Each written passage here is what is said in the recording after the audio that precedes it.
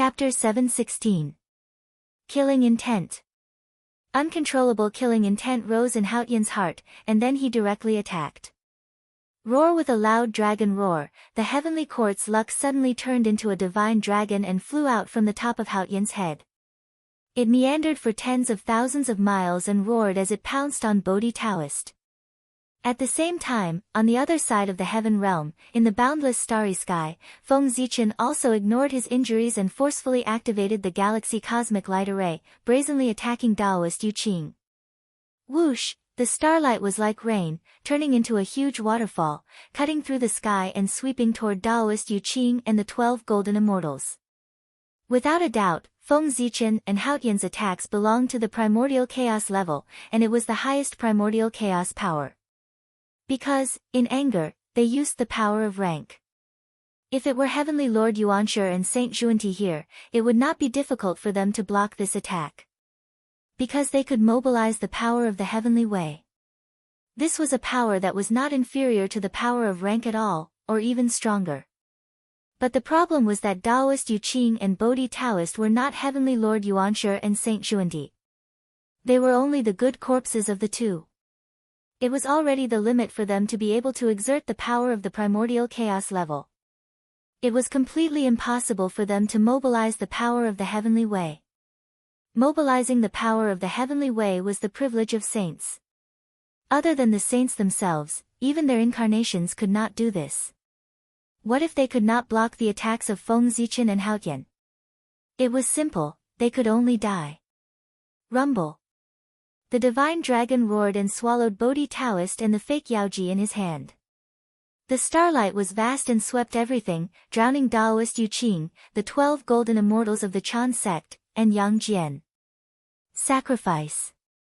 At the moment of life and death, Taoist Yu Qing and Bodhi Taoist actually made the same choice.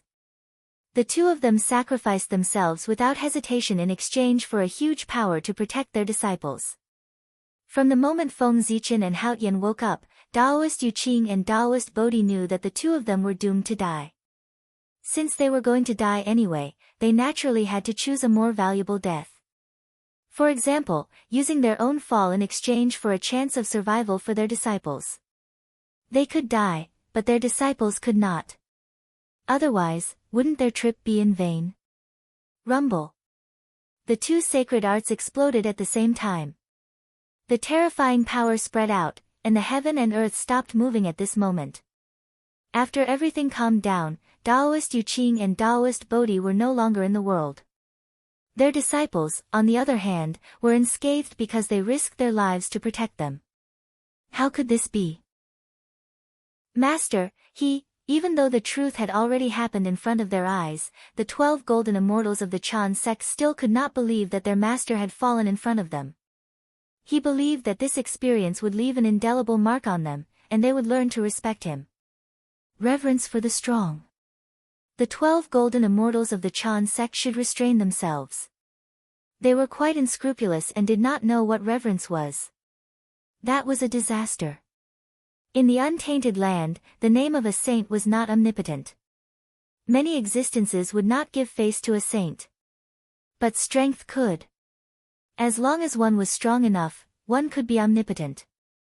Just as the 12 golden immortals of the Chan sect and the fake Yaoji were stunned, two big hands suddenly reached out from the direction of Kunlun Mountain and the west, grabbed them and left. It was the Heavenly Lord of the Origin and Saint Xuanti who took action to save their disciples. They had paid such a high price, and their good corpses were destroyed for this. If they could not save their disciples, they would suffer a great loss. You're courting death. Seeing this, Feng Zichen and Haotian were even more furious. They stood up directly, and the monstrous aura spread out. The whole untainted land shook because of it, and a terrifying vision appeared as if it was the end of the world. Kill! The two of them shouted in unison. The whole heavenly court, and even the whole 33 heavens, and the boundless starry sky shook together. Then, a supreme force spread out and condensed on Feng Zichen and Haotian. It gradually condensed into one, and then chased after the two giant hands. Rumble. The two forces tore through the layers of space and chased after the giant hand. The Heavenly Lord of the Origin and Saint Xuanti were very fast. They almost did not give Feng Zichen and Haoyan time to react before they saved their disciples. However, although they were fast, Feng Zichen and Hao Tian were not slow either. Their palms had just returned to Kunlun Mountain and Meru Mountain when the two supreme forces arrived. Then, without hesitation, they smashed down fiercely. How dare you! How dare you! This time, it was the Heavenly Lord of the Origin and Saint Xuanti's turn to be angry. This was their dojo. If it was hit by this magical power of the two, what would be left? It would probably shatter directly. In their anger, the two of them attacked almost without holding back. On Kunlun Mountain, the Trigem Jade Rui rose into the air and evolved the Tao of heaven, earth, and man. It separated the three lights, separated water, fire, and wind, and developed essence, qi, and spirit. It brazenly faced the terrifying wave from the heavenly court. On the newly rebuilt Meru Mountain, the Tree of Seven Wonders spanned between heaven and earth. It developed the mystery of yin and yang and the five elements. It bloomed with light and covered the entire Meru Mountain, protecting it firmly. Boom, boom, boom, in an instant, a terrifying wave of energy blasted towards Mount Kunlun and Mount Meru. Bang! After the fierce confrontation, although Kunlun Mountain and Meru Mountain were fine, the magic treasures protecting them were severely damaged. Crack! Crack! There was a shattering sound, and shocking cracks appeared on the Tree of Seven Wonders and the Trigem Jade Rui at the same time. Then, a shocking scene happened. The two magic treasures, which could be called the Tao-proving treasures of the saints, were shattered one after another, turning into fragments that scattered into the untainted land and disappeared. It was the Heavenly Lord of the Origin and Saint Xuanti's fault for underestimating their enemy. Although the Tree of Seven Wonders and the Trigem Jade Rui were strong, they were only supreme-grade primordial spirit treasures and not primordial cardinal treasures. How could they resist the power of Feng Zichen and Haoyan? It should be known that that attack was launched by the power of the entire heaven realm and the boundless starry sky. Its power was no weaker than the full-strength attack of a 12th heaven of Hunyuan expert. Even Tao ancestor Hong Jun did not dare to take such a powerful attack lightly. How could the Heavenly Lord of the Origin and Saint Xuanti easily block it? The destruction of the magic treasures was light. It was thanks to their quick reaction that they did not destroy Meru Mountain and Kunlun Mountain together. They knew to use primordial cardinal treasures to block it or ask another saint for help.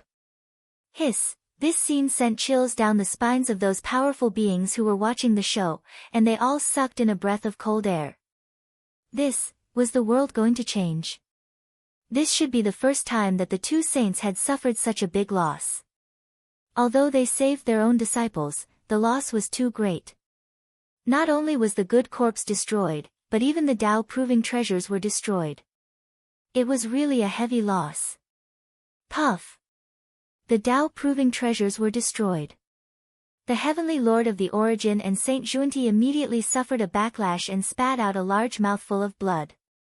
It was obvious that he had suffered serious injuries. At the same time, Feng Zichen and Haoyan in the heaven realm were not feeling well either.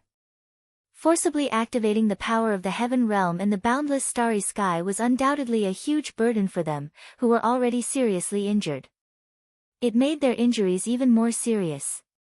However, compared with the results they achieved, the price they paid was undoubtedly worth it. The Tao-proving treasures were destroyed, the good corpse was destroyed, and they were seriously injured. This time, the Heavenly Lord of the Origin and Saint Xuanti could be said to have lost face in front of everyone. As for the Heavenly Court, they had also used this battle to recover some of their lost dignity. You're courting death. After suffering such a huge loss, how could the Heavenly Lord of the Origin and Saint Xuanti let it go? Immediately, the two of them used their full strength. The Heavenly Lord of the Origin took out the Pangu banner, while Saint Xuanti revealed his true body. He wanted to charge towards the Heavenly Court to save some face. However, at this moment, the Heavenly Tao made its move. In the blink of an eye, an incomparably grand and noble aura descended. In the blink of an eye, it enveloped the entire Kunlun mountain and Mount Meru.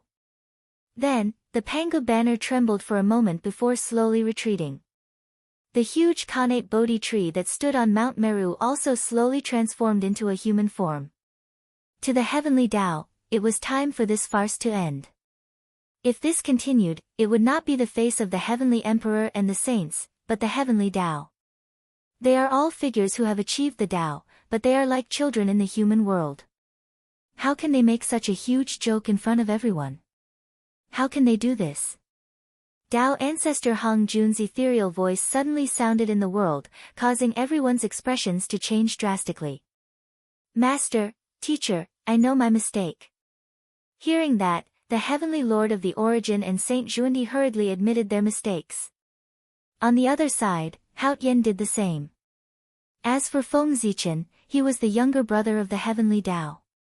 His status was extremely noble. If he gave Tao Ancestor Hong Jun face, it would be fine to call him Tao Ancestor. However, if he did not give Tao Ancestor Hong Jun face, he would not even be called Tao Ancestor. Humph. Seeing Tao Ancestor Hong Jun appear, Feng Zichen snorted coldly without giving him face. He turned around and returned to the boundless starry sky to continue healing. It was unknown whether Tao Ancestor Hong Jun ignored him or had left long ago. In short, after reprimanding them, there was no sound. Although the heavenly lord of the origin and Saint Xuandi were still very dissatisfied with Haotian and Feng Zichen. However, after being reprimanded by Tao Ancestor Hong Jun, they had no choice but to suppress their dissatisfaction and temporarily put this matter behind them. After all, they could not afford to offend Tao Ancestor Hong Jun. The more powerful an existence was, the more they could understand how terrifying Tao Ancestor Hong Jun was. It could be described as unimaginable. The heavenly lord of the origin and Saint Xuandi had finally let go of this matter. After all, they were the ones who were in the wrong in this matter. If the matter was blown up and Tao Ancestor Hong Jun was involved, their faces would not look good. However, they had let it go, but there was someone who could not. That was Haotian. The matter of robbing the execution ground had already made him feel extremely aggrieved. In addition, Yao Qi was seriously injured by the heavenly lord of the origin and Saint Xuandi. This undoubtedly made Haotian even angrier. When Haotian opened his eyes, the first thing he saw was Yao Qi lying on the ground with serious injuries and falling in front of him. How could he not have been in a bad mood? In short, at that moment, Haotian went crazy. Ignoring his injuries, he forcefully activated the origin power of the heaven realm to kill the two of them. Feng Zichen felt the madness in Haotian's heart, so he went crazy with him. He also ignored his injuries and activated the boundless starry sky power. Haotian was angry, especially when he looked at the seriously injured Yao Qi in front of him. The anger in his heart directly rose to the level of hatred. For this reason, after seeing that Tao Ancestor Hong Jun only reprimanded the heavenly lord of the origin and Saint Xuandi and did not give any actual punishment, the more Haotian thought about it, the angrier he became. As the saying goes, the most terrifying thing is to force an honest person into a corner. This time, Haotian was really forced into a corner and perfectly demonstrated this point. After that, Haotian ignored his injuries and carried Yao Qi, who was also seriously injured, directly broke through the void, walked into the chaos outside the sky, and went to the Purple Cloud Palace. The apotheosis tribulation begins from here. Looking at Haotian and Yao Qi, who were heading to the Purple Cloud Palace, Feng Zichen could not help but sigh. Of course, he knew the purpose of Haotian's visit. Obviously, he was going to complain and complain. However, with Haotian's visit, the apotheosis tribulation was about to begin. As for him, it was time for him to make preparations. The chaos outside the sky was boundless and unimaginably vast. It was deeper and more vast than the boundless starry sky. After Haotian and Yao Qi arrived here, they directly returned to the form of Taoist children. Following the feeling in their hearts, they wandered around the vast chaos, hoping to find the location of the Purple Cloud Palace. As the Taoist field of the Tao ancestor, the Purple Cloud Palace was a very magical place. It did not exist in the past, the future, or the present. It was like a shadow, wandering outside of time and space, not existing in any place in the world. Unless your strength was close to, or even comparable to or surpassing Tao ancestor Hung Jun, otherwise, without his permission, no matter how you searched the entire chaos outside the sky, you would not be able to find any trace of the Purple Cloud Palace. After all, they were his children. Tao ancestor Hung Jun still remembered their old friendship and opened the door of convenience for Haotian and Yaoqi. Not long after Haotian and Yaoqi walked in the chaos outside the sky, the Purple Cloud Palace appeared in front of them. Seeing this, Haotian was overjoyed and walked over. "Teacher, please uphold justice for me." As soon as he entered the hall, Haotian bowed and said. As he spoke, he did not forget to place Yaoqi, who was seriously injured and unconscious, in front of Tao ancestor Hung Jun. Sigh. Looking at Yaoqi in front of him, Tao ancestor Hung Jun could not help but sigh heavily. There was obvious displeasure on his face. P.S. Brothers who are reading pirated copies, or brothers who are reading books on other websites, please support them. The average subscription has begun to drop. Chapter 717. It was normal for Tao ancestor Hung Jun to be unhappy. Were the Heavenly Lord of Primordial Beginning and Saint Junti fighting the Jade Pool? No, they were slapping Tao ancestor Hung Jun's face. No matter what, the person who asked Haotian and the Jade Pool to be the Heavenly Emperor and Heavenly Empress was Tao ancestor Hung Jun. In other words, the Jade Pool and Haotian were Tao ancestor Hung Jun's people. The saints were bullying the two of them. It was obvious that they did not take Tao ancestor Hung Jun seriously. As long as they had a trace of Tao ancestor Hung Jun in their eyes, they would not be so ruthless to the Jade Pool. Thinking of this, how could Tao ancestor Hung Jun be happy? The saints wanted face, but could it be that Tao ancestor Hung Jun did not want face? With this thought in mind, Tao ancestor Hung Jun's expression could not help but turn uglier. Suppressing the unhappiness in his heart, Tao ancestor Hung Jun looked at Haotian in front of him and said, "I've wronged you all these years." As he spoke, he waved the horsetail whisk in his hand and swept out a breeze towards Haotian and the Jade Pool below. As the breeze blew past, Haotian felt a rich power of creation rise from his body. In the blink of an eye, his injuries were healed. Haotian did not have time to be happy. He hurriedly looked at the Jade Pool in front of him. Seeing that his face was gradually recovering and his aura was gradually calming down, Haotian was relieved and said respectfully to the Tao ancestor, "Thank you for your help, teacher." After saying that, Haotian bowed to Tao ancestor Hung Jun. However, he did not bow down. Halfway through, he was stopped by Tao ancestor Hung Jun. "Enough, you're already the Heavenly Emperor. How can you be like before?" A dignified supreme of heaven and earth bowed to an old man like the poor Wei. If word got out, what would it look like? Don't do this in the future. Tao ancestor Hung Jun pretended to be angry as he held up Haotian with his horsetail whisk. "Yes, teacher. Haotian will remember." Seeing Tao ancestor Hung Jun like this, Haotian did not insist and bowed slightly. Only then did Tao ancestor Hung Jun's expression relax. "Poor Wei already knows why you're here. All these years, those senior brothers of yours have indeed gone too far. Even poor Wei is unable to tolerate it. It's just that if you don't look for poor Wei won't stand up for you, lest others say she's biased. However, since you're here today, the poor Wei has a reason to make a decision for you." After Haotian calmed down, Tao ancestor Hung Jun said slowly. However, what he said made Haotian blush. It turned out that it was not that Tao ancestor Hung Jun was unwilling to help Haotian, but that Haotian did not take the initiative to speak. If Haotian did not speak, how would Tao ancestor Hung Jun know that he had been wronged? Tao ancestor Hung Jun might think that Haotian did not retaliate because he was holding back something bad and numbing the other party. He was prepared to ruthlessly backstab the other party at the crucial moment. If that was the case, wouldn't Tao ancestor Hung Jun ruin Haotian's matter if he interfered rashly? It was precisely because of this that even though he knew that Haotian had been wronged, Tao ancestor Hung Jun did not help. "If you didn't say anything after being wronged, who would be wronged if not you? Could it be that you still expect the other party to pity you? Ridiculous. People like you are bullied. Hao Tian was really unable to raise his head because of Tao ancestor Hong Jun's words. All these years, it was precisely because of his weakness that the saint had bullied him even more. If he had acted a little tougher or directly ran to the Purple Cloud Palace to complain, the saint would definitely not have dared to look down on him. I'm sorry, teacher. Hao Tian knows his mistake. It was only at this moment that Hao Tian finally understood that he was different from Di Jun. He was someone with a backer.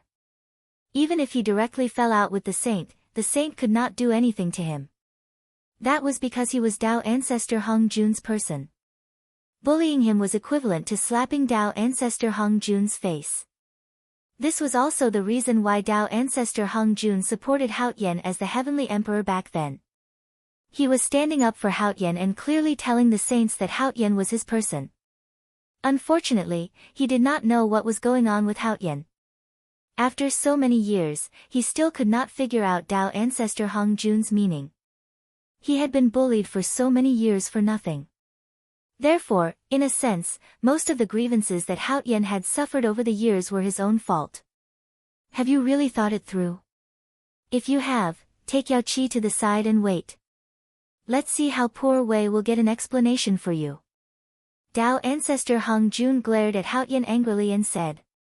Seeing this, Hao Tian smiled embarrassedly and pulled Yao Qi, who had just woken up with a confused expression, to the side. Come to the Purple Cloud Palace quickly. With a thought from Tao ancestor Hong Jun, his dignified voice immediately sounded in the ears of the 6 saints. Hearing this, the 6 saints were shocked at first. Then, they did not dare to delay and hurriedly ran to the Purple Cloud Palace. However, other than the 6 saints, there was another person who was called to the Purple Cloud Palace by Tao ancestor Hong Jun. That was Feng Zichen. It was not surprising that the 6 saints were called to the Purple Cloud Palace. After all, this matter was related to them. But the strange thing was, why did the Tao ancestor call Feng Zichen? In this regard, Feng Zichen was also very puzzled. How could the matter of the apotheosis have anything to do with him? Although there were 365 deity positions on the apotheosis list, the same number as Zhouxing. But these deity positions really had nothing to do with Zhouxing. The power of the deity positions of the heavenly cycle was the embodiment of the power of the heavenly gods. It could either rely on heaven and earth, or rely on rules, or even rely on the power of incense and wish. But it definitely did not come from Zhouxing. Because, if not for Feng Zichen, Zhouxing would have been destroyed in the final battle between the liches and demons. In his previous life, he did not even Zhouxing. How could the righteous gods of the heavenly court borrow the power of Zhouxing? Wasn't this happy? Therefore, the position of the righteous gods of the heavenly court had nothing to do with Zhouxing. If that was the case, then the purpose of Tao ancestor Hong Jun inviting him to the Purple Cloud Palace was somewhat intriguing. However, no matter what Tao ancestor Hong Jun's purpose was, Feng Zichen had to go. He could not guess anything here, but when he reached the Purple Cloud Palace, he would naturally understand. With this thought in mind, Feng Zichen directly soared into the sky and entered the chaos beyond the heavens after the 6 saints. As soon as he entered the Purple Cloud Palace, the heavenly lord of primordial beginning saw Hao Tian sitting at the side. In an instant, he understood why Tao ancestor Hong Jun had called them over. This fellow must have come to complain. Thinking of this, the heavenly lord of primordial beginning felt a surge of anger rising in his heart. However, he also knew that this was the Purple Cloud Palace, not a place for him to behave atrociously. Therefore, the heavenly lord of primordial beginning suppressed his anger and found his seat to sit down. He turned his head and did not look at Hao Tian. At the same time, he was also thinking about how to repay Hao Tian when he went out. On the other side, Saint Xuanti, who had the same thoughts as the heavenly lord of primordial beginning, also sat in his seat expressionlessly. He was silently thinking about how to deal with Hao Tian. Not long after the 6 saints took their seats, Feng Zichen also hurried over. After glancing around the hall, he found a seat beside Yu Haotian and sat down. When everyone had arrived, Tao ancestor Hung Jun appeared and sat at the head of the table. Today, there are disciples of the celestial sect of wonders who do not cultivate virtue and are lawless. They despise the power of heaven and earth and do not follow the rules of heaven and earth. As a result, they attract tribulation and perform the killing tribulation of heaven and earth. As soon as he appeared, Tao ancestor Hung Jun said so. After he finished speaking, everyone felt a change in the way of heaven. Then, the way of heaven began to become blurry and chaotic. They could no longer see clearly. However, just before the way of heaven completely became chaotic, everyone had already understood the origin of this killing tribulation from the revelation of the way of heaven. This killing tribulation was called the immortal God killing tribulation. It was caused by some immortals who did not respect the celestial emperor. What was the celestial emperor? He was the ruler of all living beings in the world. At the same time, he was also the incarnation of the way of heaven. Not respecting the celestial emperor was not respecting heaven and earth and the way of heaven. Looking down on the celestial emperor and even slapping his face was slapping the face of heaven and earth and the way of heaven. In the primordial world, saints could not be called by their names, and heaven and earth could not be humiliated. If one violated it, they would definitely suffer a calamity. The disciples of Chan's school had committed all of these, so they naturally attracted a killing tribulation for themselves. Of course, that was all. This killing tribulation would not turn into a killing tribulation for all immortals and gods. After all, the mistakes made by the disciples of Chan's school were only so big. It was already the limit to attract a killing tribulation for themselves. It was not only implicating all the immortals and gods. The main reason for this killing tribulation was the backlash from the Khanate myriad Tao. In order to seize the initiative of the postnatal era, the three pure ones had done something to change the world.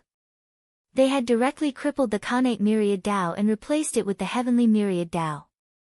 Although they had succeeded, they had also offended the Khanate myriad Tao. How could there be no price to change the world? The backlash of the Khanate myriad Tao could not do anything to the three pure ones, but could it not do anything to the heavenly immortal Tao? Therefore, the backlash from the Khanate myriad Tao fell on the heavenly immortal Tao.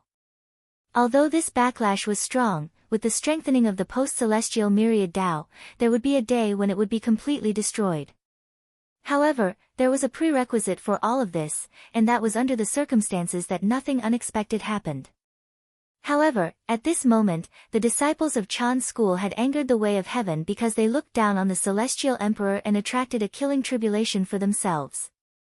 It was this killing tribulation that he was like a catalyst that directly detonated the backlash of the Khanate myriad Tao, thus evolving into a tribulation that targeted the entire heavenly immortal Tao.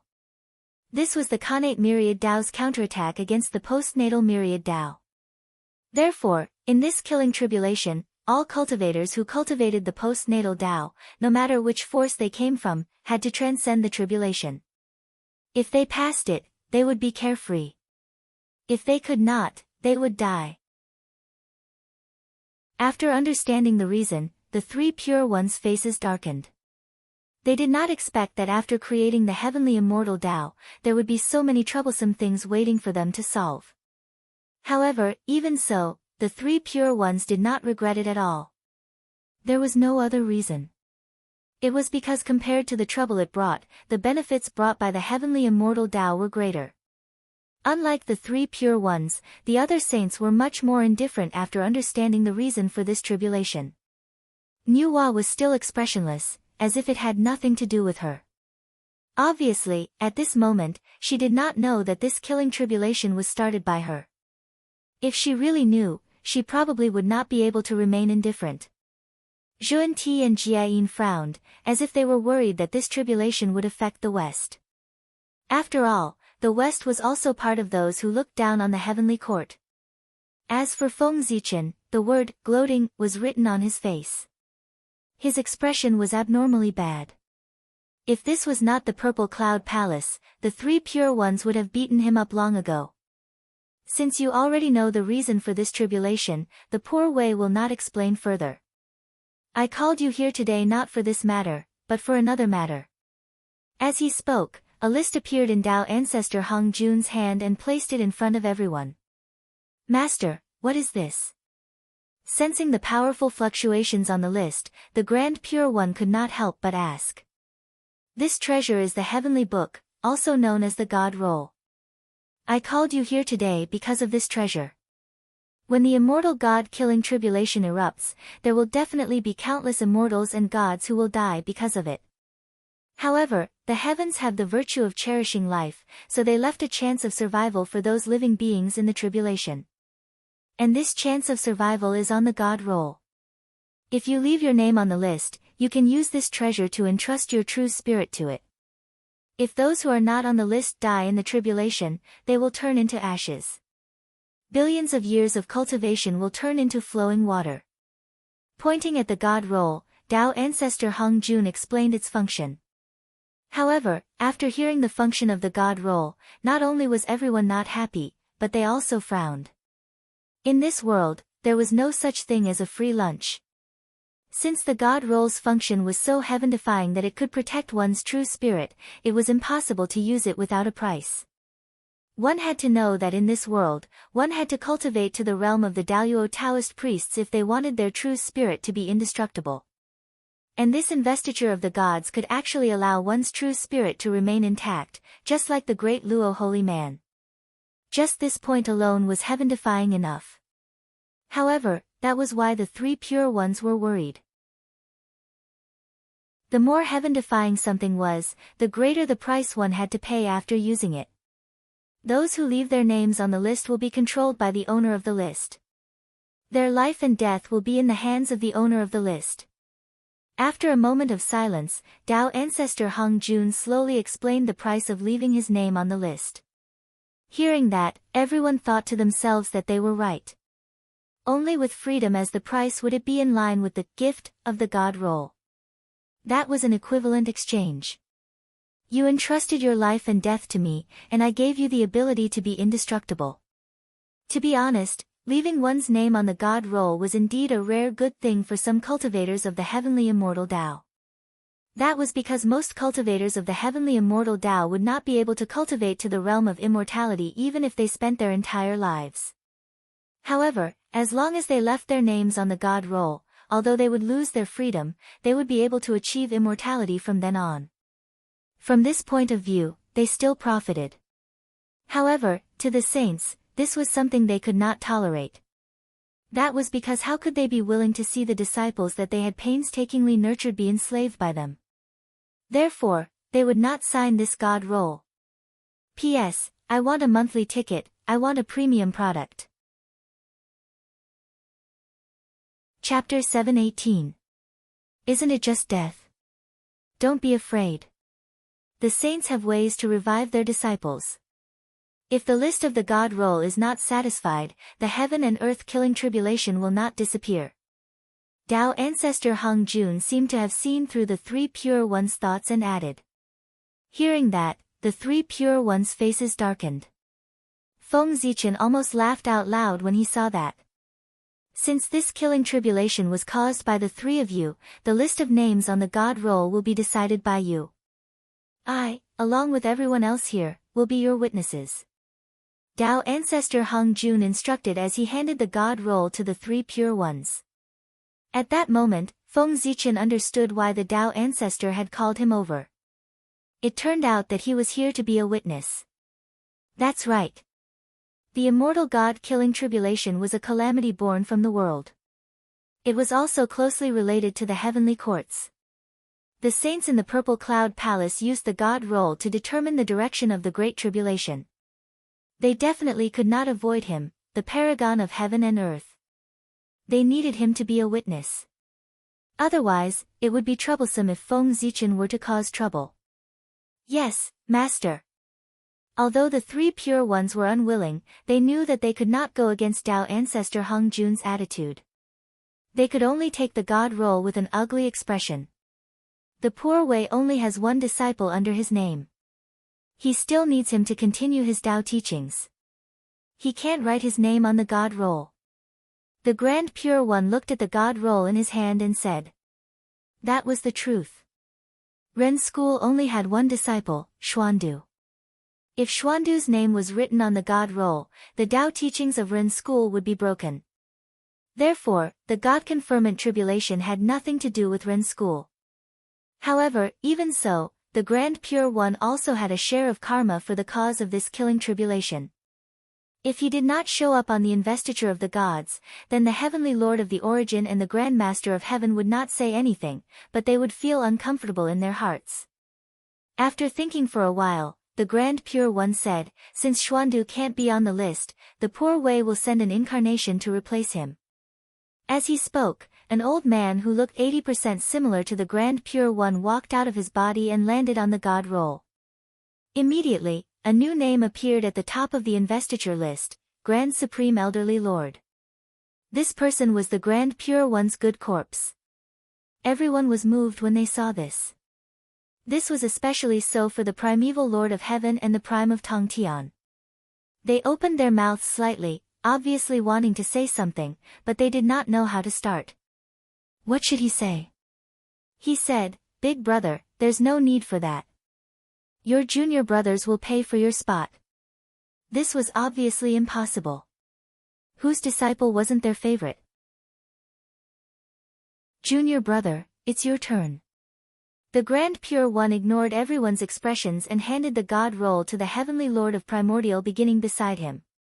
After receiving the God roll from the Grand Pure One, the Heavenly Lord of Primordial Beginning remained silent for a moment and did not start writing.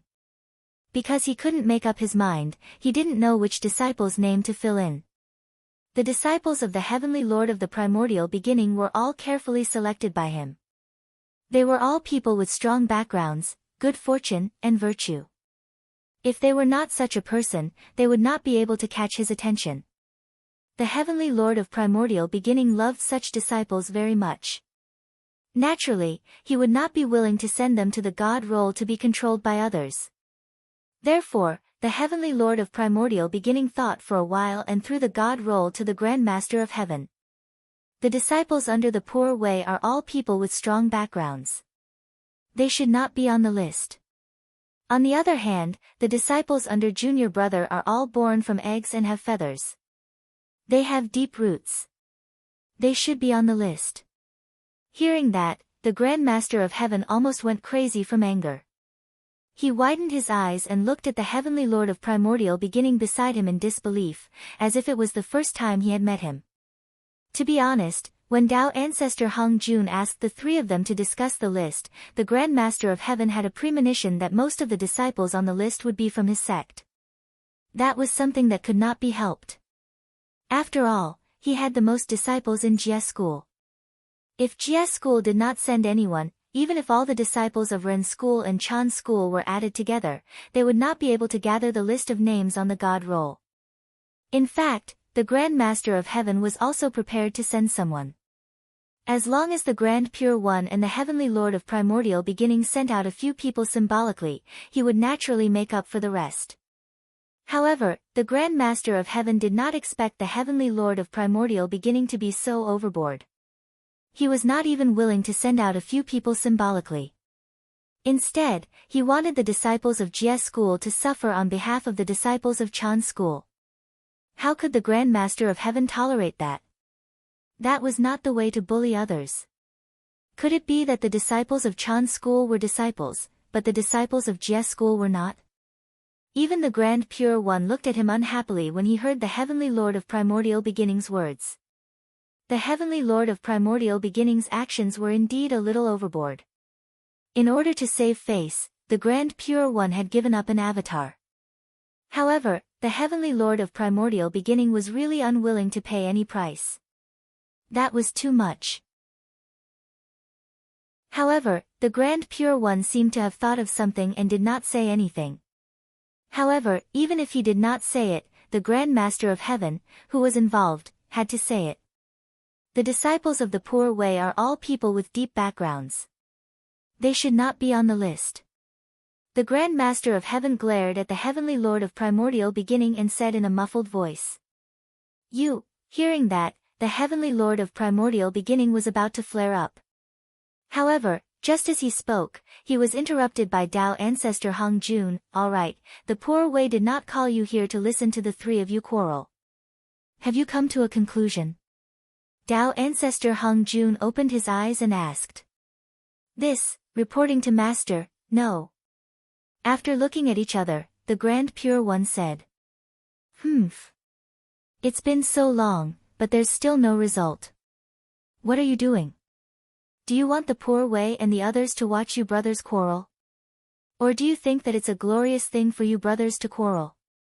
Tao ancestor Hung Jun reprimanded. Everyone present was a top-notch existence in the world. However, today, they surrounded the Purple Cloud Palace and watched the three brothers quarrel. Even if they did not feel embarrassed, Tao ancestor Hung Jun felt embarrassed for them. Master, please calm down. I know my mistake, the three pure ones hurriedly said with a terrified expression. The poor Wei will give you some more time. If you can't come to a conclusion, the poor Wei will help you fill it in. Tao ancestor Hung Jun waved the horsetail whisk in his hand and said. I understand. The three pure ones nodded to show that they understood. Thus, there was a long silence. Since the two of you can't bear to part with your disciples, then don't fill in the God role. Finally, the Grand Pure One broke the silence and said to the two of them. Not filling in. Hearing that, the Heavenly Lord of Primordial Beginning and the Grand Master of Heaven seemed to have understood something and said uncertainly. Yes, don't fill in. The two of you send out your disciples and let them go to the mortal world to transcend the tribulation. If they transcend it, then there's naturally nothing to say. If they can't transcend the tribulation and die, then their souls will enter the God role. Although they have changed their cultivation to the divine Tao, this might not be a kind of creation. Looking at the two of them, the Grand Pure One revealed his plan. If someone's true spirit is destroyed, the Grand Master of Heaven seemed to have thought of something and asked. Those whose true spirit is destroyed cannot enter the God role. If a disciple's true spirit is destroyed, then they can only say that their fate is like this. They can't blame others. The Grand Pure One shook his head and said coldly. In that case, I have no objections. The Heavenly Lord of Primordial Beginning took a deep breath and said. The poor Wei has no objections either. Behind him, the Grand Master of Heaven nodded. Since you have no objections, I'll report it to Master.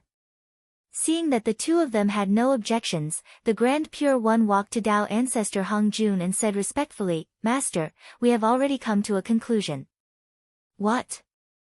Tao ancestor Hung Jun opened his eyes and asked. We have decided to hang the God role on Kunlun Mountain and let the disciples of the sect go out of the mountain to transcend the tribulation and fight to complete the killing tribulation. Those who are blessed can safely survive the killing tribulation and continue to enjoy freedom. Those who are not blessed will die from the tribulation and their souls will enter the God role. They will go from immortals to gods and return to the divine Tao. Those who are difficult to get rid of will die from the tribulation and turn into ashes to complete the killing tribulation. The Grand Pure One bowed to Tao ancestor Hung Jun and revealed his complete plan. Killing tribulation, killing tribulation. It was called the killing tribulation. How could there be no killing? Therefore, even if the God role existed in this tribulation, there would definitely be people who would die completely. Yes. Tao ancestor Hung Jun looked at the Grand Pure One deeply and nodded. The Grand Pure One's plan could be said to be perfect. Putting everything else aside, those who could survive after this killing tribulation were definitely elites in the immortal Tao. Those who entered the God role and even turned into ashes were those who did not have a deep immortal fate. If he continued to keep them in the immortal Tao, other than lowering the average level of the immortal Tao, there was no other use. He could use this killing tribulation to remove them from the immortal Tao. How was this a killing tribulation of heaven and earth? It was clearly a huge cleanup of the immortal Tao. He would sweep those who did not have enough immortal fate out like trash. In the past, the immortal Tao might be said to be mixed. However, after this immortal God tribulation, the disciples of the immortal Tao could be said to be all good materials. That was a ruthless person. He had quietly completed a cleanup of the immortal Tao. He had preserved the purity of the immortal Tao and no one could find fault with it. However, although the Grand Pure One's plan was good, there was one thing that Feng Zichen did not agree with. That was, why did the God roll hang on Kunlun Mountain? Feng Zichen did not have any objections to the immortal Tao using this killing tribulation to clean up some disciples who were not lucky enough. But if they wanted to hang the investiture of the gods on Mount Kunlun, Feng Zichen would not allow it. Although the immortal god tribulation this time was caused by the backlash of the Khanate myriad Tao, it was also partly because the heavenly courts did not have enough manpower. It was a good opportunity to use this killing tribulation to replenish the manpower of the heavenly courts. Since it was to select talents for the heavenly courts, the god roll should not be hung on Kunlun Mountain but on the South Heaven Gate. Besides, Feng Zichen was worried about keeping the investiture of the gods right under the nose of the three pure ones. Who knew if they would secretly tamper with the god roll and cause the heavenly courts to lose control of the god roll? Anyway, if it were Feng Zichen, and the list of the deification of the gods had always been under his nose, he would definitely do something. If he was already like that, there was no need to mention the Grand Pure One, who was even more sinister than him. He would definitely tamper with it. Therefore, in order to prevent the three pure ones from tampering with the god roll must not be in their hands. Feng Zichen was a straightforward person. He would not hide anything in his heart. Therefore, when he was dissatisfied, he said it directly. Wait, Tao Ancestor. Why do you want to hang the god roll on Kunlun Mountain? In the opinion of the Poor Way, since the people on the god roll will go to the heavenly courts to be officials in the future, it is obviously more appropriate to hang it on the South Heaven Gate. His words were reasonable, and no one could find fault with them. In order to strengthen his persuasiveness, Feng Zichen even changed his self-address to Poor Taoist. Look, not long after Feng Zichen finished speaking, Hao Yan and Yao Qi, who were beside him, nodded repeatedly. Obviously, they agreed with his words and felt that what he said was very reasonable. Hearing that, the three pure ones' faces turned cold. They could not help but glare at Feng Zichen. This fellow is really a sh*t stirrer. If the god roll was in their hands, they would be able to manipulate it. At that time, it was unknown who would be the biggest winner of the god conferment. However, if the god roll was not in their hands, then no matter what the outcome was, the Chan school and Jie school would suffer a huge loss. Why don't we build a god conferment platform in the mortal world to place the god roll and collect the true spirits of the dead immortals? After thinking for a while, the Grand Pure One took a step back and said, as long as the god roll did not fall into the hands of the heavenly courts, they would always find an opportunity to tamper with it. Feng Zichen smiled and did not answer. He only looked at Tao Ancestor Hong Jun. No matter how they discussed, the one who could make the final decision was still Tao Ancestor Hong Jun. While Feng Zichen looked at Tao Ancestor Hong Jun, Hao Yan and Yao Qi also looked at him with anticipation. Ziwei is right. The purpose of hanging the god roll is to choose talents for the heavenly courts. It should be hung on the South Heaven Gate. After a long silence, Tao Ancestor Hong Jun spoke. He gave the god roll to the heavenly courts. From this moment onwards, the god conferment tribulation began to change and walk towards the unknown. As soon as Tao Ancestor Hong Jun said that, the three pure ones' expressions immediately became unnatural. Hao Yan and Yao Qi's faces were filled with surprise. Their teacher was indeed on their side. Feng Zichen was not surprised at all. The three pure ones would care about the immortals on the god roll because they were disciples that they had taught. Of course, they would care. However, Tao Ancestor Hong Jun clearly did not care. Entering the god roll was equivalent to entering the divine Tao. They were not even immortal cultivators. How could they expect Tao Ancestor Hong Jun to care about them? Therefore, Tao Ancestor Hong Jun would hand the god roll to Hao Yan to strengthen his power. As for the three pure ones' dissatisfaction, would Tao Ancestor Hong Jun care? It was as if the saints had considered Tao Ancestor Hong Jun's feelings when they suppressed Hao Yan. They had really given them face, and they still dared to be dissatisfied. P.S. Please subscribe, monthly votes. Chapter 719. Whoosh! As soon as Tao ancestor Hengjun finished speaking, the investiture of the gods immediately reacted and flew in front of the three pure ones and landed in Haotian's hands. How stingy! Although Feng Zichen expressed his understanding of Tao ancestor Hongjuan's actions, he could not help but scold him for being stingy in his heart. However, there was nothing he could do. Among the 10 people present, he was the only outsider. The rest were all disciples of the Tao ancestor. Even if there were benefits, the Tao ancestor would definitely think of his own disciples first. That was human nature. Fellow Taoist Haotian, can you lend the poor Wei the investiture of the gods? Feng Zichen asked Haotian, who was slightly excited because of the investiture of the gods. Why do you want to borrow this treasure? Although he was a little confused, Haotian still handed the investiture of the gods to Feng Zichen. What can the poor Wei use the investiture of the gods for? Naturally, he has to fill in a few names on it. Feng Zichen took the investiture of the gods from Haotian and said with a smile. Then, he used his finger as a pen and wrote the names of Yang Jian and his mother on the investiture of the gods. When Heavenly Lord Yuanshi and Taoist Kundi saw this, they could not help but feel angry. They wanted to stop them, but they could not say anything when they opened their mouths. It was really unreasonable. Moreover, for the dignity of the heavenly court, Yang Jian and his mother had to be on the investiture of the gods. Otherwise, the emperors of the heavenly court would definitely not let it go. At that time, there would be another huge wave. Thinking of this, Yuanshi Tianzuan and Daoist Juandi snorted coldly and turned their heads to look at the investiture of the gods. However, they did not want to look, but Feng Zichen forced them to look. Why, are you not convinced? Fellow Taoists, have you forgotten that these two people are wanted criminals of the heavenly court and will be executed on the immortal execution stage? If you hadn't interfered, the two of them would have died long ago.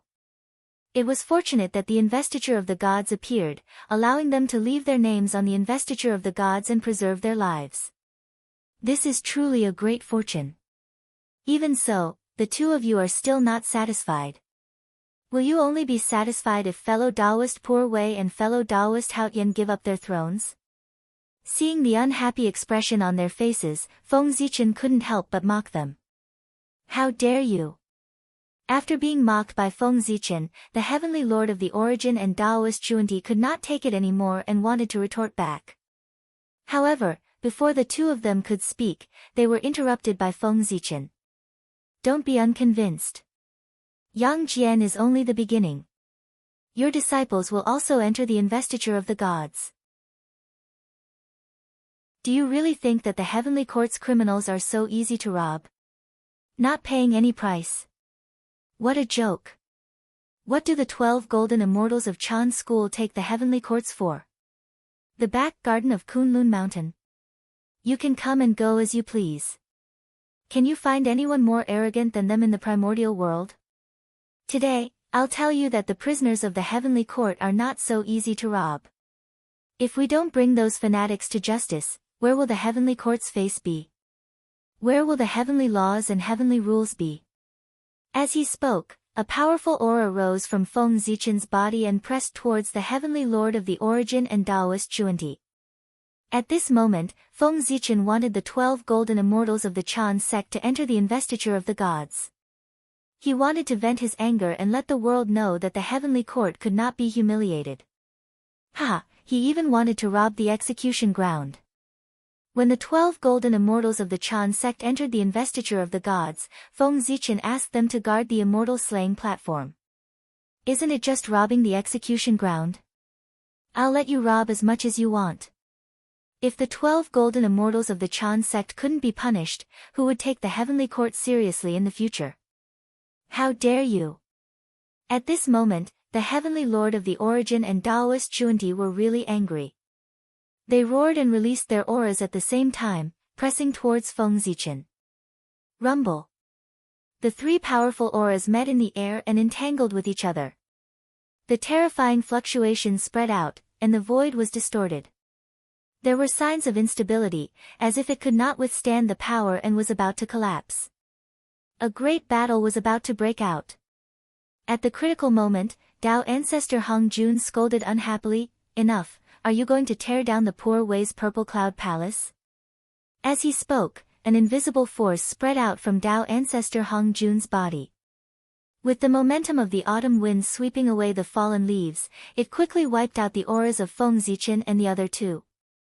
"Master, teacher, Tao ancestor, we don't dare," the three of them hurriedly said when they saw this. "Humph." After stopping the three of them, Tao ancestor Hong Jun only snorted coldly and did not argue with them. Instead, he said, "The heavenly court is the face of the untainted world. Its dignity is indeed inviolable." At this point, he paused, as if he was considering his words. Then, he continued, "However, the 12 golden immortals bear the heavy responsibility of the inheritance of the Chan school. If all of them are sent to the god role, wouldn't the Chan school exist in name only? Therefore, in the opinion of the poor Wei, how about letting the 12 golden immortals of the Chan school choose a few disciples to be on the list on their behalf?" After saying that, Tao ancestor Hong Jun looked deeply at Feng Zichen, as if hinting for him to stop while he was ahead. "Master is right. Guang Qingzi and the others are wrong, but they don't deserve to die.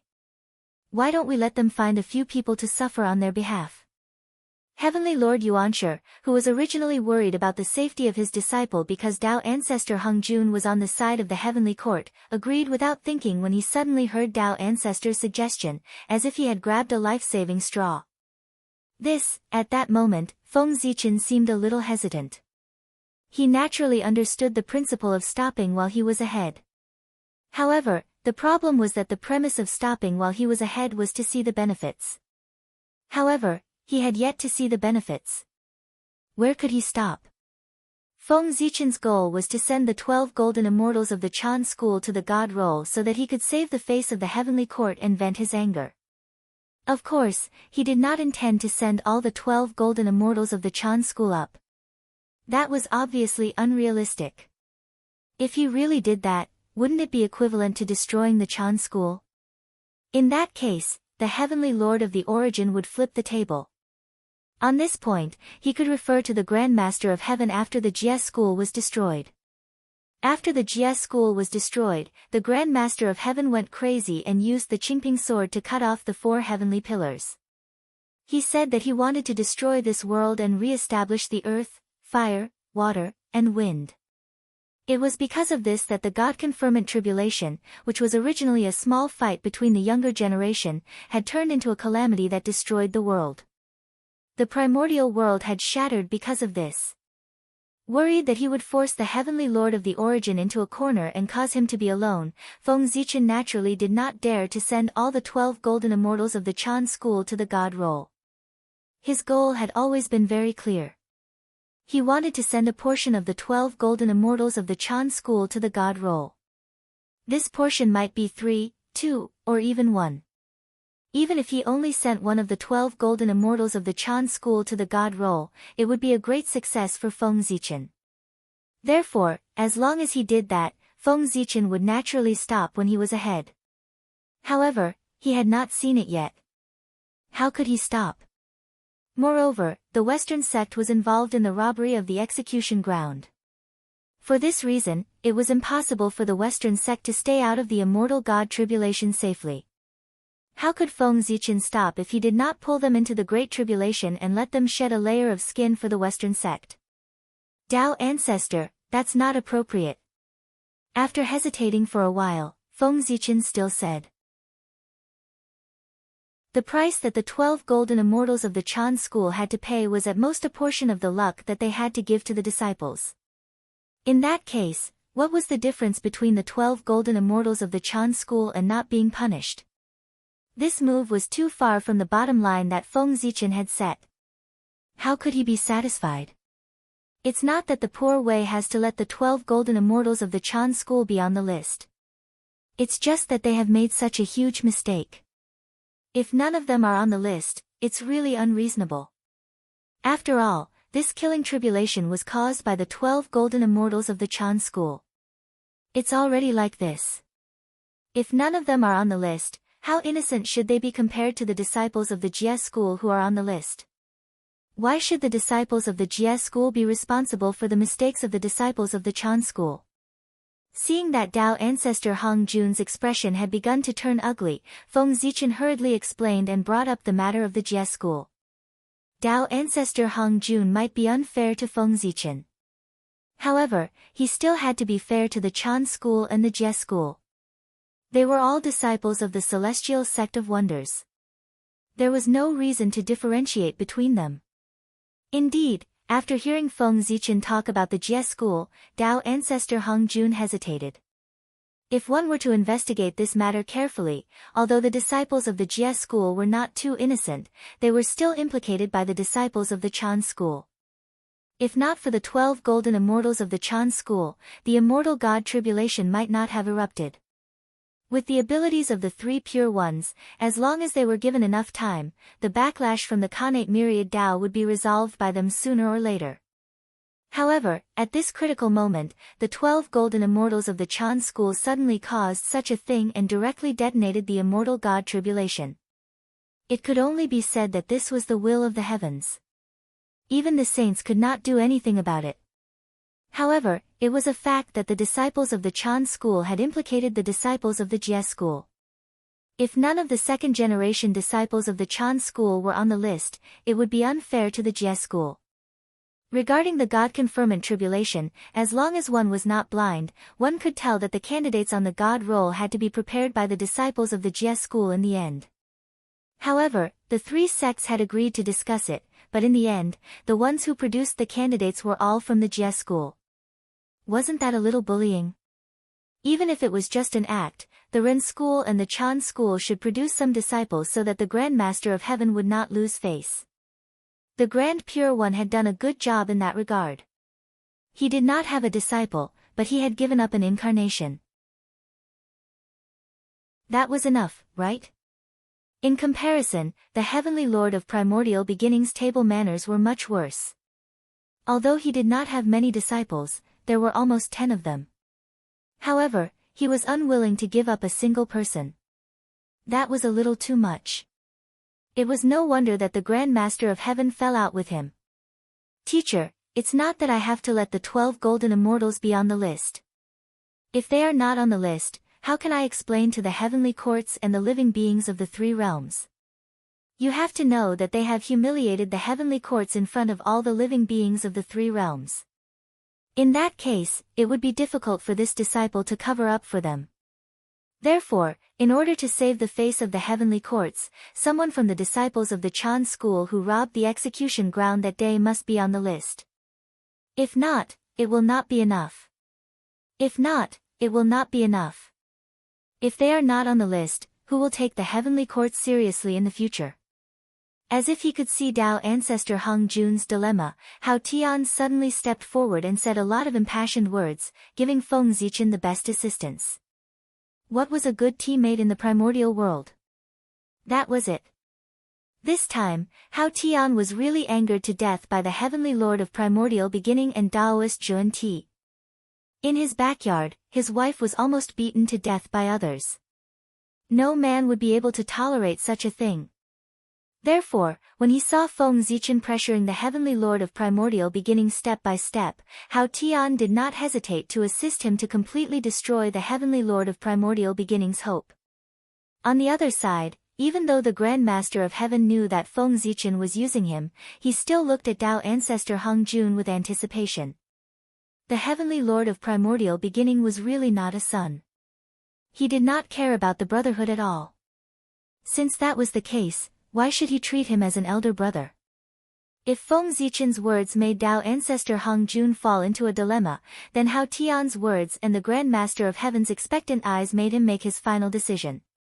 However, just as Dao ancestor Hong Jun was about to speak, he suddenly heard the voice of the Heavenly Lord of Primordial Beginning. Hao Tian, how dare you? Hearing Hao Tian's words, the Heavenly Lord of Primordial Beginning seemed to be greatly shocked. He looked at Hao Tian in disbelief. He did not expect that Hao Tian, who was usually respectful to him, would dare to stab him in the back in the Purple Cloud Palace today.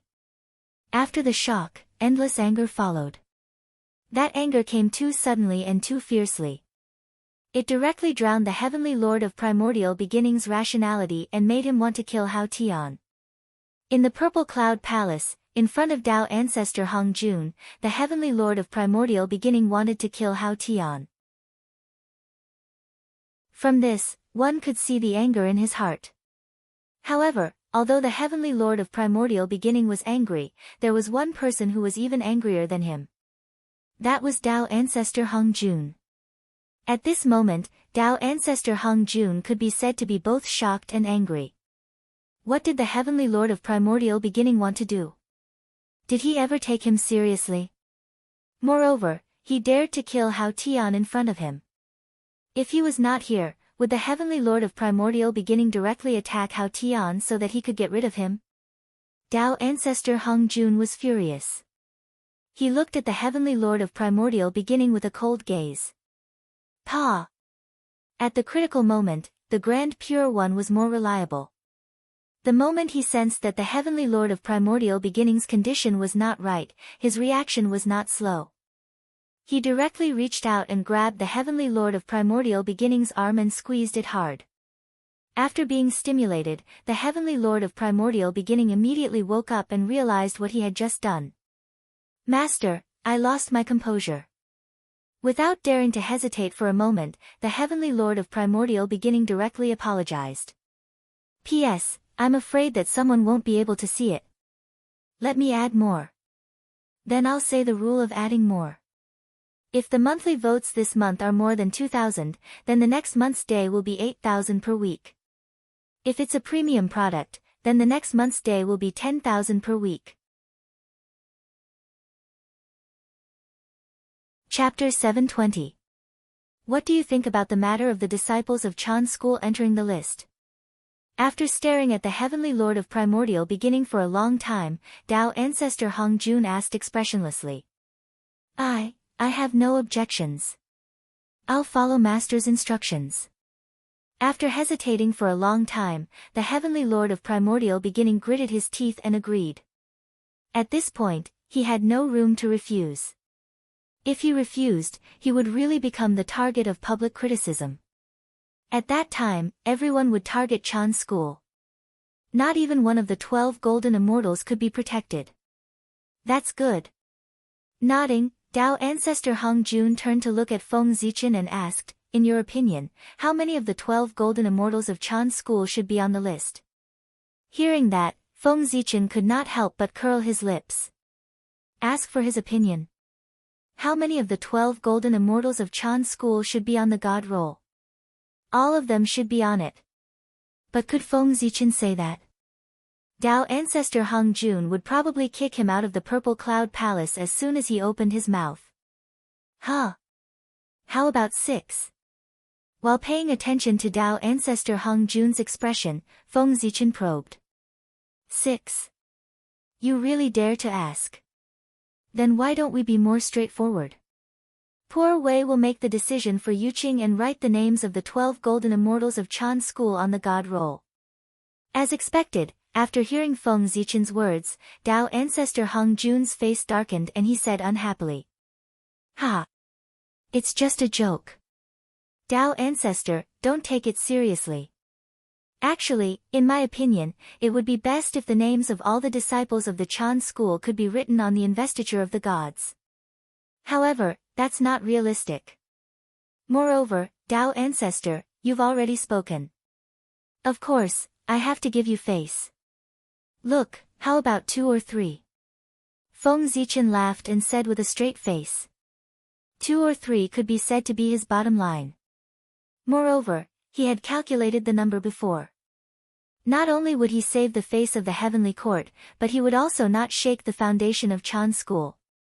It was just right. Okay. After pondering for a moment, Tao ancestor Hong Jun nodded, indicating that he agreed with this number. Then, he turned to look at the Heavenly Lord of the Origin. Among the 12 golden immortals of Chan school, there should be 2 people on the rankings. As for who they are, it's up to you to decide. In the end, Ancestor Hung Jun felt sorry for his disciple. He automatically ignored the number 3 out of the 2 or 3 and chose a smaller number to tell Heavenly Lord Yuanshi. Both are flesh and blood. How can this disciple make such a decision? Let them all descend the mountain to undergo their tribulations. As for who makes it onto the rankings, that will depend on their own fate. The primeval Lord of Heaven shook his head and said sorrowfully. Sending a disciple that he had personally taught to death was not something that anyone could do. Seeing this, Feng Zichen pursed his lips. If you really want what's best for them, why didn't you do it earlier? If the Heavenly Lord of Primordial Beginning had restrained his disciples, they would not have made such a big mistake. Spoiling a child is akin to killing a child. This has been the case since ancient times. After dealing with the Heavenly Lord of Primordial Beginning, Feng Zichen looked at Saint Zhuan Ti. Fellow Taoist Zhuan Ti, fellow Taoist Primordial Beginning has contributed a few spots on the God roll. Isn't the Western sect going to express their gratitude? After all, you have a part in embarrassing the heavenly courts. Fellow Taoist, don't tell me that you don't want to pay anything and just let this matter go. He turned around and walked to Taoist Zhuan Ti. Feng Zichen handed him the God roll in his hand and gestured for him to fill in a few names. Seeing this, Taoist Zhuan Ti was so angry that his face turned green. What do you mean that he did not pay any price? Can't you see that such a huge Mount Meru has been destroyed? If this is not a price, what else can be called a price? It's really bullying. With anger in his heart, Taoist Zhuan Ti was about to argue with Feng Zichen. However, at that moment, the Taoist guide beside him suddenly pulled him. It was also at that moment that Taoist Zhuan Ti realized that the situation around him was not right. Why were the 3 pure ones looking at him faintly? Even Tao Ancestor Hung Jun looked at him inexplicably, as if he was silently plotting something. On second thought, Taoist Zhuan Ti understood what was going on. Good fellow, I've suffered a loss, but I can't see others doing well. The disciples of the 3 pure ones are already on the list. Isn't it inappropriate for the Western sect to watch the show from the side? Therefore, why don't you choose a few disciples to be on the list? In that case, wouldn't everyone be in the same boat? No one would laugh at each other. After understanding the sinister intentions of the 3 pure ones, although Taoist Zhuan Ti felt upset, he knew that the Western sect could not refuse this matter.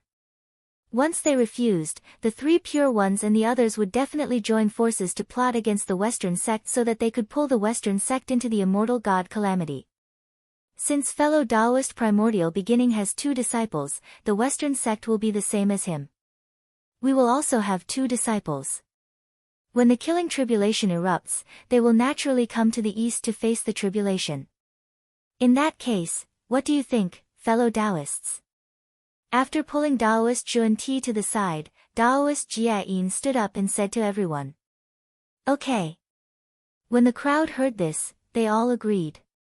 Seeing that the 2 people from the Western sect had retreated, the 3 pure ones retracted their gazes.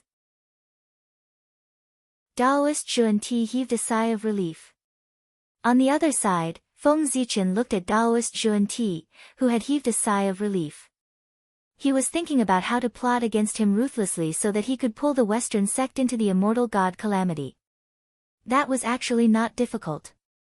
Feng Zichen already had a rough plan in his heart. As for how to operate it, he could refer to how the Heavenly Lord of Primordial Beginning dealt with Chan's school during the God Conferment period. Do you think that you can avoid the Great Tribulation by going into seclusion and singing in the Yellow Court? Let me tell you, that's a dream. If you don't come to face the tribulation, I'll find someone to pull you into the tribulation. The Heavenly Lord of Primordial Beginning used the interpersonal relationships between the disciples of Jia school to pull the entire Jia school into the immortal god calamity. That method could be said to be brilliant. Everyone had friends, and friends had friends of their own. In this way, a huge network of relationships was formed. And that was an opportunity. Feng Zichen understood the plan of the 2 people from the Western sect. It was nothing more than sending 2 disciples who were not valued to deal with the immortal god Calamity. However, as long as they sent their disciples over, they would give others a chance to take advantage of them. Through these 2 disciples of the Western sect, they could completely involve their friends and fellow disciples in the immortal god Calamity.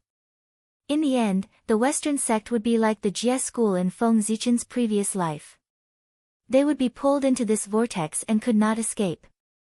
In fact, when plotting against the Western sect, Feng Zichen could even cooperate with the Grand Master of Heaven.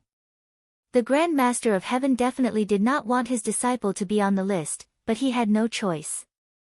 There were too few disciples of Chan's school. Even if all of them were on the list, they could not meet the requirements of the God roll. For that, the list on the God roll could only be chosen from the disciples of Jie school. That was because there were enough disciples of Jie school that could completely meet the requirements of the God roll.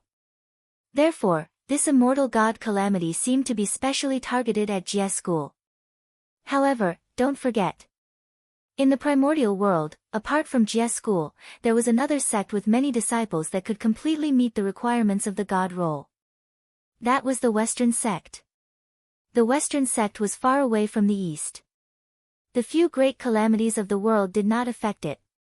Although it had experienced several demonic calamities, it was difficult to shake its foundation. Even if there were not as many disciples of the Western sect as there were at their peak, there would not be fewer. After all, the Western sect owned the entire Western sect. The current Western sect was barren, but it was not as barren as imagined. One had to know that in the ancient Lich era, the Lady of Earth had once used the power of Pangu's heart to repair the Western Earth meridians. It was true that even Goddess Hutu was unable to restore him to his peak state even after giving it her all. However, even if it was only repaired a little, it would allow the Western sect to regain its vitality and give birth to new living beings. The new living beings had no other choice but to join the Western sect. In the Western sect, there was only one sect, the Western sect. Other Tao teachings were not allowed to exist. If those new living beings wanted to become cultivators, they could only become disciples of the Western sect and cultivate the Dharma formulation of Zhuan Ti. The number of disciples of the Western sect, which owned the entire Western sect, could be imagined. Even if they were not as good as Jie school, they were not far away. If the disciples of the Western sect were to replace the disciples of Jie school on the God roll, would the Grand Master of Heaven be willing? He would definitely be willing. He reckoned that as long as Feng Zichen told the Grand Master of Heaven about this plan, the Grand Master of Heaven would be able to arrange the rest without Feng Zichen's interference. It could even be said that even if he risked his life, the Grand Master of Heaven would drag the Western sect down for the sake of the inheritance of Jie school. The saying that a fellow Taoist would rather die than die was applicable everywhere. Since you already have a plan, the poor way will not ask about what happens next. It's up to you to decide how the Great Tribulation will begin and how it will unfold. After confirming the God roll, Tao ancestor Hong Jun said to everyone. Then, he took out a long whip and handed it to the Grand Pure One. This item is called the God Striking Whip. It's a treasure that comes with the God roll. It specializes in hitting the gods on the roll. Today, the poor way will give this item to you so that you can use it when you become a god in the future. The God Striking Whip was a supreme-grade connate numinous treasure that could seal one's Dharma powers. Those who were hit by it would instantly have their Dharma powers sealed and be like mortals. It was extremely terrifying. Moreover, that was not the greatest use of the God Striking Whip. The greatest use of the God Striking Whip was just like its name. It was used to strike gods. Anyone who left their name on the God roll would be restrained by it. They would be unable to resist the whip holder. In other words, the so-called God Striking Whip was a weapon that controlled the gods on the God roll. It was just like the shepherd's whip in the hands of a shepherd. Thank you, Master. After receiving the God Striking Whip, the Grand Pure One bowed and thanked him. Seeing that, Feng Zichen only narrowed his eyes and did not do anything extreme. That was fair, wasn't it? Since the God roll was handed over to Haotian, the God Striking Whip naturally had to be handed over to the 3 Pure Ones. There was nothing wrong with that. Both sides had half of the treasures. It seemed fair, didn't it? Actually, Feng Zichen was already very satisfied with that outcome. After all, if he followed the normal procedure, the god-striking whip and the god roll would fall into the hands of the three pure ones. As for Haotian, he did not get anything. However, now, under Feng Zichen's strong arguments, not only did they obtain the god roll, but they also forced the Heavenly Lord of Primordial Beginning and Daoist Junti to sign their disciples on the god roll. Such an outcome had greatly exceeded Feng Zichen's expectations. He was very satisfied with that. Any more and it would be too much. Since all of you are here, why don't we set the rules for this immortal god-killing tribulation? It's better than calling you here in the future. It'll save us some trouble. After dealing with the god roll and the god-striking whip, Dao Ancestor Hong Jun instructed everyone. After saying that, Dao Ancestor Hong Jun ignored everyone's reaction and disappeared. Regarding this, the crowd felt very helpless. What else could they do? They had to do as the Dao Ancestor said. Although he said that he was discussing with them, Dao Ancestor Hong Jun used his actions to tell them that it was not a notice but an order. Fellow Taoists, how should we carry out this immortal god-killing tribulation? The Grand Pure One broke the silence and asked. After Dao Ancestor Hong Jun left, the Grand Pure One was the strongest. Therefore, he was the one who presided over the meeting. Why don't Jie School and Chan School send out their disciples and have a fight? The dead will enter the roll, and the living will be free. Big brother, what do you think of this method? The Grand Master of Heaven was angry and said directly. Those were really angry words. If they really followed that method, Chan School would definitely not be a match for Jie School. There was no need for Duo Bao and Xian Qing to attack. As long as the disciples of Jie School swarmed forward, just their Dharma treasures could bury the disciples of Chan School alive. Third brother, what are you saying? The immortal god-killing tribulation is not a child's play. How can it be like a boorish man fighting each other? Afraid that the Heavenly Lord of Primordial Beginning and the Grand Master of Heaven would quarrel again, the Grand Pure One did not wait for the Heavenly Lord of Primordial Beginning to speak and scolded the Grand Master of Heaven. At the side, Feng Zichen and the others sat there and watched the three brothers quarrel with interest. It was said that everyone was discussing together, but other than the three pure ones, they could not interrupt. After all, this immortal god-killing tribulation was mainly targeted at the three pure ones. Unless you were willing to enter the tribulation, it was better not to interfere in such matters. As long as you dared to interrupt, the three pure ones would dare to pull you into the tribulation. After arguing for a long time, the three pure ones finally reached a consensus. They agreed to use the next change of the human dynasty as the battlefield. Each of them would support one side and kill each other. In the process of competing for the true dragon, they would complete the killing tribulation. Feng Zichen did not have any objections to that. It was inevitable that the three pure ones would choose the human race as the battlefield. After all, the human race was the protagonist of the world. Moreover, this matter was not without precedent. Be it Xianyuan Zhan Qi Yu or Qing Tang destroying Xia, there were immortals behind them. The three pure ones used the dynasty as the battlefield. They were just following the old rules. As for the prosperity of the dynasty and the peace of the country, so what if it was not suitable to be a battlefield? That did not matter. He just had to wait. There was no immortal dynasty in the world. As long as he waited, there would always be a ruler of a fallen country. Anyway, the thing that immortals did not lack the most was time. P.S. I will start updating on May 1st, at least 7 days. Chapter 721. After the results were out, everyone bade farewell to Dao Ancestor Hong Jun and left the Purple Cloud Palace. However, the three pure ones were traveling together. However, when he left, the Grand Master of Heaven was traveling alone. He did not travel with the two saints. Everyone left the Purple Cloud Palace. The Grand Master of Heaven snorted at the Heavenly Lord of Primordial Beginning and left alone. Big brother, look at him. Does he even have the slightest bit of respect for you? Seeing this scene, the Heavenly Lord of Primordial Beginning said to the Grand Pure One beside him with a displeased expression. He was very dissatisfied with the Grand Master of Heaven's attitude and felt that he did not take him, his brother, seriously. Enough. Second brother, how could you say those words when we were discussing the God role in the Purple Cloud Palace? You're just dissatisfied with third brother's disciple. It's fine if you say it in private, but how can you say it in front of everyone? If that's the case, where will third brother go? The Heavenly Lord of Primordial Beginning was dissatisfied with the Grand Master of Heaven, but the Grand Pure One was also dissatisfied with him. Until now, he still did not understand what the Heavenly Lord of Primordial Beginning was thinking that he could say those words in the Purple Cloud Palace. Saying that the disciples of Jia's school were all cowards in front of everyone and scolding their disciples as beasts, wasn't this equivalent to making Sect Master Tian lose face in front of everyone?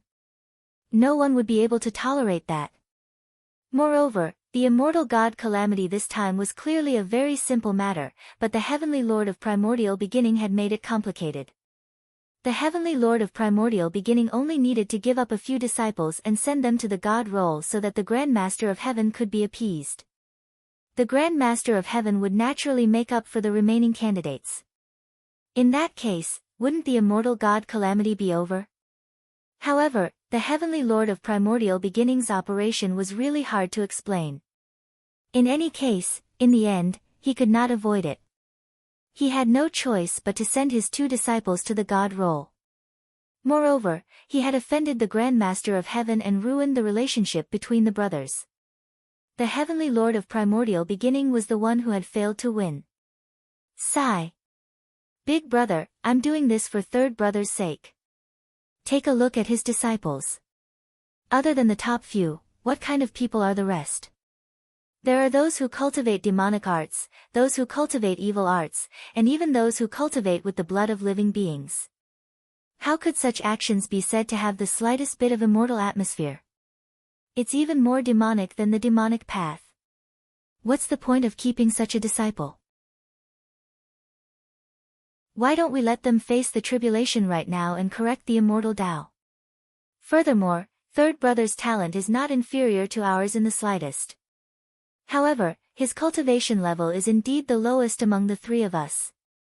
Is third brother not working hard enough? Of course not.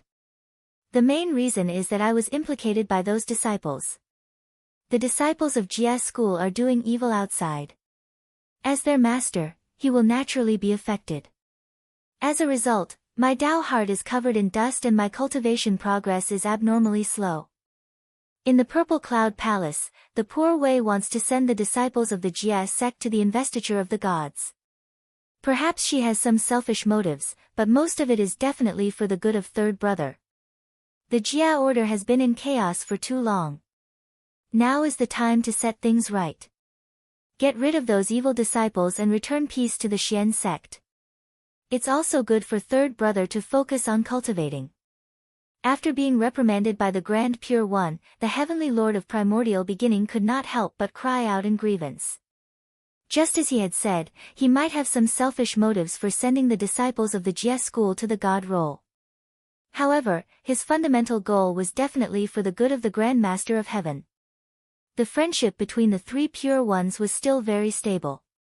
There were really too many disciples of the Jia school. Moreover, the Grand Master of Heaven did not have many restrictions on them. That could be seen from the rules of the Jia school. There were only 2 rules. They had to respect their teachers and not betray the sect. In other words, apart from that, the disciples of the Jia school had no taboos. In a sense, the disciples of the Jia school were more detestable than the disciples of the Chan school. After all, apart from being a little arrogant, the disciples of the Chan school could not be picked out. However, the disciples of the Jia school were different. They really dared to harm living beings. The disciples of the Jia school were indiscriminate. Basically, there were all kinds of demons and ghosts. Was it possible to say that they were all good people? Demons liked to eat humans the most. Most of the disciples of the Jia school had deep negative karma. The Grand Master of Heaven was implicated by it.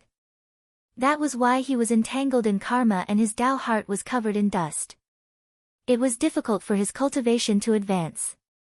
The Grand Master of Heaven might have sensed such a situation, but it was impossible for him to attack his disciples. No matter what the disciples of the Jie school were like outside, they still respected their teachers. How could the Grand Master of Heaven do anything to his disciples who respected him so much?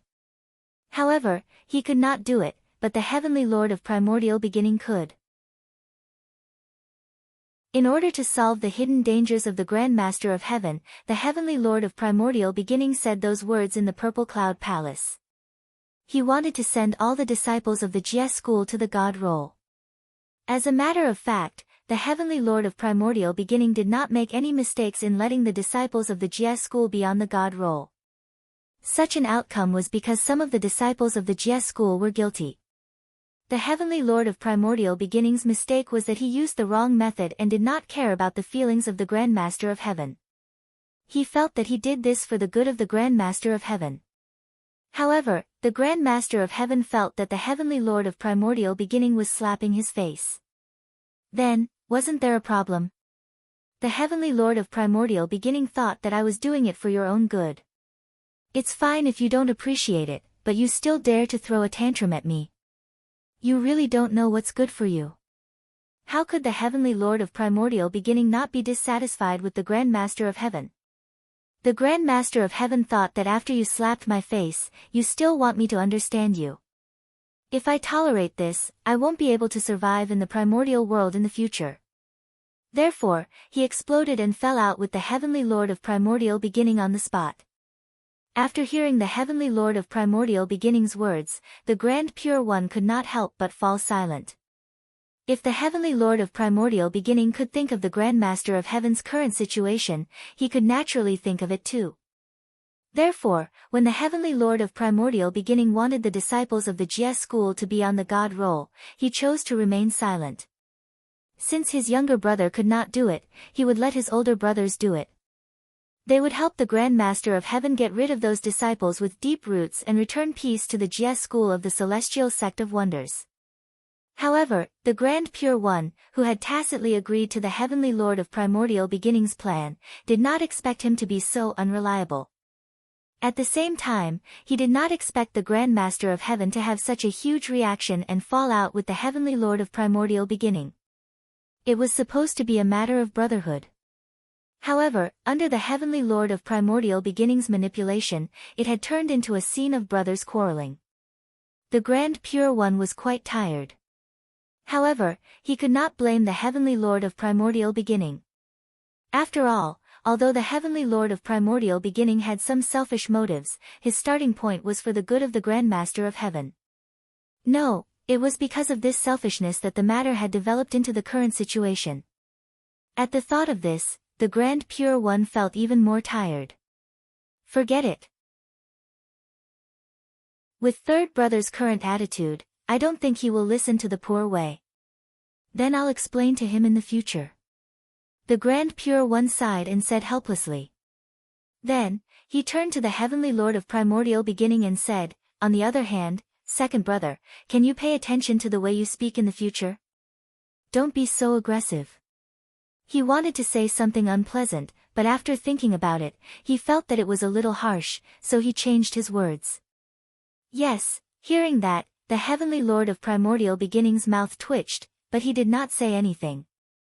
Next, the two of them looked at each other without saying anything and returned to their respective dojos. On the other hand, after Feng Zichen returned to the boundless starry sky, he immediately began to make arrangements. First, he sent the black tortoise in Luo Shui into reincarnation. This immortal god calamity might be a killing calamity to others, but to this black tortoise, it was a huge opportunity. With his status and merit, he would definitely not die in the calamity. The heavenly Tao would not allow such a situation to happen. If he could not die in the calamity, he would undoubtedly be able to reap enough benefits. He believed that after experiencing the baptism of this killing calamity, the black tortoise would definitely undergo a shocking transformation. After sending the black tortoise into reincarnation, Feng Zichen looked at the Gaochen Heavenly Palace. There, the Gaochen Emperor was in a deep sleep, waiting for the opportunity to return.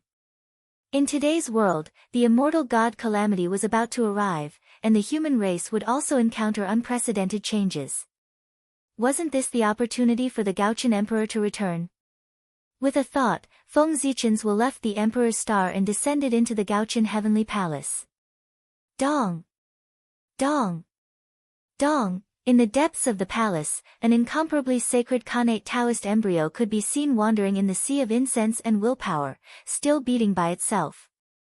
With every beat, heaven and earth would resonate and intertwine with countless laws of heaven and earth. Moreover, during this process, the origin of heaven and earth appeared and poured into the Khanate Taoist embryo endlessly, as if accelerating its growth. In addition, the origin of the Gaochen star, the origin of the power of incense and willpower, as well as the majestic power that belonged to the human Tao, were also absorbed by the Khanate Taoist embryo as it beat. Heaven and earth, human Tao, Gaochen star, so many powerful forces appeared at the same time just to provide power for the Khanate Taoist embryo to help it grow. In that case, the identity of the natural Taoist fetus was obvious. Feng Zichen, the heavenly emperor of supreme polarity of the West. Only he could enjoy such luxurious treatment. Heaven and earth spontaneously provided him with the origin of heaven and earth to help him revive. Even the human Tao, which had always been ethereal, gave him power to support him. It's about time. Feng Zichen could not help but say when he felt the great power contained in the Khanate Taoist embryo. Of course, the so-called about time did not mean that the Gaochen Emperor had accumulated enough power to revive him. Instead, it meant that the current power was almost enough to restore the Gaochen Emperor's intelligence. It had only been tens of thousands of years since the Gaochen Emperor's fall. Even with the help of heaven and earth and the human Tao, it was impossible for him to accumulate enough power to revive him in such a short time. If primordial chaos Daluo Jingxian could be revived so easily, they would not be so afraid of death. The more powerful an existence was, the harder it was to truly kill them. At the same time, once they fell, it was even more difficult for them to return and recover to their peak. However, this was obviously not applicable to Feng Zichen. This was because his providence was too strong. In the Eldritch world, providence was really a good thing. As long as one had enough providence, they could almost do whatever they wanted. Feng Zichen's providence, how should he describe it? Putting aside his identity, just the Gaochen Emperor's alias was enough. It could be said that he was the alias with the most karma of heaven and earth. The great Taoist priests, the post-celestial Tao ancestor, the human Tao emperor, the celestial demon Tao ancestor, the Khanate sword ancestor, the martial Tao ancestor, the Gaochen emperor, the incense divine Tao ancestor, with so many karma of heaven and earth, one could imagine how strong the Gaochen emperor's providence was. Even if he was not the first in the Eldritch world, he was still able to squeeze into the top 10.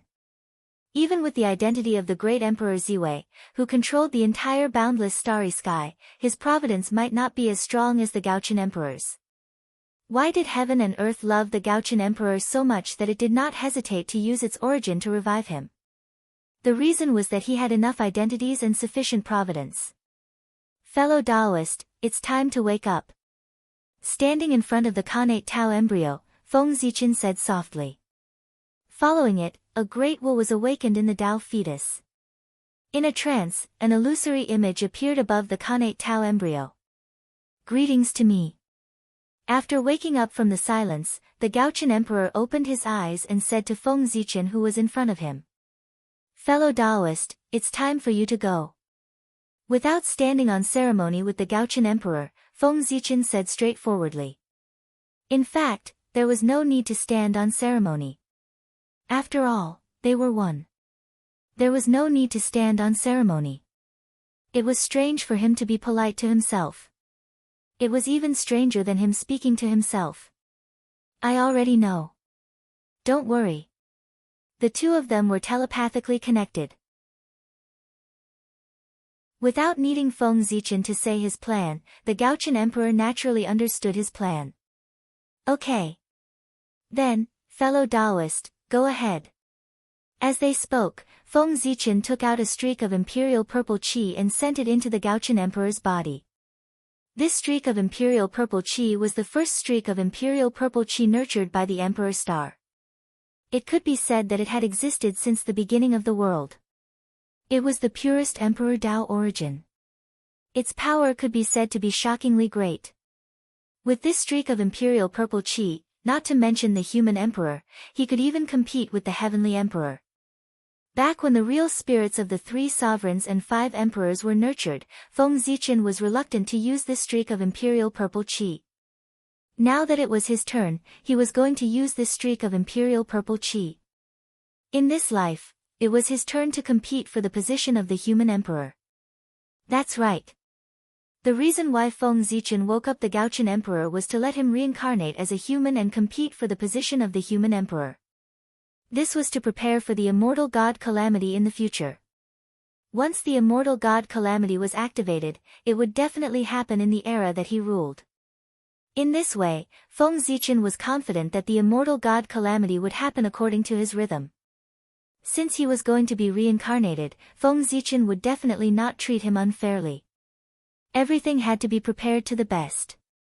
The scale and extravagance would definitely be greater than the 3 sovereigns and 5 emperors combined. If not, it would not be enough to show his nobility. After giving the imperial purple qi to the Gaochen Emperor, Feng Zichen was still worried. After giving him the 10,000 spirit crown and the human Dao Emperor seal, he nodded his head in satisfaction.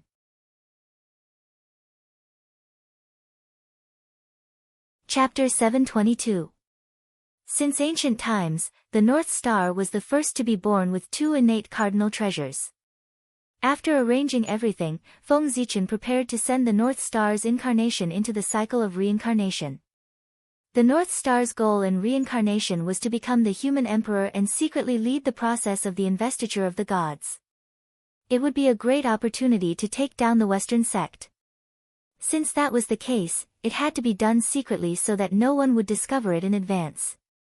At the very least, before the North Star's reincarnation became the human emperor, no one could discover his true identity. For this reason, the North Star's reincarnation could not start from the 6 paths of reincarnation. A special reincarnation passage had to be opened for him. With a thought, the Hongmeng Daozhong appeared in Feng Zichen's hand. Open! Feng Zichen raised the Hongmeng Daozhong and knocked on the void. Suddenly, boundless primordial qi descended and surged continuously in the void. In the end, it formed an incomparably deep passageway. No one knew where it led to, but it was surrounded by dense reincarnation power. This was the reincarnation passage that Feng Zichen opened with the Hongmeng power. Feng Zichen was proficient in the path of reincarnation. In addition, the Hongmeng power had the ability to evolve all kinds of powers. With the 2 of them working together, they could definitely hide from the perception of others and open up a reincarnation passage that could allow an existence like the North Star to pass through. The primordial chaos Daluo Jingxian was simply too powerful. Every move of his was like the might of the heavens. If such an existence reincarnated, the commotion it caused would definitely alarm the entire eldritch world. Even if he wanted to hide it, it would be extremely difficult. Only Feng Zichen, who had a large number of innate cardinal treasures and the support of the boundless starry sky, was confident that he could completely conceal the phenomenon of the North Star's reincarnation. Deity, I'll take my leave. Seeing the reincarnation passage appear, the North Star Emperor did not hesitate. He nodded at Feng Zichen and walked over. Whoosh! The illusionary figure of the North Star Emperor and the innate Dao embryo behind him turned into a ray of light and entered the reincarnation passage. At the same time, the Zichen sword and the Pantheon painting, which were hanging in the Gaochen Heavenly Palace, seemed to have sensed their master's departure. After swaying for a while, they also flew into the reincarnation passage. Only then did the reincarnation passage slowly close and disappear from the world as if it had never appeared. The Gaochen is truly amazing this time. Feng Zichen lamented as he looked in the direction where Gaochen disappeared. 2 connate cardinal treasures and 2 supreme-grade connate spiritual treasures. Such treatment was truly hard to find in the world. He really hoped that the birth of the Gaochen would not scare the family that he reincarnated into. East Sea, Golden Turtle Island. The first thing sect leader Tong Tian did when he returned to the Jia sect was to order the boy of fire and water to ring the immortal gathering bell on the highest scale, so as to summon all the disciples of the Jia sect to the main hall of the Jia sect for a meeting. Dang dang dang dang dang, the melodious sound of the bell reverberated in the eastern sea for a total of 108 times before it stopped. This time, the disciples of the Chan sect were frightened, and they felt deeply uneasy. The more times the immortal gathering bell was rung, the more serious the matter was. For it to ring 108 times in a row was already the highest scale. This meant that the Jia sect was on the brink of destruction. However, the Jia sect was the orthodoxy of a sage. In this world, who had the power to destroy a sage's orthodoxy? With deep worries, the disciples of the Jia sect put down what they were doing and rushed to the main hall of the Jia sect on Golden Turtle Island with a solemn expression. With the immortal god Calamity, the Jia sect had become the target of public criticism due to the large number of disciples. They were about to be targeted by everyone. In the face of everyone's unfriendly gazes, would the Jia sect not have the power to destroy them? With the calamity right before them, sect leader Tong Tian summoned his disciples. Other than warning them, he also planned to give them some treasures to increase their chances of surviving the calamity. The immortal gathering bell has rung 108 times in a row. It seems like something big has happened to the Jia sect. Opening his eyes, Xian Qing could not help but say. The ringing of the immortal gathering bell was so loud that it woke him up from his seclusion. That's right, Xian Qing was in seclusion. To be precise, he had been in seclusion ever since he stepped down from the position of the Heavenly Emperor. After careful calculation, it should have been millions of years. During this period, he did not even move, let alone go out. He was no different from a stubborn rock. He was really in seclusion. That was the reason why Jia school gradually became chaotic. One had to know that Xian Qing was the celestial lord of the Xian sect who was personally conferred by Dao ancestor Hong Jun. He had the power to punish the Xian sect. Once a disciple of the Xian sect did evil in the world and was discovered by him, he could suppress him or kill him directly without any negative karma. Because of this, with Xian Qing in charge of the Jia sect, the disciples of the Jia sect were afraid. Naturally, every one of them was obedient and followed the rules of the Xian sect. However, as Xian Qing went into seclusion and did not show up for millions of years, the disciples of the Jia sect were no longer restrained. Naturally, they grew solid and started to do evil.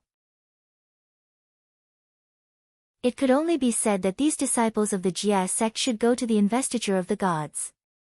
Is the investiture of the gods about to start? As Xian Qing woke up, he and his original body began to share their memories again. Soon, he knew what happened recently. Tisk. It seems that during the time when the poor Wei was in seclusion, the eldritch world was unusually exciting. Xian Qing smacked his lips and said with interest. Then, his figure gradually became illusory and soon disappeared without a trace. He went to Golden Ao Island. Such a big thing happened in the Jia sect. As the eldest senior brother of the Jia sect, he had to be there. Moreover, if Feng Zichen wanted to cooperate with the Tongtian sect leader in the future, he would need his help to bridge the gap between the two of them. The people now might not know, but the people of the older generation definitely knew that Xian Qing and the North Star Emperor had been good friends since they were young. He vaguely remembered that the two of them were called the two heroes of the Eldritch world. No one in the younger generation could be on par with the two of them. Even many of the people of the older generation could not be compared to them. They were really too outstanding. The North Star Emperor opened the way of the sword and created the way of the gods and demons. The 9 heaven immortals established the way of the talisman and established the currency system of the Eldritch world. These were all matters of great merit. Many people could not do it in their entire lives. However, they did it one after another. As a result, for a period of time, their legends were spread everywhere in the Eldritch world. The brilliance of the rest of the people, even the Saint Dong Huang, was overshadowed by the two of them. It could be said that the younger generation would surpass the older generation. As he thought, Xian Qing came to Golden Ao Island in front of the Tongtian sect leader. Xian Qing greets master. Xian Qing bowed respectfully in front of the Tongtian sect leader.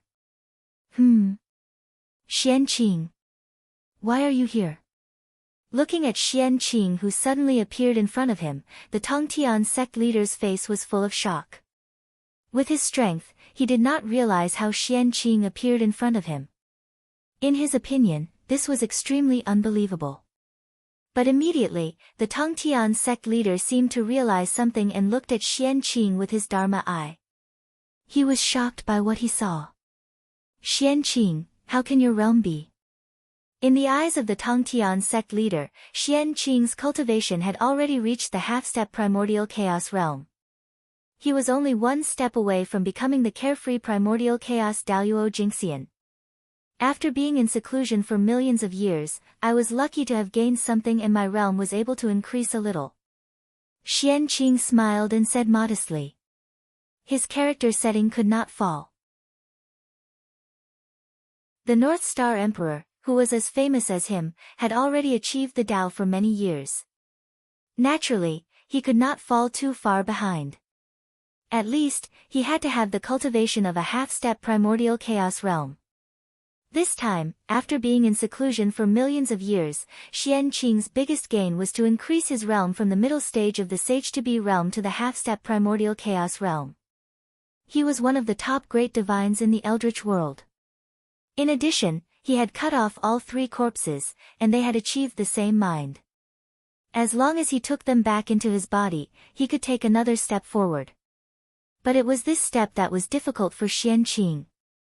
It was difficult to cut off the 3 corpses, but it was even more difficult to take them back. No matter how hard Xian Qing tried, he could not perfectly merge the 3 corpses into one. However, he was not in a hurry. At his level, breaking through to become the primordial chaos Daluo Jingxian was inevitable. It was nothing more than grinding. Slowly grinding, he would eventually grind his cultivation up. Good.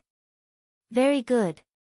Xian Qing, you are indeed the most outstanding disciple of the Xian sect. I see your cultivation. It won't be long before you can achieve the Tao and become an existence on par with me. After being stunned, the Tongtian sect leader was ecstatic. If there was a primordial chaos Daluo Jingxian in his sect, it would be worth it even if the Jia sect was gone. Among all the saints, who could cultivate a primordial chaos Daluo Jingxian like him? Having a disciple who was comparable to a sage was a matter of pride no matter where one went. However, when he thought of the Jia sect, the Tongtian sect leader seemed to have thought of something. He was suddenly stunned, and then took a deep look at Xian Qing. No one knew what he was thinking. You flatter me. Master, you flatter me. Even though he was praised by the Tongtian sect leader, Xian Qing was still as humble as ever. I see that your 3 corpses are unstable. I think you are stuck at the step of merging the 3 corpses. As for how to do this step, I have never experienced it, so I have nothing to teach you. However, when your grandmaster preached in the past, he talked about this. I will sort it out for you later, and you can study it yourself. The Tongtian sect leader was very experienced. He saw the problem that Xian Qing encountered at a glance. However, he only cut 2 corpses back then and did not cut the 3rd one. He did not know much about how to merge the 3 corpses, so he had nothing to teach Xian Qing. The only thing that could help him was to give him a piece of enlightenment from the Tao ancestors' preaching. He hoped that he could understand it. Thank you, Master. Hearing this, Xian Qing's eyes lit up. The method of cutting the 3 corpses was created by the Tao ancestor. If he could get the Tao ancestors' enlightenment, even if it was just a few words, it would be enough for him to gain something. Just like this, the 2 of them started to communicate. Just as the 2 of them were communicating, the rest of the disciples of the Jia school also arrived one after another. The first to arrive was Taoist Duobao. After him were the true disciples of the incongruence Divine Mother. Next were the inner disciples like Xiao Gongming and the three Xiao immortals. Seeing that everyone gradually arrived, Xian Qing and the Tongtian sect leader consciously stopped communicating. After all the disciples of the Jie school had arrived, the Tongtian sect leader first told the disciples about the immortal god Calamity.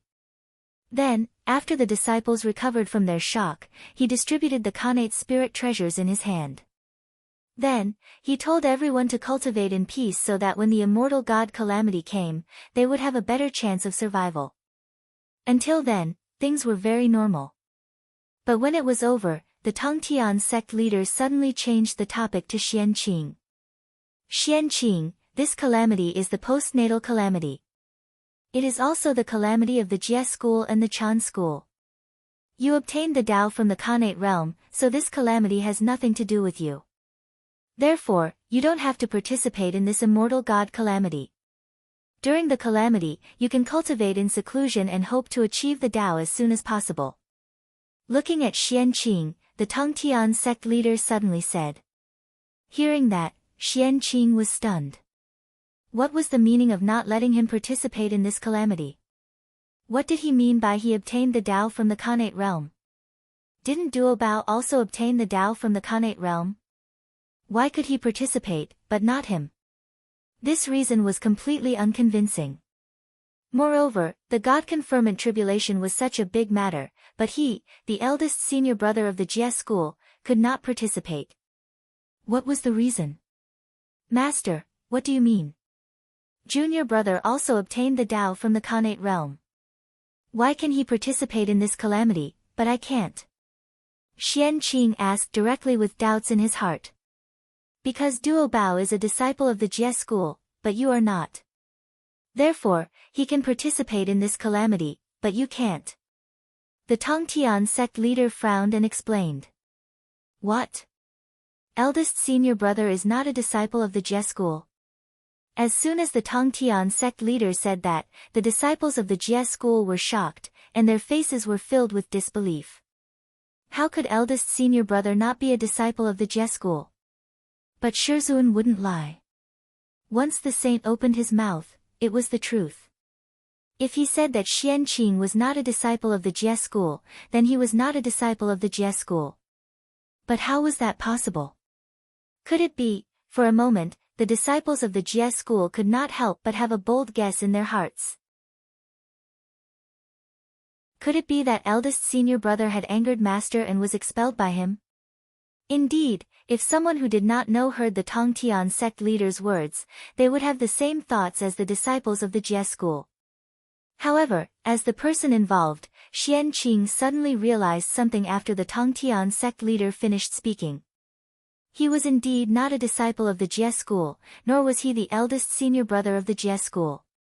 From the beginning, the eldest senior brother of the Jie school had always been Duo Bao, not Xian Qing.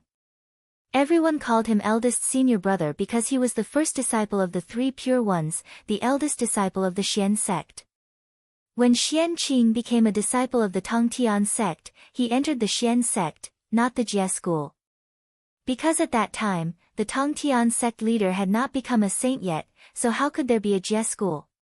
After that, the Tongtian sect leader established the Jie school and became a saint. He included the disciples he had accepted previously, Duo Bao, the goddess of fire spirit, and the others as direct disciples.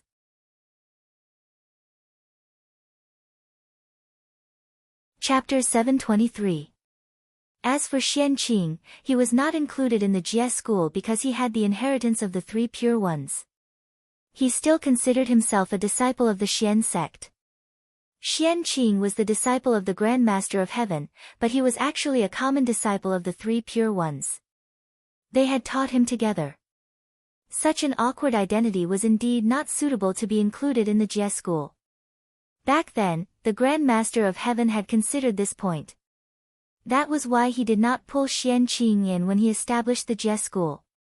Since he was not a disciple of the Jie school, Xian Qing had no reason to interfere in the battle between the Jie school and the Chan school. The disciples of the Jie school were Xian Qing's junior brothers, but the disciples of the Chan school were also his junior brothers. Master, this, After coming back to his senses, Xianqing still looked at the Grand Master of Heaven in confusion. Although it made sense to reject him because he was not a disciple of the Jie school, it was still a little far-fetched. Xianqing could not be a disciple of the Jie school, but he was definitely a disciple of the Grand Master of Heaven. Even if he could not fight for the Jie school, he could fight on behalf of his master. Moreover, with Xianqing's strength, if he interfered in the immortal god-killing tribulation, the Jie school would definitely win. Unless the saint interfered, Xianqing could kill the three sects alone. Since that was the case, the Grand Master of Heaven still did not let him interfere in this killing tribulation. Obviously, he had some difficulties. Thinking of this, Xianqing looked up at the Grand Master of Heaven. What he saw was the Grand Master of Heaven's eager gaze. In a trance, Xianqing seemed to understand why the Grand Master of Heaven did not let him participate in the battle.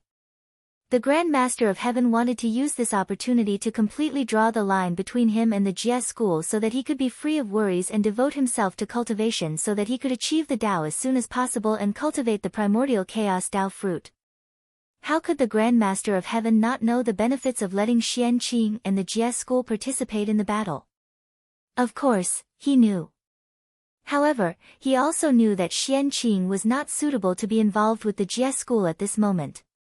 The Grand Master of Heaven knew what the Jie school was like now. Even he was implicated, causing the progress of his cultivation to be abnormally slow. If Xianqing was involved in the Jie school, he would probably not have the chance to break through to the primordial chaos Daluo Jingxian. In order to break through the primordial chaos Daluo Jingxian, one had to first transcend the primordial chaos. If Xianqing was tainted with karma because of the Jie school, how could he break through? Seeing that a primordial chaos Daluo Jingxian was about to be born in his sect, how could sect leader Tong Tian delay his best disciple for the sake of the broken ship of the Jie sect? If Jie school was gone, it could be rebuilt. On the contrary, if Xianqing was gone, it would be difficult to cultivate another disciple like him. Furthermore, if Xianqing could successfully break through to become the primordial chaos Daluo Jingxian, then Jie school would be gone. It would not be a big deal. He, the Grand Master of Heaven, could still hold his head high in front of his fellow Taoists with the help of Xianqing. After all, he had cultivated a primordial chaos Daluo Jingxian. Alas! Yes, Master. Xianqing obeys. Seeing sect leader Tong Tian like this, Xianqing knew that he was determined not to let him participate in this great calamity. Therefore, Xianqing did not force him and directly accepted the order. Sect leader Tongtian's idea was quite good, but once the killing calamity started, even the saints could not help themselves, let alone Xianqing. His involvement with the three pure ones was so deep that he could not avoid this immortal god-killing calamity no matter what. He had to enter the calamity and even die. This immortal god-killing calamity might be the opportunity for Xianqing to cut off the karma between him and the three pure ones. If he entered the calamity and died, his body would turn into ashes. He came and left cleanly. In this way, when Xianqing returned, it would be the time for him to become the primordial chaos Daluo Jingxian. However, before Xianqing died, he still had to repay his master's kindness. Sect leader Tong Tian was worthy of his master's name. Xianqing naturally had to repay his master's kindness. Then, he would do his best to preserve a trace of inheritance for the Jie school. Not to mention other things, he could ignore the outer and inner disciples, but those personal disciples must be protected. In this way, Xianqing could die without any worries. Okay. Go back and cultivate in seclusion first. I will handle the matters of the Jie school. You don't have to share the burden. Seeing that Xianqing understood his painstaking efforts, sect leader Tong Tian nodded with satisfaction.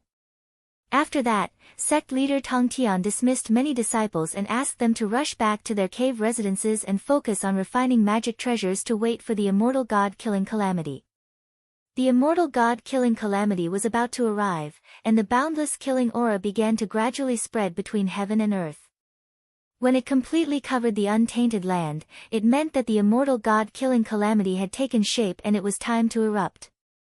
At that time, the immortal god-killing calamity would completely erupt and sweep across the whole untainted land, affecting all the living beings who practiced the acquired path. It should be known that in the immortal god-killing calamity, not only the disciples of the three religious sects had to go through the calamity, but also countless living beings who practiced the acquired path. However, compared to the disciples of the three religious sects, their treatment was much worse. The disciples of the three religious sects at least had the investiture of the gods as a guarantee. If they died, except for a few unlucky ones, most of them could enter the investiture of the gods to survive. However, if those ordinary cultivators died, unless they made great contributions or were lucky enough to enter the investiture of the gods, they would die. As for the rest, if they died, they would really die. Their souls would enter the nether world to be reincarnated, or completely turn into ashes and fly away. There was no other way. After all, the master of the three religious sects was a sage. With such a powerful background, naturally, they would receive treatment that others did not have. The privileged class had always existed. Since ancient times, it had always been like this. However, compared to the mortal society, the mythical world was more cruel. As the tribulation aura spread, more and more cultivators in the untainted land sensed the impending killing calamity. Because when they were meditating, they could occasionally see that the untainted land was filled with a layer of blood. That blood-red color was formed by killing intent. It was a boundless killing intent that stretched as far as the eye could see. Wasn't such a strange phenomenon a sign of the impending killing calamity? For a moment, a tense atmosphere spread in the untainted land.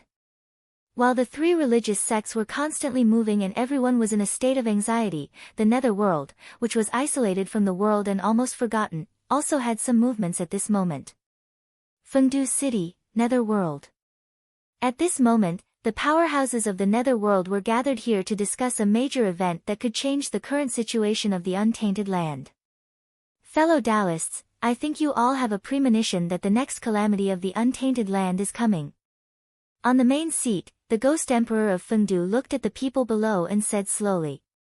Below him were all famous big shots of the untainted land. For example, ancestral shaman Xianming, patriarch Nether River of the Blood Sea, and other top great divine abilities of the untainted land.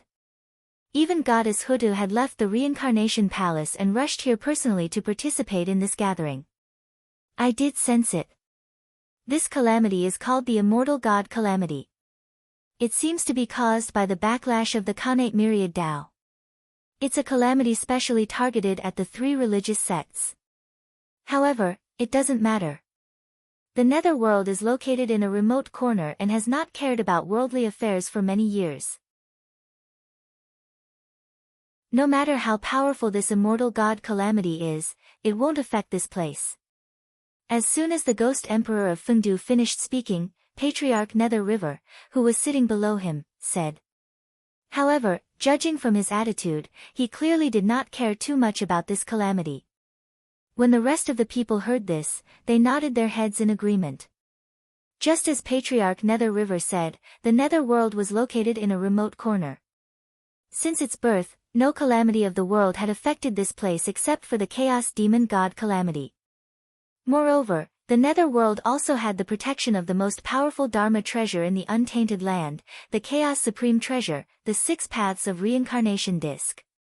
Even if a calamity of the world affected this place, it would not be able to escape the suppression of the 6 Paths of Reincarnation Disc. As such, they naturally had an indifferent attitude towards the impending apocalypse of heaven and earth. However, such an outcome was obviously not what the Ghost Emperor of Fengdu wanted to see. Therefore, he frowned and said, "Fellow Taoist Nether River, you're wrong. How can the eruption of this calamity of the world have nothing to do with the nether world? You should know that every time the calamity of the world erupts, countless living beings will be affected and die tragically in the calamity. And after they die, they will come to the nether world. They will either be reincarnated and start all over again, or they will stay in the nether world and become a member of our world. So, How can you say that it has nothing to do with the netherworld? Every time the calamity of the world erupted, the netherworld would be in chaos for a period of time. Moreover, after these ghosts were reincarnated, the population and strength of the netherworld would welcome an explosive growth. Countless ghosts entering the netherworld would definitely affect the order of the Yin court. Therefore, the netherworld would inevitably be in chaos for a period of time. Order would only be slowly restored after all these ghosts were sent into the cycle of reincarnation. As for why the population and strength would increase, it was even simpler. In this world, not everyone was willing to be reincarnated. Those who were unwilling to be reincarnated would naturally choose to stay in the netherworld and cultivate the ghost Tao in order to attain the great Tao again. In this way, the strength and population of the netherworld would naturally welcome an explosive growth. So what? Hasn't it always been like this in the past? Could it be that this calamity is different from the past?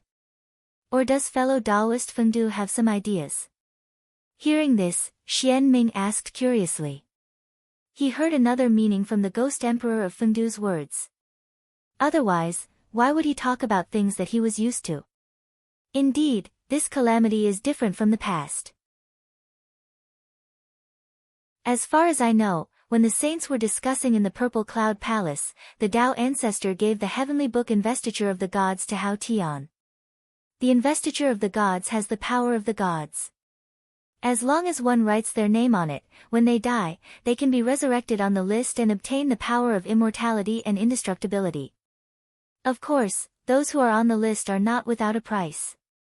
From then on, they will lose their freedom and will be controlled by the list master. The Tao ancestor used this method to select war generals for the heavenly court to expand the strength of the heavenly court. Faced with Xian Ming's doubts, the ghost emperor of Fengdu told him the information he had obtained. Then fellow Taoist Fengdu means, hearing this, Xian Ming and Patriarch Nether River seemed to have guessed and asked at the same time. That's right. I want to imitate the investiture of the gods and create a ghost investiture of the gods and ghosts in the world to strengthen the strength of the Yin court. Nodding, the ghost emperor of Fengdu said in an excited tone. If the heavenly court could confer gods, the Yin court could naturally do the same. However, the heavenly court conferred righteous gods, while the Yin court conferred ghostly gods. One managed the living, and the other managed the dead. This method sounds feasible. But the heavenly book investiture of the gods is a supreme-grade Khanate numinous treasure. With our strength, I'm afraid it's difficult to refine it. The ghost emperor of Fengdu's method sounded very good, but how could a supreme-grade Khanate numinous treasure be easy to refine? Not to mention the problem of materials, just refining a Khanate numinous treasure was difficult for them. Apart from the cauldron of heaven and earth in Nua's hands, they had never heard of anyone who could refine a Khanate numinous treasure. Ha! Fellow Taoist Xian Ming, you don't have to worry about refining a Khanate numinous treasure. You've underestimated the power of a chaos treasure. I believe that as long as Goddess Hutu is willing to help, it won't be difficult to refine a supreme-grade Khanate numinous treasure. Hearing Ancestral Witch Xian Ming's worry, the ghost emperor of Fengdu laughed and turned to look at Goddess Hutu. At the same time, Ancestral Witch Xian Ming also looked at Goddess Hutu with a puzzled expression, as if he wanted to verify the authenticity of the ghost emperor of Fengdu's words. Indeed, the 6 paths of reincarnation disc can refine Khanate numinous treasures. Nodding, Huda confirmed that what the ghost emperor of Fengdu said was true. The 6 paths of reincarnation disc did have the ability to refine Khanate numinous treasures. In fact, as long as there were enough materials, the 6 paths of reincarnation disc could even refine Khanate numinous treasures, let alone supreme-grade Khanate numinous treasures. One had to know that the 6 paths of reincarnation disc was a chaos treasure. And what was a chaos treasure? It was an existence that stood at the peak of all Dharma treasures. It was equivalent to the Pangu of cultivators. It was the peak that all Dharma treasures could not surpass. In the vast world, there were only 4 chaos treasures. Each of them was accompanied by countless legends, and their power was beyond imagination. Such a Dharma treasure already had the ability to nurture connate numinous treasures and even connate numinous treasures, let alone refine connate numinous treasures. As long as the 6 paths of reincarnation disc was given enough time, it would definitely be able to nurture connate numinous treasures or even connate numinous treasures with the reincarnation attribute. However, this time was a little long. At this moment, the 6 paths of reincarnation disc had already nurtured a connate numinous treasure embryo. As long as Huda could remain calm and not touch it, it would definitely be a powerful numinous treasure in the future. Although the 6 paths of reincarnation disc can refine connate numinous treasures, it can't be refined out of thin air. So, I wonder what kind of heavenly treasures have you prepared to refine the ghost sealing roll? After confirming the ghost emperor of Fengdu's words, Goddess Huda continued to ask. Supreme-grade connate numinous treasures were rare, but the heavenly treasures to refine them were even rarer. Especially for a Dharma treasure like the ghost sealing roll, whose purpose had been determined in advance, it was even more difficult to refine. The heavenly treasures needed to refine it were undoubtedly very precious and abnormally difficult to find. You don't have to worry about this, Goddess. Since Fengdu dared to suggest this idea, he naturally has already made preparations. Goddess Huda smiled confidently.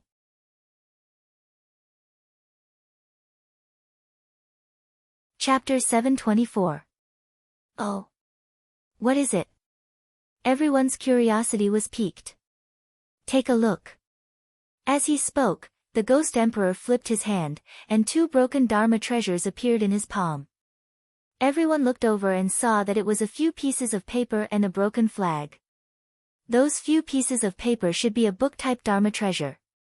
No one knew what hit it, but it was completely broken. Only a few pages were left hanging, and they could barely make out the shape of a book. The tattered flag was in an even more miserable state. The flag had completely disappeared, leaving only a bare flagpole. Even so, it did not affect their strength at all. Everyone could feel an extremely powerful aura from the 2 broken Dharma treasures from afar. The aura was as strong as a superior-grade connate spiritual treasure. It might even be stronger. Everyone was a little moved when they saw the 2 items. They were already broken to such a state, but the aura they emitted was not weaker than a superior-grade connate spiritual treasure. How powerful were they before they were broken? A supreme-grade connate spiritual treasure would definitely not be able to do that. It had to be at least a connate cardinal treasure. These 2 treasures are fragments of the Chaos Spiritual Treasure Netherworld Treasure Record and the Underworld Banner. In the past, when the Chaos Demon God tribulation had just erupted, I had a conflict with the 2 demon gods who had rushed out from the depths of the 9 underworlds, the Netherworld Demon God and the Underworld Demon God. In the great battle, in order to force the 2 of them to retreat as soon as possible, I used the power of the Netherworld Realm's origin to forcefully break the Dharma treasures in their hands, forcing them to leave. And this Dharma treasure fragment in my hand was obtained at that time. Faced with everyone's doubts, the Ghost Emperor of Fengdu explained the origin of the 2 Dharma treasures. I see. Hearing this, everyone had a look of realization on their faces. Obviously, they all had an impression of that great battle, but they did not expect the Ghost Emperor of Fengdu to have such a harvest. The names of the Netherworld Demon God and the Netherworld Demon God are obvious. They must be related to the Netherworld realm. In fact, that is the case.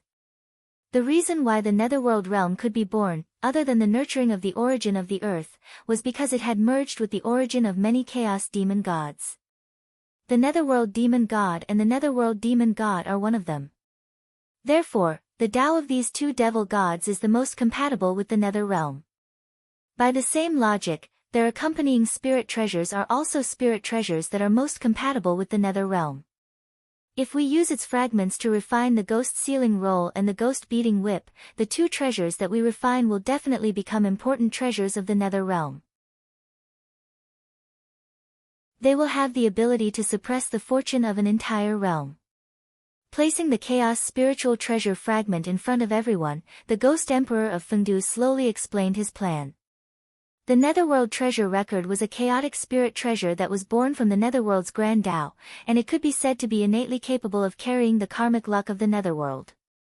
using its fragments to refine the ghost sealing list. Even if the resulting treasure was not as good as the heavenly book's investiture of the gods, it would not be much weaker. On the other hand, the Nether Spring Banner was a chaotic spirit treasure that was born from the Nether Spring Grand Tao, and it complemented the Netherworld treasure record. So it was most suitable to refine the ghost-beating whip. The combination of the two happened to be a complete ghost-sealing supreme treasure, which was no different from the god-sealing supreme treasure. You're right. Seeing that the Ghost Emperor of Fengdu was so well prepared, everyone nodded in agreement. They had no choice but to agree. Since the Ghost Emperor of Fengdu was so well prepared, it was obvious that he had a plan. At this time, unless they planned to fall out with him, they could not refuse at all. Refusing would not shake the Ghost Emperor of Fengdu's determination. It would only make them stand on the opposite side of him and become his target. In this way, everyone was very clear in their hearts about what to choose. Moreover, once the ghost sealing matter was completed, the origin of the Netherworld would definitely be strengthened. Then, they, the rulers of the Netherworld, would also obtain a lot of benefits. Since that was the case, why would they refuse? Fellow Taoist, I'll take my leave first. I'll try to refine the ghost sealing list and the ghost beating whip before the immortal god calamity erupts. After Goddess Hutu reached out and took away the 2 chaos spiritual treasure fragments, she said to the Ghost Emperor of Fengdu. Thank you, Goddess. Seeing this, the Ghost Emperor of Fengdu hurriedly thanked her. It's fine. Shaking her head, Goddess Hutu left. After he left, the crowd also took their leave. The great era is about to arrive. Looking at the backs of everyone, the Ghost Emperor of Fengdu said faintly. Once the ghost sealing list was completed, he would hang it in front of the gate of hell when the immortal god calamity erupted. He would take in the souls of the dead who were fated with the Netherworld and complete the great cause of sealing the 10,000 ghosts. At that time, Luzai would come. The god sealing list was hanging on the southern heavenly gate of the heaven realm, and the ghost sealing list was hanging on the gate of hell of the Netherworld. It would be strange if they did not fight. With the outbreak of the immortal god calamity, if a cultivator really died, would his soul enter the god sealing list or the ghost sealing list? Those cultivators who had already left their names on the god sealing list would definitely have their souls enter the god sealing list after they died. However, those who were not on the god sealing list would face a difficult choice after they died. Should they go up to the sky to become a heavenly god or go down to become a Een god? Oh. No. They had no choice. Since they were already dead, they had no right to choose. Which list to enter depended on which of the 2 lists was more powerful. Whoever was stronger and whose methods were more brilliant would be able to pull more people into the list. As for those dead cultivators, they were like lambs waiting to be slaughtered, allowing the 2 lists to choose. However, no matter which of the 2 lists was stronger or weaker, the appearance of the ghost sealing list would always take away some of the candidates who belonged to the god sealing list, causing the pressure on the god sealing list to increase greatly. At the same time, this also caused the competition in the immortal god calamity to become even more intense. In the past, 365 people could fill the god sealing list. However, with the appearance of the ghost sealing list, this number would at least double. This undoubtedly caused the 3 sects, who were already under a lot of pressure, to feel even more pressure. In other words, the 3 sects could not afford this loss at all. 365 people. By sacrificing the Jie school, the 3 sects could barely gather enough people for him. However, if this number doubled, although the 3 sects could gather enough people, the price they would have to pay would be too great. It would even shake the foundation of the entire immortal Tao. Not everyone was qualified to be listed on the investiture of the gods. Those with deep negative karma, even if they were from the 3 sects, would not be able to enter the god sealing list. If they died, they would really die. Only those with good fortune were qualified to be on the list. Thus, even though the god bestowment list only required 365 people, it was unknown how many people would have to die in order to gather all 365 people.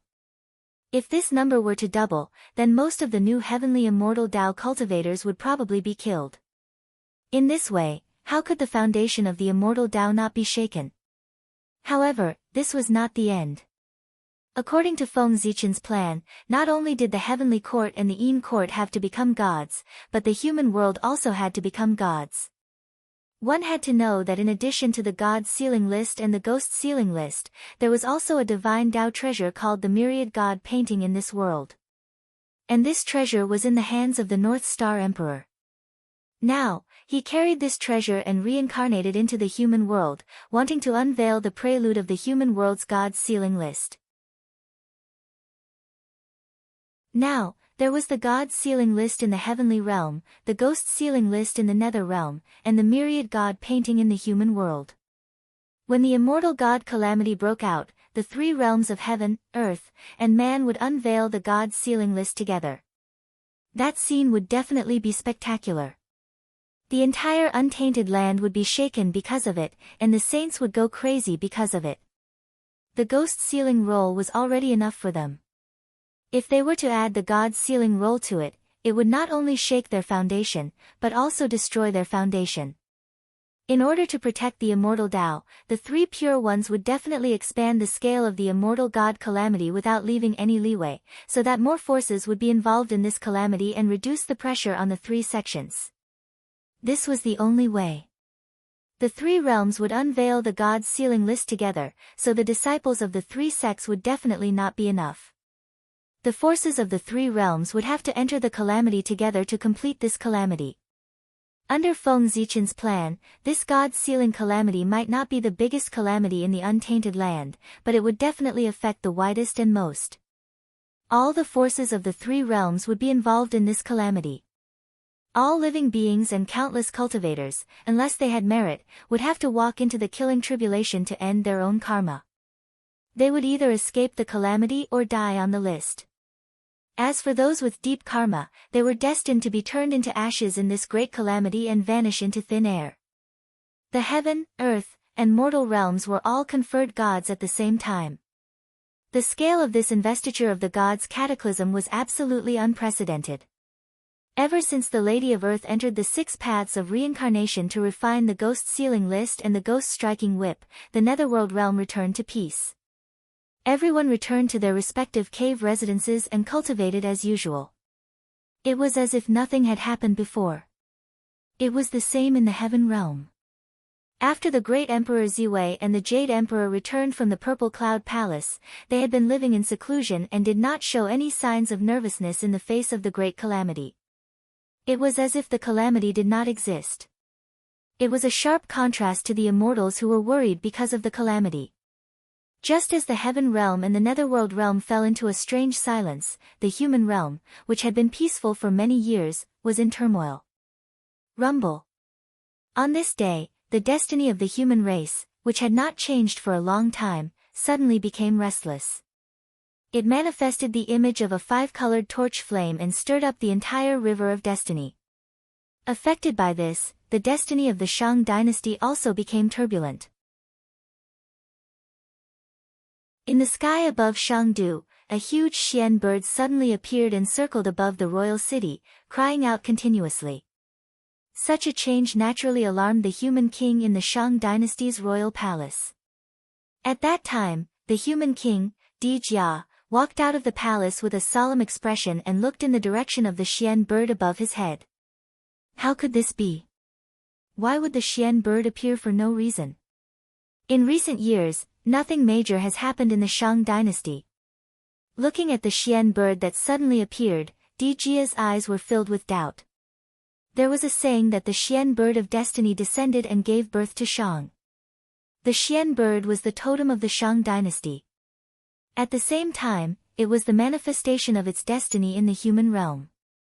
Since it was formed by destiny, it naturally would not appear unless something major happened. Every time the Xian bird appeared, it meant that something major had happened. However, no matter how Di Jia thought about it, he could not think of anything major that had happened in the Shang dynasty recently. While he was puzzled, Di Jia secretly used a secret technique and communicated with the Xian bird. Xian bird, did something major happen? A dignified voice came from Di Jia's mouth and resounded in the Xian bird's heart. However, something that shocked Di Jia happened. Although he had communicated with the Xian bird did not give an answer to his question.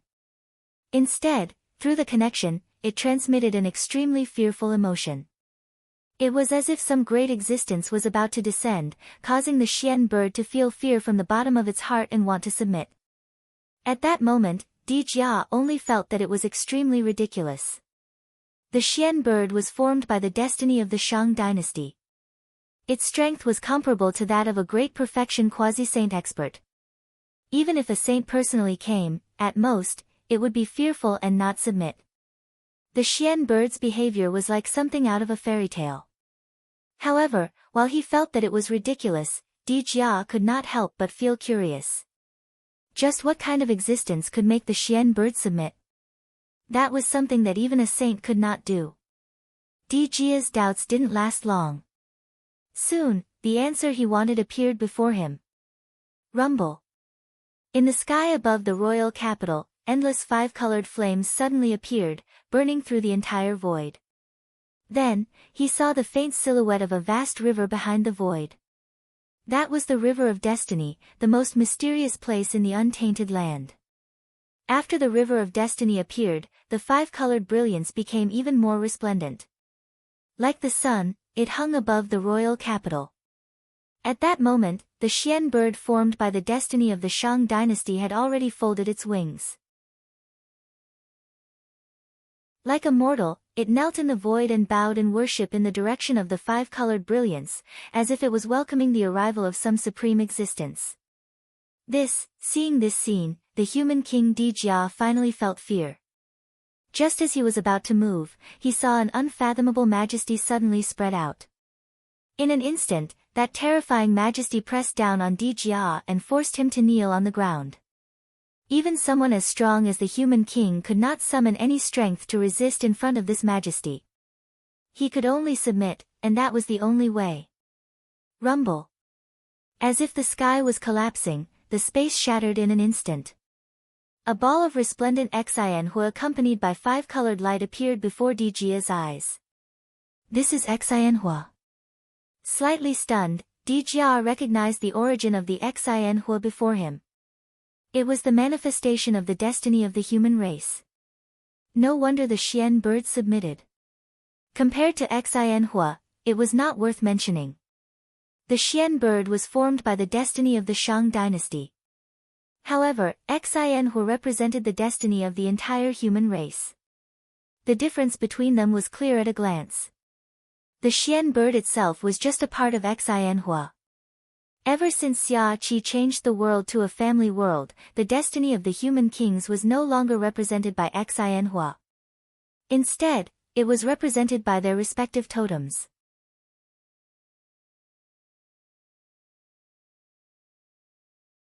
Chapter 725. That was because neither Xia nor Shang could represent the entire human race. Therefore, Xianhua left them. And in this world, the only ones who could use Xianhua as a symbol were the legendary three sovereigns, 5 emperors and King of Great Yu. Could it be that they had descended? Looking at Xianhua in front of him, Di Jia could not help but have a bold guess.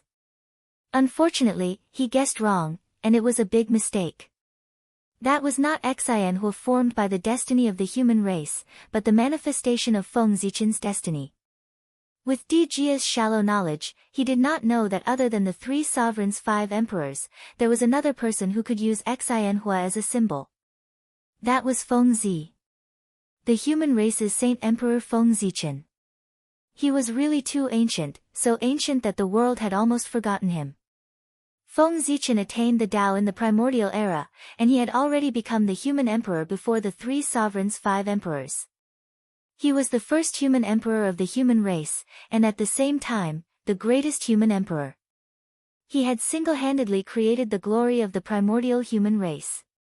Feng Zichen's greatness not only allowed him to use Xianhua as a symbol, but even his own destiny was also manifested in the image of Xianhua. In other words, the reason why the destiny of the human race was in the image of Xianhua was because he had once imprinted the image of his own destiny on the destiny of the human race. The destiny of the human race was the manifestation of his destiny. As such, the two were naturally identical. When Dijia saw Xianhua, his first reaction was that the destiny of the human race had manifested. In fact, that was not the case. It was the result of Feng Zichen's destiny manifesting. The two were exactly the same, so he naturally could not tell them apart. Of course, this was also related to Dijia being too weak. As long as he could pull himself together and look directly at the ball of Xianhua that Feng Zichen had transformed into, he would be able to tell the difference between him and the human race's Xianhua. As a sovereign personage, Dijia was not qualified at all. It had to be said that compared to the world of the public, it was indeed easier to produce mediocre people. Take Dijia for example. If it was during the era of the public, he would never be able to become the human king. It was only during the era of the family that he was able to steal the position of the human king by relying on his status as a member of the royal family. The decline of the human race with each generation might not necessarily be due to the incompetence of the human king. If the human kings were more outstanding with each generation, then why would the human race worry about not being able to prosper? However, it didn't matter. This was because Feng Zichen had been reincarnated. As long as he could become the emperor, whether it was the family world or the public world, everything would become history. From now on, the human race would only have one emperor, and that was Feng Zichen. Rumble. Feng Zichen ignored Dijia's question and focused on controlling Xianhua. Dijia wasn't displeased at all. Although he was the human king, in front of those mighty existences who could control the destiny of the human race, his position as the human king was nothing. He could be stripped of his position at any time. In fact, even if his ancestor, Cheng Tang, was here, he would not dare to be disrespectful to such a character, let alone him, Dijia. Just wait patiently. As time passed, the ball of Xianhua continued to emit light and gradually enveloped the entire Shang dynasty's capital. Then, a shocking change happened. The Xian bird formed by the destiny of the great Shang dynasty began to slowly evaporate under the illumination of the Xianhua, turning into wisps of light that merged into the Xianhua. No! Your Majesty, please stop. Seeing this, Dijia finally panicked. He couldn't care less about the other party's identity and hurriedly stopped him. The Xian bird could be said to be the foundation of the great Shang dynasty. If it was completely devoured by the Xianhua, the great Shang dynasty would be finished. For a faction without the slightest bit of destiny, Dijia couldn't think of a second possibility other than gradually heading toward destruction. He was the king of the great Shang dynasty. He could be incompetent and absurd, but he would never watch his country be destroyed in front of him. Therefore, even though he knew the other party's identity, Dijia still spoke up. As the emperor of the Shang dynasty, his duty was to stop the other party from devouring the great Shang dynasty's destiny. However, although Dijia spoke up to stop him, Feng Zichen clearly didn't care about his words. He completely ignored him and continued to devour the great Shang dynasty's destiny. You've gone too far. After all, he was a human king and had his dignity. Dijia's previous humble attitude was already the limit of what he could do. Now, even though he was so humble, Feng Zichen still didn't give him any face. Dijia was instantly enraged. Immediately, he was about to use the martial arts that the Shang dynasty's royal family had inherited from the great emperor of the human race, Diku, and kill Feng Zichen. The founder of the Shang dynasty was Diku's son. Therefore, the Shang dynasty had Diku's inheritance. Dijia's heart moved, and an unparalleled power burst out from his body, turning into a majestic emperor's aura that rushed towards Xianhua in midair. Noisy. Seeing the emperor's aura coming towards him, Feng Zichen snorted in displeasure. Immediately, an even stronger emperor's aura swept out, easily shattering the incoming emperor's aura and suppressing the emperor's aura. Ah!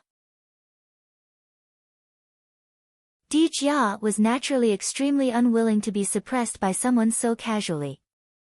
He forcefully raised his spiritual energy, wanting to use a secret art to increase his strength at all costs to break free from Feng Zichen's suppression. However, just as Di Jia was about to make his move, he suddenly realized that something was wrong. Things seemed to be different from what he had imagined. In his senses, after the mystic bird was devoured by Xianhua, not only did the great Shang dynasty's destiny not decrease, but it also became stronger. This wasn't right. That person wasn't devouring the great Shang dynasty's destiny. On the contrary, he was pouring the human race's destiny into the great Shang dynasty's destiny to strengthen it. Oh no! After realizing this, Di Jia didn't feel happy at all. Instead, he became even more terrified. He was scared. He was really scared. If the great Shang dynasty's destiny weakened, the great Shang dynasty would be in danger of being destroyed. Therefore, Di Jia was terrified. However, if the great Shang dynasty's destiny continued to increase, his life would be in danger. For this, he was even more terrified. The more foolish a person was, the more afraid they were of death. Di Jia still cared about his life very much. Therefore, he shouted desperately, "Your Majesty, please stop. You can't increase it anymore. If you're at home, I'll die." The stronger the great Shang dynasty's destiny, the stronger the human Dao dragon Qi would be. Similarly, the backlash from the human Dao dragon Qi would also be stronger. Normally speaking, if a country's destiny suddenly increased, it must be because the monarch had done something beneficial to the world. In this way, the monarch would receive merits, the wishes of the people, and the support of the Z-Wei star. Thus, he wouldn't have to worry about the backlash from the human Dao dragon Qi. However, the increase in the great Shang dynasty's destiny was because Feng Zichen had merged his own destiny into the great Shang dynasty. It had nothing to do with Di Jia. Thus, an extremely frightening thing happened to Di Jia. In his body, the backlash from the human Dao dragon Qi grew stronger and stronger, but the Z-Wei star's power didn't move at all. In this way, the balance between the two was immediately broken. The backlash from the human Dao dragon Qi directly broke through the seal of the Z-Wei star's power and pounced on Di Jia's origin, wanting to devour it. Whoosh, whoosh, whoosh, in just a few breaths' time, half of Di Jia's origin was devoured by the backlash from the human Dao dragon Qi. The loss of source energy was reflected on his body. The outer appearance of the emperor armor was visibly aging. In the blink of an eye, Di Jia went from youth to middle age. Moreover, he was moving towards old age at a very fast speed. His hair had turned white, and wrinkles had appeared on his face. A rotten aura spread from Di Jia's body, indicating that he didn't have long to live. He was about to die. At the crucial moment, it was Feng Zichen who noticed Di Jia's situation and saved his life. He's about to die. What a piece of trash. Although he was displeased, Feng Zichen still acted. He used a strand of Z-Wei star Qi to protect Di Jia's origin, preventing him from dying from the backlash from the human Dao dragon Qi. Although Di Jia was crippled, he was related to Feng Zichen's future plans. He couldn't die. After an unknown period of time, the Xian bird of fortune was finally devoured by Xianhua. Then, Xianhua suddenly twisted and turned into the appearance of a Xian bird. It looked exactly like the Xian bird from before. It was impossible to tell the real one from the fake. Even Di Jia, who was very familiar with the Xian bird, could tell the difference just by looking at the appearance. It was a Xian bird to begin with, so what was the difference? However, although the Xian bird was still the same Xian bird, Di Jia clearly knew that its core had undergone a tremendous change. The power contained in this Xian bird was much stronger than the Xian bird condensed from the great Shang's national fate. It was as vast and unfathomable as the starry sky. One couldn't see the end. It was too strong. Facing this Xian bird made Di Jia feel like he was facing the great Tao. Facing the great Tao. Thinking of this, Di Jia's heart skipped a beat. He seemed to know who this existence in front of him was. It was an existence he didn't dare to imagine at all. The Great Tao was the primordial Daoyuo Jingxian. Since the birth of the human race, only one person had reached that level. He cultivated to the level of the primordial Daoyuo Jingxian and became the Great Tao. That person was the oldest emperor of the human race. He later became one of the supreme rulers of the Eldritch world, Emperor Gokun Upper Palace Heavenly Emperor. However, in Di Jia's memories, didn't this emperor fall long ago? Why would he appear here?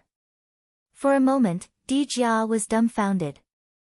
A legendary figure who had fallen long ago suddenly appeared in front of him. This brought great shock to his young heart. Feng Zichen's existence was even older than the 3 sovereigns and 5 emperors. In the hearts of Di Jia's generation, he was a myth, a legend. If it weren't for his deity position in the imperial ancestral temple that could prove his existence, the human race would think that he was a fictional character. After all, Feng Zichen's life was too legendary. Even novels didn't dare to write it like that. There was a limit to exaggeration. However, Feng Zichen's experience didn't have that. That was a myth. Forgive Di Jia for not knowing that Emperor Gokun liked to fake his death. After all, he was only a junior. The older generation naturally knew that Emperor Gokun liked to fake his death, but the younger generation didn't know. And the older generation wouldn't tell them either. Gossiping about a primordial chaos expert behind his back would damage his luck. The saying that the Great Tao couldn't be humiliated was not just a saying.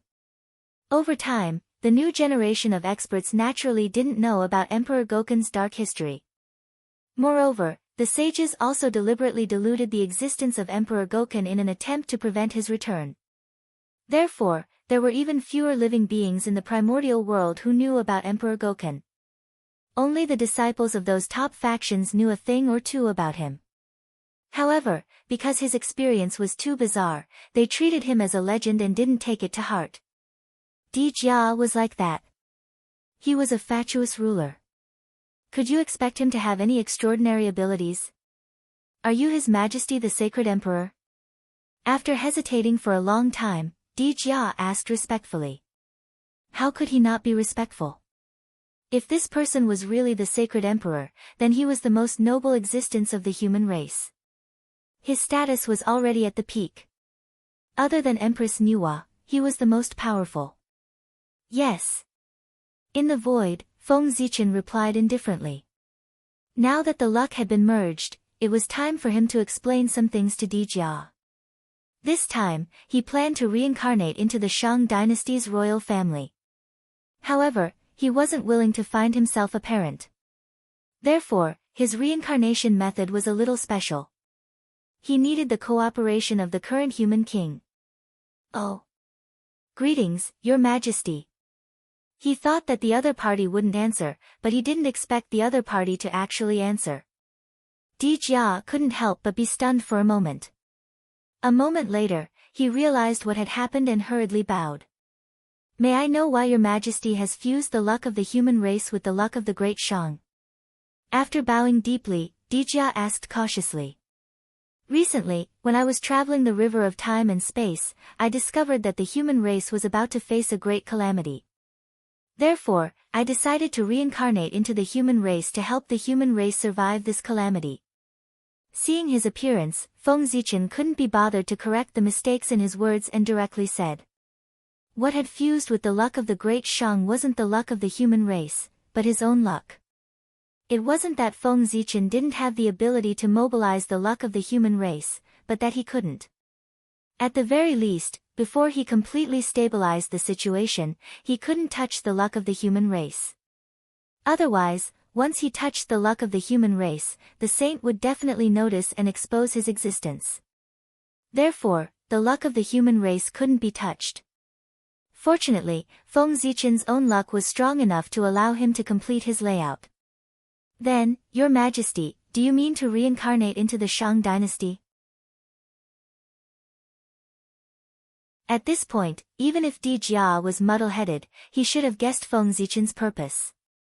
If it wasn't for the sake of reincarnating into the Great Shang dynasty, why would he come to the Great Shang dynasty? Yes. Nodding, Feng Zichen said. He wanted to descend into the Great Shang Palace as an innate saint and become a member of the royal family. Then, after Shang Jia abdicated, he would naturally replace him as the new human king. And this plan couldn't do without the support of the current human king. Otherwise, he would have to spend more effort.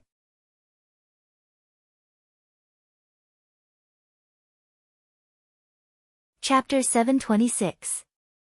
If your majesty has any requests, please feel free to tell me.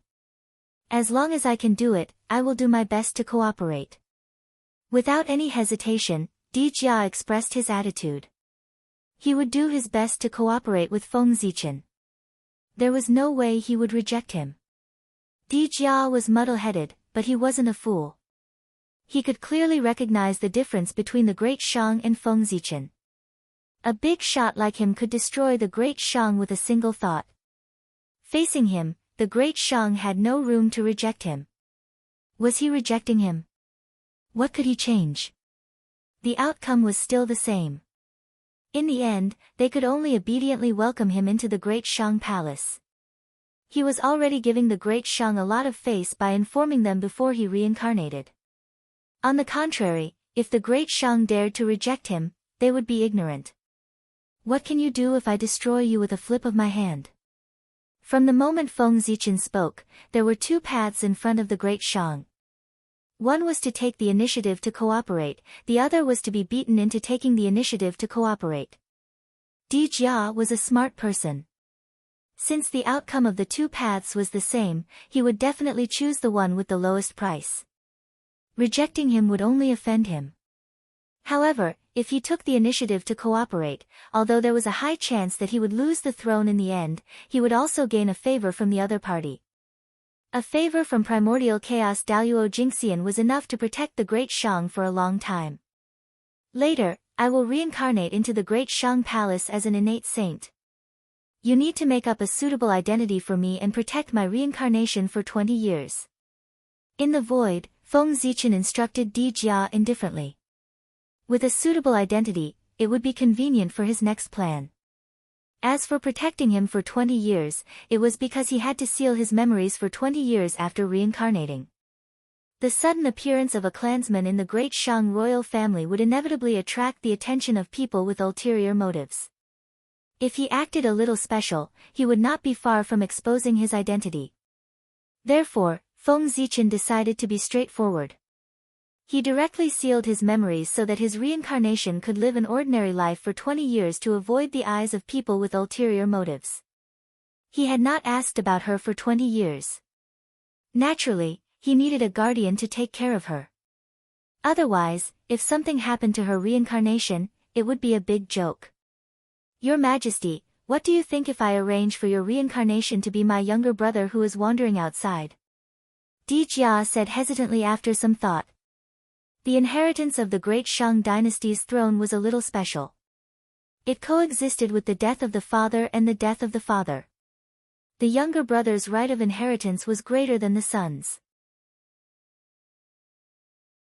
Emperor Jia had arranged for Feng Zichen's reincarnation to be his younger brother. His intention was clear. He wanted to make him his successor. However, in the face of Di Jia's good intentions, Feng Zichen did not agree. That's too much. Just arrange for him to be an ordinary member of the royal family. Feng Zichen shook his head and refused. It was too eye-catching. The identity that Emperor Jia had arranged for him was too conspicuous.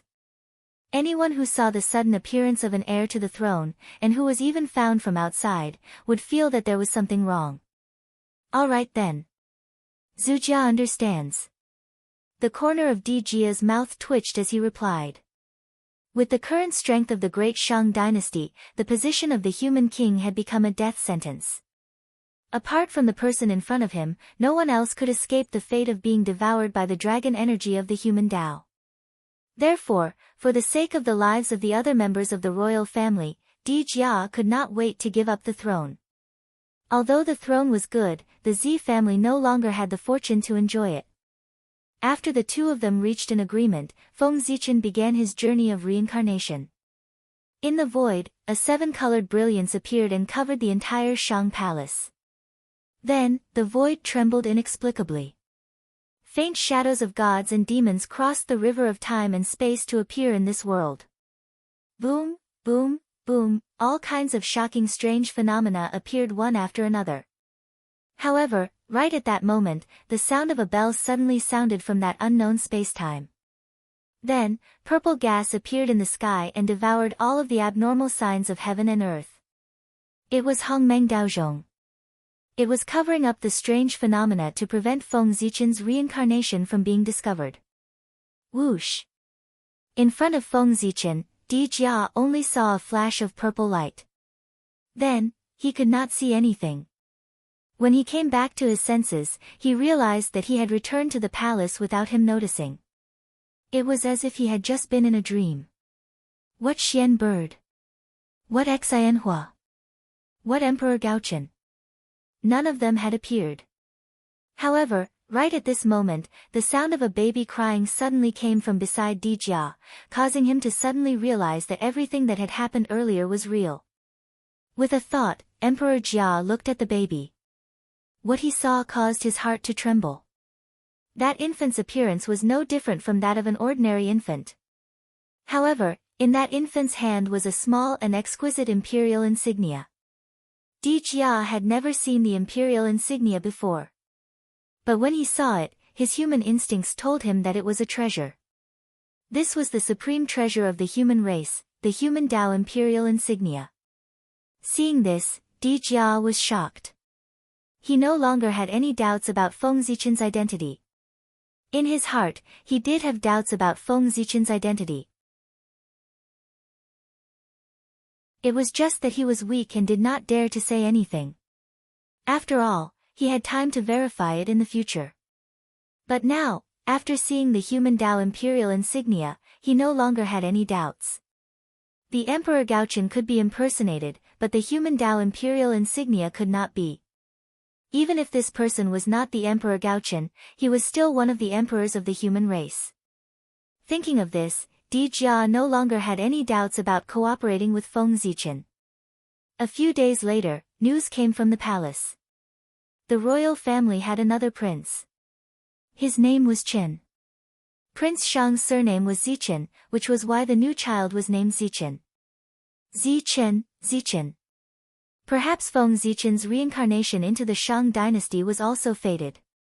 After the Emperor Gaochen's reincarnation was completed, Feng Zichen's original body in the boundless starry sky, the great emperor of Ziwei, let out a long sigh of relief. The reincarnation of the Emperor Gaochen did not suffer much. Instead, he was exhausted. In order to hide the phenomenon of the reincarnation of the Emperor Gaochen, he had been operating the boundless starry sky with all his might. Now that the Emperor Gaochen had successfully reincarnated, he could finally breathe a sigh of relief. Time flew. In the blink of an eye, 20 years had passed. The reincarnation of the Emperor Gaochen, Prince Zichen, had finally grown up. At the same time, it was time for him to awaken his memories. It's already been 20 years. Time really flies. Feng Zichen sat up from the bed while holding his head. He sighed. He had not experienced the life of a mortal for a long time. Now that he had experienced it for 20 years, he could only say that it felt really good. Of course, this was also related to Feng Zichen's identity as Prince Zichen.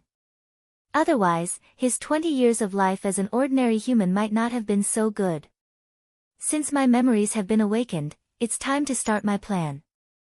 After combining the two lives, Feng Zichen quickly determined the path he would take in the future. That was to become the human emperor and force the saints to trigger the immortal god calamity.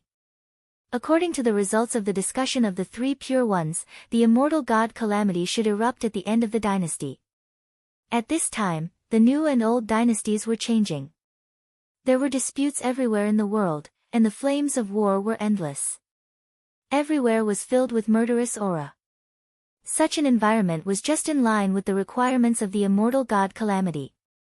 The immortals would enter at this time and kill each other to escape the calamity. At the same time, they could also get some merit for assisting the human emperor. Wouldn't that be great? The three pure ones' plan was good. Unfortunately, their plan conflicted with Feng Zichen's plan. He was reincarnated to become the 9th human emperor to complete the magnificent feat that Yu the Great did not manage to accomplish in the past. However, if he became the human emperor, the so-called change of dynasties would not exist. In this way, the three pure ones' plan would naturally fail. If the human emperor was in power, he would have to rule the world for at least 1,000,000 years. This meant that if the three pure ones wanted to wait for the change of dynasties, they would have to wait at least 1,000,000 years. The three pure ones definitely could not wait for 1,000,000 years. Not to mention whether the immortal god Calamity could be suppressed for 1,000,000 years, just the fact that the immortals could not break through during the calamity was enough for the three pure ones. If they could not break through for 1,000,000 years, the immortals would go crazy. Therefore, in the end, the three pure ones would definitely personally take action to promote the operation of the immortal god Calamity. There was no doubt that the way they chose to promote the immortal god Calamity would definitely be to destroy the Shang dynasty. Because the human race should not have the birth of the 9th human emperor. When Feng Zichen chose to become the 9th human emperor of the human race, he was already standing on the opposite side of the saints. Even if there was no immortal god Calamity, the saints would still attack him. And with the immortal god Calamity, wouldn't it be better? He could use this opportunity to suppress the human emperor to complete the immortal god Calamity in one fell swoop. It would save him a lot of trouble. It seems that this time, I have to have a good fight with the saints. Thinking of the scene when he became an emperor in the future, Feng Zichen could not help but look forward to it. This time, he became an emperor was different from that time when Yu the Great became an emperor. This time, he just happened to be in time for the immortal god Calamity. And this gave Feng Zichen room to operate. Because of the immortal god Calamity, there was a crack in the relationship between the three pure ones. The Grand Master of Heaven and the Heavenly Lord of Primordial Beginning were already showing signs of falling out for their respective disciples. This gave Feng Zichen a chance to rope in the Grand Master of Heaven. If the Grand Master of Heaven wanted to protect his disciples, he could only cooperate with him. If the two sides reached a consensus, then Feng Zichen's matter of becoming an emperor would be completely settled. Roping in the Grand Master of Heaven was equivalent to blocking two saints at once. All of a sudden, two saints were gone. In addition to Goddess Nuwa, the number of saints that Feng Zichen had to deal with increased from 5 to 2. Two saints could not stop Feng Zichen. As for the Heavenly Tao, it was even simpler. The Heavenly Tao could kill Yu the Great, but it could not kill Feng Zichen. It was because Feng Zichen was the great Taoist priests and the orthodox Pangu. He was not going to destroy the world. He was just going to be the human emperor. Even if the Heavenly Tao was dissatisfied, it could only pinch its nose and accept it. Otherwise, what else could the Heavenly Tao do? Kill Feng Zichen ruthlessly? That was obviously impossible. The words Orthodox Pangu were the greatest life-saving talisman in the primordial world. The 12 ancestral shamans had done more than one or two heaven-defying things back then. They were much more excessive than Feng Zichen. They did not take the Heavenly Tao seriously at all. However, even so, the Heavenly Tao did not send down any heavenly punishment to kill them. Unless it was really the end of the world, the Heavenly Tao would not attack the Orthodox Pangu. The strongest second generation of the primordial world was not just a saying. It really had special privileges. After Feng Zichen awakened his memories, he no longer hid his sharpness. He began to come into contact with political affairs and entered the center of power of the Shang dynasty. He first observed the politics in the imperial court. Then, with his outstanding performance, he obtained the qualifications to be in power. After that, he relied on this place to start his path of hegemony. With knowledge that far exceeded this era, Feng Zichen quickly increased his reputation. In less than 100 years, his good name spread throughout the entire Shang dynasty. After another 300 years, Feng Zichen was about to become a saint in the Shang dynasty. The people of the world bathed in his kindness and worshipped him like a god. After another 50 years, Di Jia finally could not bear the burden and decided to abdicate. Even with the protection of Feng Zichen's Ziwei Emperor Qi, he could not withstand the backlash of the dragon Qi of the human path. Di Jia abdicated, and Feng Zichen ascended the throne under the unanimous recommendation of everyone, becoming the new human king. Amidst the solemn music, Di Jia abdicated the position of the human king and went to the ancestral land of the human race to cultivate in seclusion. Feng Zichen was crowned king. The transfer of power between the new and old king was completed. The ascension of a new king was naturally a big deal for the Shang dynasty and the human race. However, to the immortals and gods, it was not something worth paying attention to. This was because such a scene had happened too many times. They were already used to it.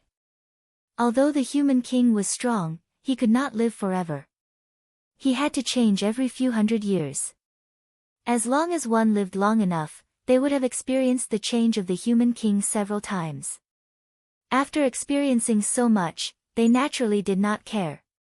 Under the habitual thinking, these immortals thought that the human king of this generation would be the same as the previous human king.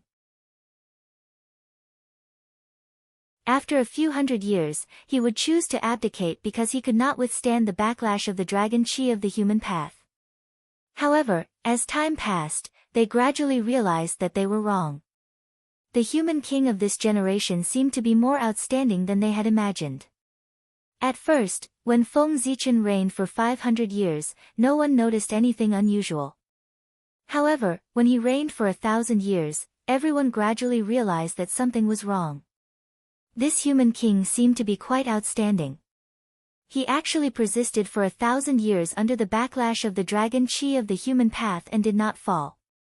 For a time, many people began to pay attention to this human king, predicting how long he could last. Then, another 5,000 years passed. This human king was still alive. At this time, even those mighty figures began to pay attention to this human king. 6,000 years, this human king had the bearing of a Daluo. It seemed that it would not be long before another Daluo Taoist priest appeared in the human race.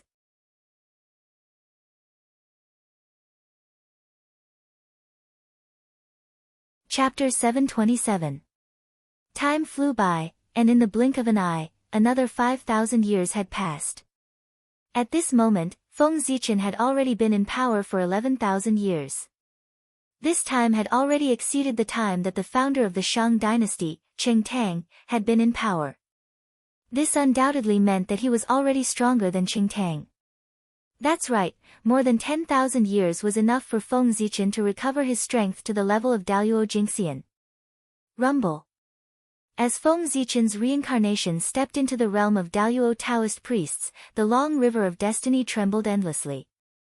The moment the fire leaped up, a large amount of destiny gushed out and flowed into the body of the mystic bird formed by the destiny of the Shang dynasty. In an instant, the destiny of the Shang dynasty skyrocketed. It was also because of this that the great divine arts practitioners of the primordial world were alarmed. They all looked in the direction of the imperial capital of the Shang dynasty in shock and bewilderment, wanting to see the origin of the human king. Unfortunately, in the sky above the imperial capital of the Shang dynasty, the mystic bird spread its wings like a cloud in the sky, blocking all the peeping gazes, making it impossible to see the true situation of the current human king. With such a commotion, the saints were naturally alarmed. They glanced at the imperial capital of the Shang dynasty from afar. No one knew what they saw, but they shook their heads and retracted their gazes. It was just another Xia Qi. This was the conclusion that the saints came to after seeing Feng Zichen. Xia Qi was the one who changed the world into his home. He was also the first human king to fall due to the backlash of the dragon Qi of the human path. Before he fell, Xia Qi was already the Daluo Taoist priests. Originally, he would not die. Unfortunately, in order to prove his excellence, Xia Qi actually chose to withstand the backlash of the dragon Qi of the human path. In the end, the human king of a generation fell on his throne. In the eyes of the saints, the current human king was completely another Xia Qi. In order to continue staying in the position of the human king, he did not hesitate to use his powerful strength to suppress the backlash of the dragon chi of the human path. Little did they know that the result of doing so was nothing more than ending up like Xia Qi. However, the human king's luck was clearly better than Xia Qi's. That was because he had an advantage over Xia Qi. That was, he had the protection of the Emperor's star, but Xia Qi did not. The protection of the purple star's star power appeared precisely after learning the lesson of Xia Qi's fall. He believed that with the protection of the purple star's power, this human king would be able to last longer than Xia Qi. However, this didn't change anything. Could it be that this generation's human king could take another step forward and become the human emperor? A person who was about to die was not worthy of the saint's attention. The fact that the saint could come to such a conclusion was naturally the result of Feng Zichen's deliberate disguise. In order to deal with the prying eyes of others, ever since he became the Daluo Taoist priests, Feng Zichen had always acted as if he was doing his best to suppress the backlash of the dragon chi of the people Dao. Therefore, when the saints saw him, they felt that he was the same as Xia Qi. After all, he had two connate cardinal treasures with him. He still had the ability to deceive a saint. Quietly, another 10,000 years passed. At this moment, Feng Zichen was still the sovereign personage, showing no intention of abdicating. However, he was not in a good state right now. After enduring for 10,000 years, he was about to reach his limit. Everyone looked over and could see that the sovereign personage sitting on the throne still looked so valiant and mighty, and his body was emitting an unparalleled aura. However, the aura of decay and death that lingered around his body was all indicating his weakness. He was about to die. Under the backlash of the dragon chi of the people Dao, the current sovereign personage was about to die. At this moment, he had already entered a state of being an arrow at the end of its flight. However, he was still holding on and had no intention of abdicating. It was really enough for him to be greedy to such an extent. The expert outside the human race silently thought when he saw the current state of the human king. At this moment, not to mention the great divines, even the human experts could not stand it anymore.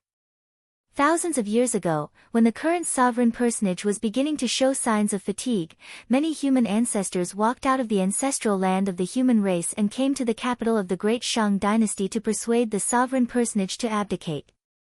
These human ancestors did not come here because they were dissatisfied with the current sovereign personage, nor did they think that he was greedy for power.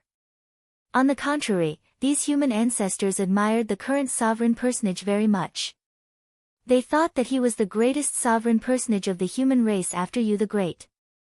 It was precisely because of this that they had to rush to the capital of the great Shang dynasty to persuade the current sovereign personage to abdicate. Such an outstanding person should not be like Xia Qi, who died under the backlash of the dragon chi of the people Dao. He should have a brighter future, just like the 3 sovereigns and 5 emperors. He should advance to a higher realm and cultivate to the legendary realm of great divines. Afraid that the current sovereign personage would die under the backlash of the dragon chi of the people Dao, the human ancestors in the ancestral land could not sit still anymore. They personally rushed to the capital of the great Shang dynasty to explain the pros and cons to him, persuading him to give up the position of the sovereign personage and rush to the ancestral land of the human race to cultivate.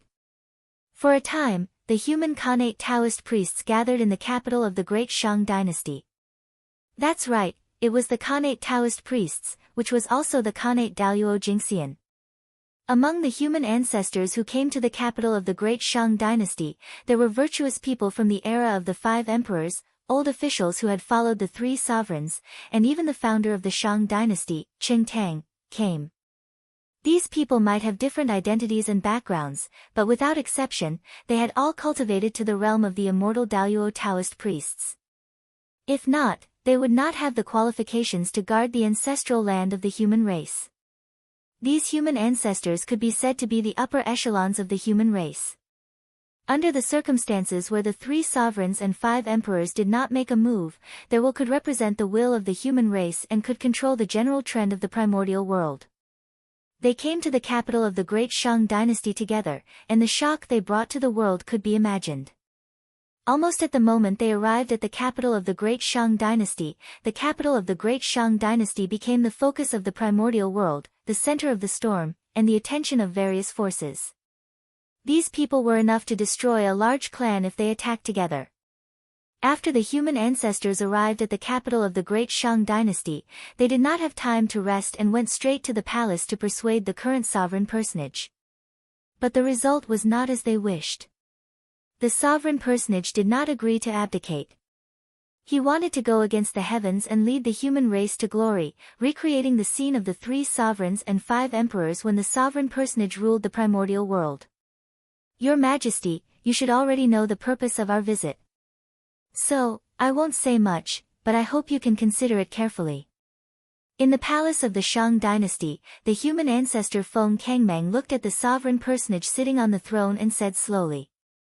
Feng Kangmang, surnamed Feng, was the leader of the Feng clan, the royal family of the human race, and also one of the people in charge of the ancestral land of the human race. His high status in the human race was not much weaker than the sovereign personage. It could even be said that he was one of the noblest people below the sovereign personage.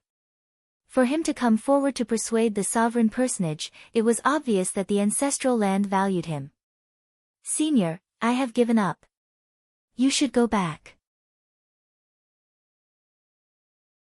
On the throne, the current sovereign personage, Wang Zichen, who was also Feng Zichen, looked at Feng Kangmang and said firmly.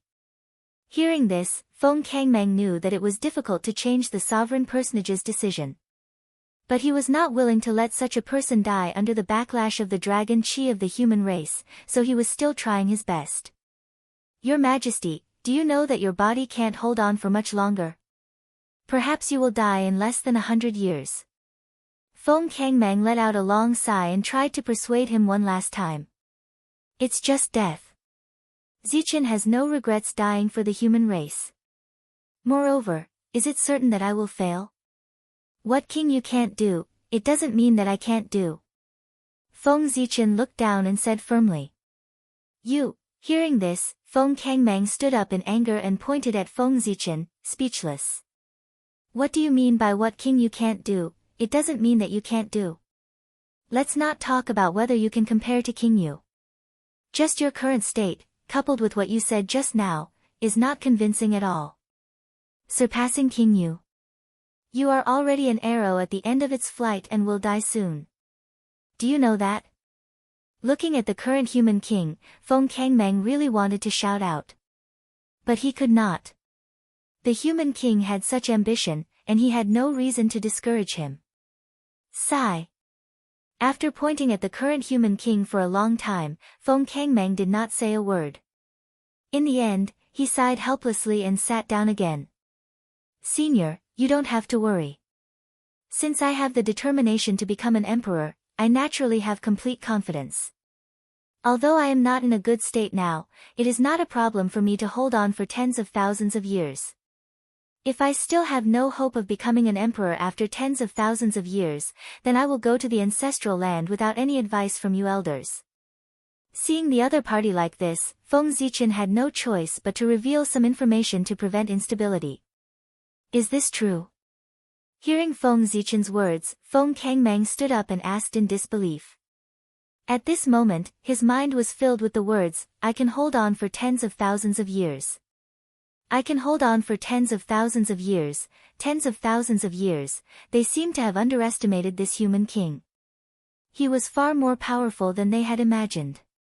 However, after the shock, Feng Kangmang's first reaction was disbelief. The current human king had been on the throne for more than 20,000 years. It could be said that he was the human king who had been on the throne for the longest time. If he could hold on for another tens of thousands of years, then his achievements would probably catch up to King Yu. However, being on the throne for more than 50,000 years, even with the protection of the Emperor Star's power, was not something that the Daluo Taoist priests could do.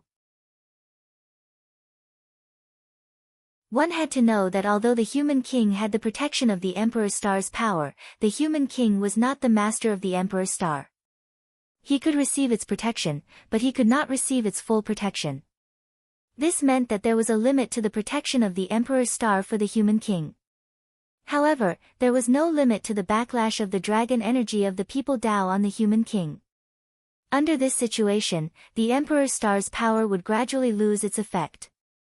Someone had calculated that the Emperor's star's protection for the human king had an upper limit of 50,000 years. After 50,000 years, the Emperor's star's power in the human king's body would reach its limit and would not continue to increase. At this time, if the human king wanted to resist the backlash of the dragon energy of the people Dao, he would need to use his own strength to resist it, or use the wishes of the people, merits, and other special powers to weaken the power of the backlash. Apart from this, if he could condense an imperial purple qi, he could also resist the backlash of the dragon energy of the people Dao. The imperial purple qi was born from the origin of the way of the emperor. Its might was endless, and its power was immeasurable. With an imperial purple qi, he would not need to worry about the backlash of the dragon energy of the people Dao for at least 1,000,000 years. This item was the treasure to resist the backlash of the dragon energy of the people Dao. However, the imperial purple qi was extremely difficult to nurture. Apart from the emperor's star, it could only be nurtured with the help of the imperial purple qi. However, after the 3 sovereigns and 5 emperors, only King Yu managed to nurture an imperial purple qi, and it was destroyed by Xia qi. As for the other human kings, none of them had been on the throne for 50,000 years, let alone nurturing an imperial purple qi.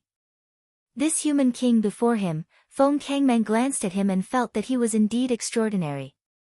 However, he did not believe that he had reached the level of being able to condense an imperial purple qi. Then why was he so confident? Was it because of his strength? Feng Kangmeng vaguely had a guess. Then, he looked expectantly at the current human king, hoping to get a definite answer from him. That's right. I've broken through and surpassed the Daluo Jingxian. I'm standing in the Sage-to-be realm. Facing Feng Kangmeng's expectant gaze, Feng Zichen said slowly. At the same time, a vast and boundless aura rose from his body, shaking the void and sweeping through thousands of daos. Sage-to-be. Without a doubt, he was in the Sage-to-be realm. Feeling this power that far surpassed his own, Feng Kangmeng confirmed that Feng Zichen's realm was above the Daluo Taoist priests. Sage-to-be. He could already be called a mighty figure. I've already broken through to the Sage-to-be realm. The backlash of the people Dao dragon energy will not affect me in the short term. Moreover, it won't be long before my plan in the human race is completed. At that time, I'll obtain a large amount of people Dao merit and the power of will of the people. In this way, I'll be able to hold on for hundreds of thousands of years, let alone tens of thousands of years. The throne of the human emperor will belong to me. The great cause that King Yu has yet to complete will be completed by me. I'll eventually become the 9th great emperor of the human race. In the human king palace, the current human king shouted his great wish to the sages of the human race. Good. Since the human king has the determination to become the human emperor, then we'll go all out and do our best to help the human king attain the Tao. After confirming that the human king's realm was Sage-to-be and not the Daluo Taoist priests, Feng Kangmeng changed his previous attitude of persuading the human king to fully support him. Of course, the sages of the human race treated the Sage-to-be differently from how they treated the Daluo Taoist priests. If the human king was only the Daluo Taoist priests, then his chances of becoming the human emperor would naturally be very slim. They wouldn't put the human king in danger just to gamble on this slim hope. Therefore, the sages of the human race would definitely persuade the human king to abdicate. However, if the human king was a Sage-to-be, then the outcome would be completely different.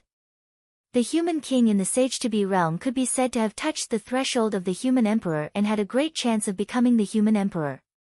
It should be known that throughout the history of the human race, there were only 9 people who could cultivate to the Sage-to-be realm during the human race's rule. The 3 sovereigns and 5 emperors and Yu the Great. There was no need to elaborate on the merits of these 9 people. As for the current sovereign personage, he was the 10th. With these 9 examples, the sages of the human race had reason to believe that the current human king was also qualified to aspire to the human emperor realm. They couldn't be happier that such a person wanted to attain the human emperor realm. Why would they refuse? Of course, they would fully support him.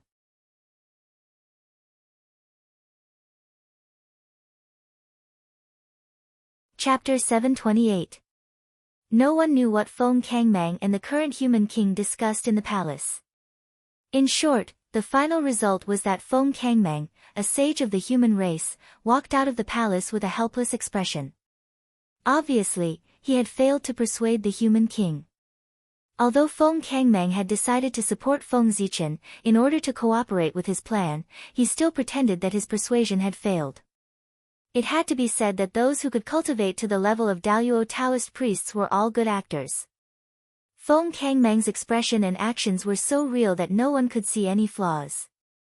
After Feng Kangmang returned, a few more sages of the human race went to the palace to persuade the human king to abdicate. However, without exception, they all failed. At this moment, everyone understood that the current human king was determined to prove his Tao and become the human emperor. Even if he died for it, he would not hesitate. When the other experts of the human race saw this, they naturally admired the human king's ambition. However, in the eyes of those powerful people, the human king's actions were a little foolish, just like Xia Qi back then. How naive was it to bet with one's life on that unrealistic possibility? Ridiculous. This was the evaluation of the human king after the saint heard of his determination. The word ridiculous showed that the human king's actions were all useless. Even if he endured until the end, what could he do? The heavenly Tao did not allow him to become the human emperor, and the saint would not allow him to become the human emperor. If he went against the heavens, he would definitely die. The terror of the Tao blocking calamity had been proven by Yu the Great. Even Yu the Great, whose strength was not inferior to the 5 emperors, could not survive the calamity. How could the current human king survive it? With a cold smile, the saint no longer paid attention to the current human king. After this person died, the Shang dynasty would definitely collapse, and the immortal god calamity would begin. With a thought, the saint decided on the following procedures. He wanted to destroy the Shang dynasty after the current human king died, and use this to open the curtain of the immortal god calamity. The current human king had been in power for too long. The immortal god calamity had been delayed for too long, and it could not be delayed any longer. Otherwise, the scale of the immortal god calamity's counterattack would definitely be greater than expected. Moreover, the great Shang dynasty seemed to have flourished a little too much in the hands of this human king. The strength of the great Shang dynasty's fate was enough to move the saints. In the saint's vision, he could see threads extending from the mystic bird formed by the destiny of the great Shang to the unknown void. The mysterious and unknown long river of destiny was tightly connected to the destiny of the human race. Undetectable fortune flowed out from Xianhua's body through these lines and surged into the Xian bird's body, causing the fortune of Great Shang to grow stronger and stronger. Slowly, the fortune of Great Shang seemed to be fusing with Xianhua. This was a sign that the Great Shang was about to take another step forward. Once Xianhua and the Xian bird were fully integrated, the human race would be able to relive the prosperity of the ancient era of the 3 sovereigns and 5 monarchs. However, this was something that the saints did not wish to see. The stronger the human race was, the harder it was for the saints to control them. Therefore, they did not want to see the human race become too powerful. After Yu the Great, in order to weaken the strength of the human race, Xia Qi established the Great Xia under the scheme of the heavenly Tao. For this reason, the human race's providence was split into 2. One was in the dynasty, and the other was in the ancestral land. The ancestral land respected the human emperor and not the human king. Naturally, it would not submit to the dynasty. With the strength of the dynasty, it was impossible to suppress the ancestral land. In fact, it was not even a match for the ancestral land. In this way, both sides would do their own things. Wouldn't the destiny be split in half? The heavenly Tao's move weakened the strength of the human race without damaging the destiny of the human race. It could be said to be brilliant. Why couldn't the human race produce a supreme emperor after you the Great? The backlash of the human Tao Dragon Qi was one reason, but more importantly, it was because the destiny was not enough. With only half of the previous destiny, how could an existence comparable to you the Great be born? Whether it was to trigger the immortal god-killing tribulation or to prevent the Great Shang from taking another step forward, after the human king died, there was no need for the Great Shang to exist. Sometimes, being strong was also a sin. The saints could ignore the human king, but the sages of the human race could not. After persuading the human king to abdicate, the sages of the human race discussed and decided to help the human king. After all, he was the king of the human race. Could the sages of the human race watch him die? Therefore, no matter what, the sages of the human race had to help the human king. After thinking about it, the sages of the human race took the treasures consecrated by the imperial ancestral temple from the ancestral land and handed them to the human king. They tried to use this method to help resist the backlash of the human Tao Dragon Qi. The treasures consecrated by the imperial ancestral temple were the ancient zither used by the heavenly emperor Fuxi to play music, the divine cauldron used by the earthly emperor Shennong to refine medicine, and the 3 cauldrons refined by the human emperor Xianyuan. These 3 treasures followed the 3 emperors all year round and were each tainted with a trace of the emperor's aura. In addition, they were consecrated by the human race all year round. They could more or less resist the backlash of the human Tao Dragon Qi for a period of time so that he could live a little longer. Perhaps, during this period of time, the human king would think it through and change his mind and decide to abdicate. No matter what, using these treasures was already the limit of the ancestral land. If the human king still did not change his mind, then the ancestral land could not do anything. They had already done their best. Next, they could only leave it to the heavens. With the support of the 3 treasures, the human king swept away his previous decline and regained his vitality. Once again, he ruled the world with an absolutely powerful posture. The human king maintained such a posture for a full 10,000 years. Only then did the 3 treasures reach their limit and could no longer continue to resist the backlash of the human Tao Dragon Qi for him. They slowly faded and he returned to the state of an arrow at the end of its flight. In other words, the human king was going to die of old age again. However, he still had no intention of changing his mind. But at this time, there were no more treasures to extend the human king's life. For a time, the human king's safety became the focus of everyone's attention once again.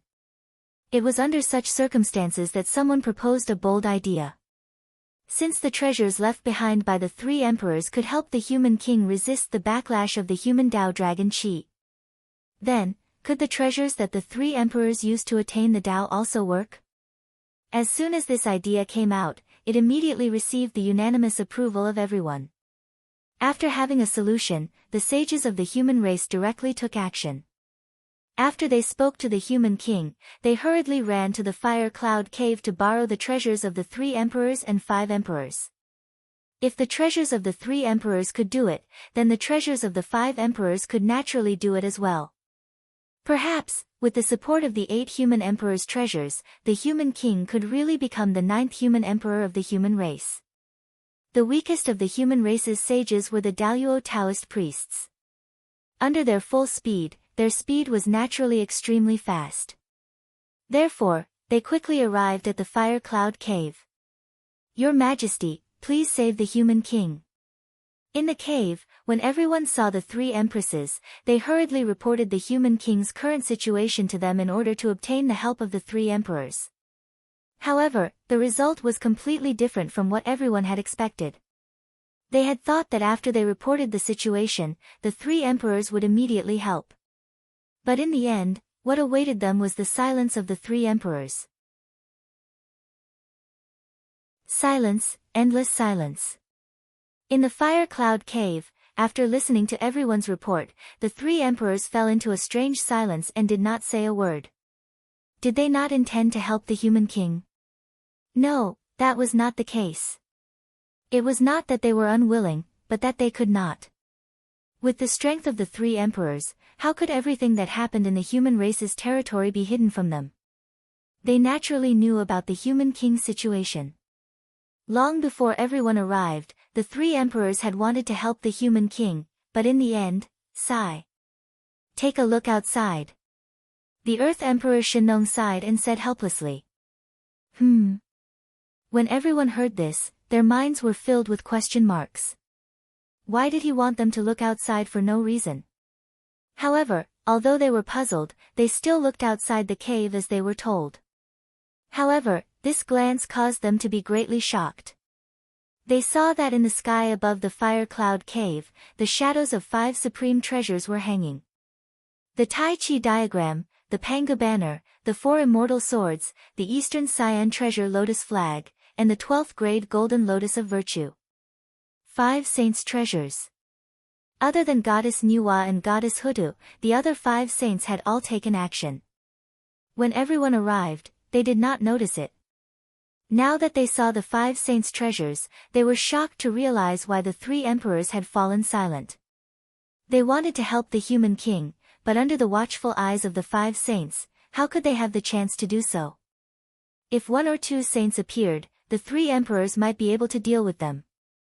However, if 5 saints appeared at the same time, even the 3 emperors and 5 emperors combined would not be a match for them. With the saints blocking outside the fire cloud cave, the 3 emperors and 5 emperors could not make a move. When everyone saw this, they could not help but be speechless. This was too exaggerated.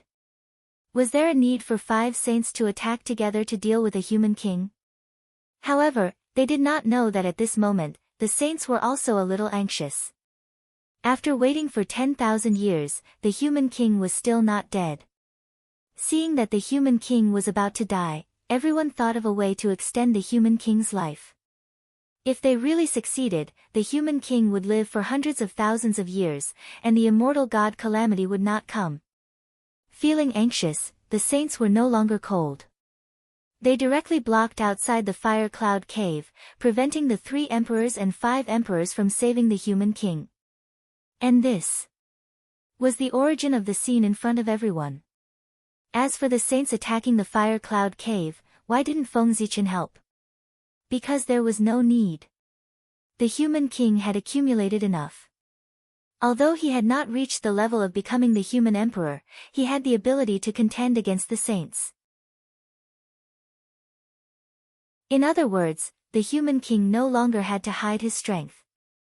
It was time for him to show his strength in front of everyone. He could not become the human emperor if he kept hiding. Looking at the past human emperors, which one of them did not personally experience the great calamity of heaven and earth to become an emperor?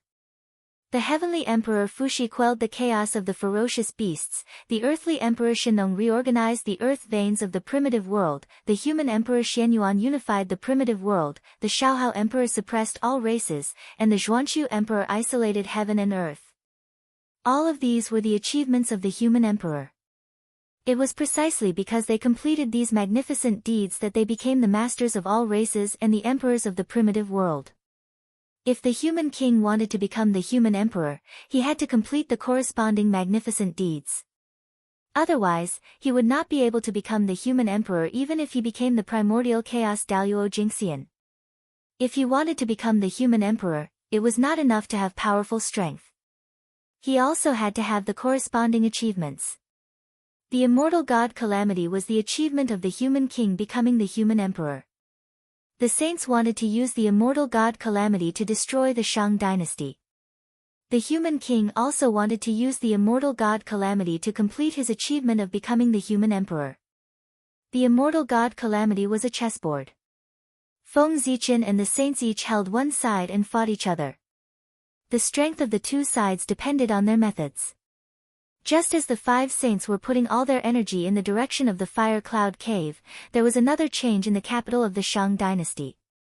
Rumble. In the palace, the current human king did not hide his strength anymore. The pressure that belonged to the late stage of the sage to be rippled from his body. In an instant, it swept across the whole primitive world. For a time, all the Daos of heaven and earth shook together. All the deities of heaven and earth showed signs of submission.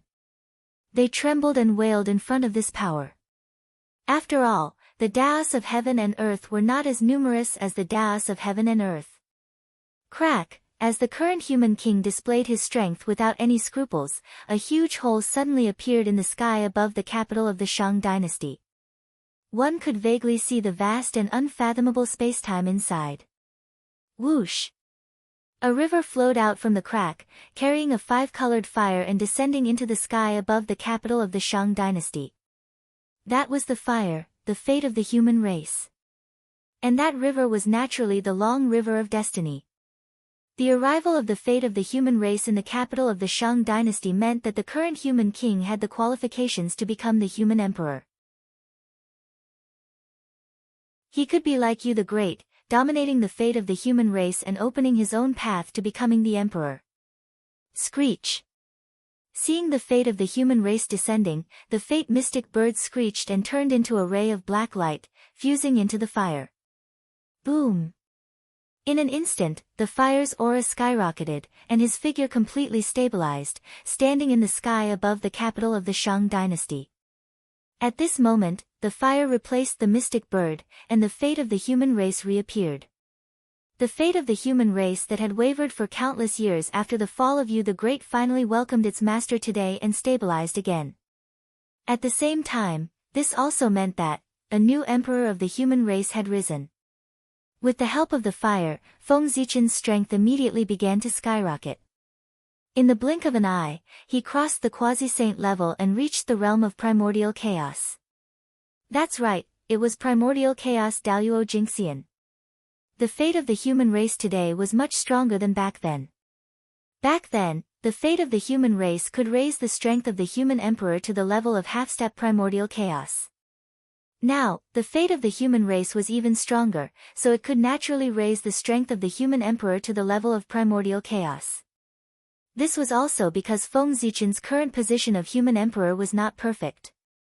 Otherwise, with the support of the fate of the human race, his strength would not stop there.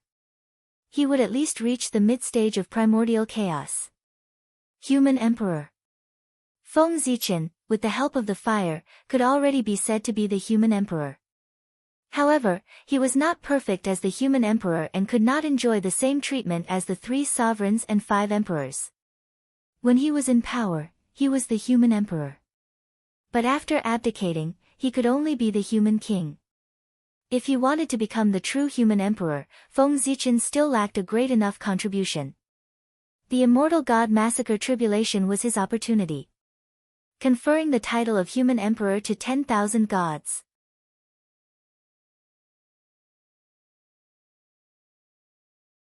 Chapter 729.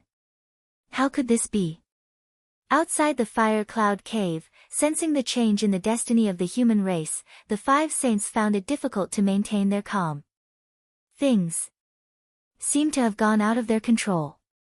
Not only did the human king, who they thought was about to die, not only did he not die, he even went one step further and cultivated to the quasi-saint realm and sought the position of the human emperor. It was a mess. It was all a mess. All the plans of the 5 saints were in a mess the moment the human king became the human emperor. With the birth of the human emperor, how could the immortal god-killing tribulation proceed? The feeling of things being out of control made the 5 saints extremely uncomfortable. Saints should be strategizing and controlling the overall situation. They should not be so passive. With this thought in mind, the 5 saints wanted to take action. They wanted to take advantage of the fact that the human king had just been promoted and his destiny had not stabilized to seriously injure him and drive him off the throne. They wanted to set things right and lead everything back on the right track, so that the development of things would return to the trajectory that they had arranged beforehand. Boom! Boom! Boom! In the void, the 5 saint treasures trembled together. A supreme power burst out from their bodies, shattering endless space and billions of laws. They turned into a vast torrent that swept towards the human world. But at this moment, a burst of carefree laughter came from the fire cloud cave. Ha! I can't let you hurt the emperor of my race. At the same time, The three supreme treasures of the human race, the Khanate 8 trigrams diagram, the Shinong ruler, and the Xianyuan sword, flew out from the fire cloud cave and attacked the saint treasures in the void. At the same time, the fire cloud cave started to tremble violently. Then, 8 indomitable figures stood up from the cave and appeared in the myriad worlds. Rumble. In an instant, an invincible aura burst out. It was vast and ancient, containing unparalleled power. It swept across the universe and suppressed the past, present, and future. It was the 3 sovereigns and 5 emperors. They had made their move. The 3 sovereigns and 5 emperors had not expected the change in the Shang dynasty. They were thinking of a way to help the human king, but before they could think of a way, the human king had already solved the problem himself. This was really beyond their expectations. The current human king had really brought them too many surprises. This was exactly what the 3 sovereigns and 5 emperors wanted to see. The stronger the current human king was, the greater the chances of him becoming human emperor. As a human, he naturally felt happy about this. How could the 3 sovereigns and 5 emperors tolerate the fact that the saint wanted to kill the future emperor of the human race in front of them? It was inevitable that they would make a move. Previously, it was the saint who had stopped them from helping the human king. Now that the tables had turned, it was their turn to stop the saint and prevent him from attacking the human king. Whoosh! The moment the 3 sovereigns and 5 emperors appeared, the laws of heaven and earth stopped moving. Even time and space froze. In the face of this power, the 5 sages' magic treasures first trembled for a moment before slowly calming down. Then, the 5 sages quietly appeared before the 3 sovereigns and 5 emperors. A tremendous pressure descended upon the 5 martial saints, trying to devour the 3 sovereigns and 5 monarchs. Fellow Taoists, since you're here, why don't you come in for a chat? If news of you leaving like this were to spread, wouldn't it be said that my fire cloud cave doesn't treat guests well? At this moment, Fuxi smiled and stepped forward. His tone was neither servile nor overbearing. Clearly, he placed himself in the same position as the saint. That was right. The 3 sovereigns were absolute saints, the top karmic position in the world. In terms of strength, they might not be as strong as the saint, but in terms of status, they were equal to the saint. In other words, apart from strength, the 3 sovereigns enjoyed the same treatment as the saint. This was what the heavenly axiom said, and it could not be false. In this way, the 3 sovereigns were naturally not afraid of the saint.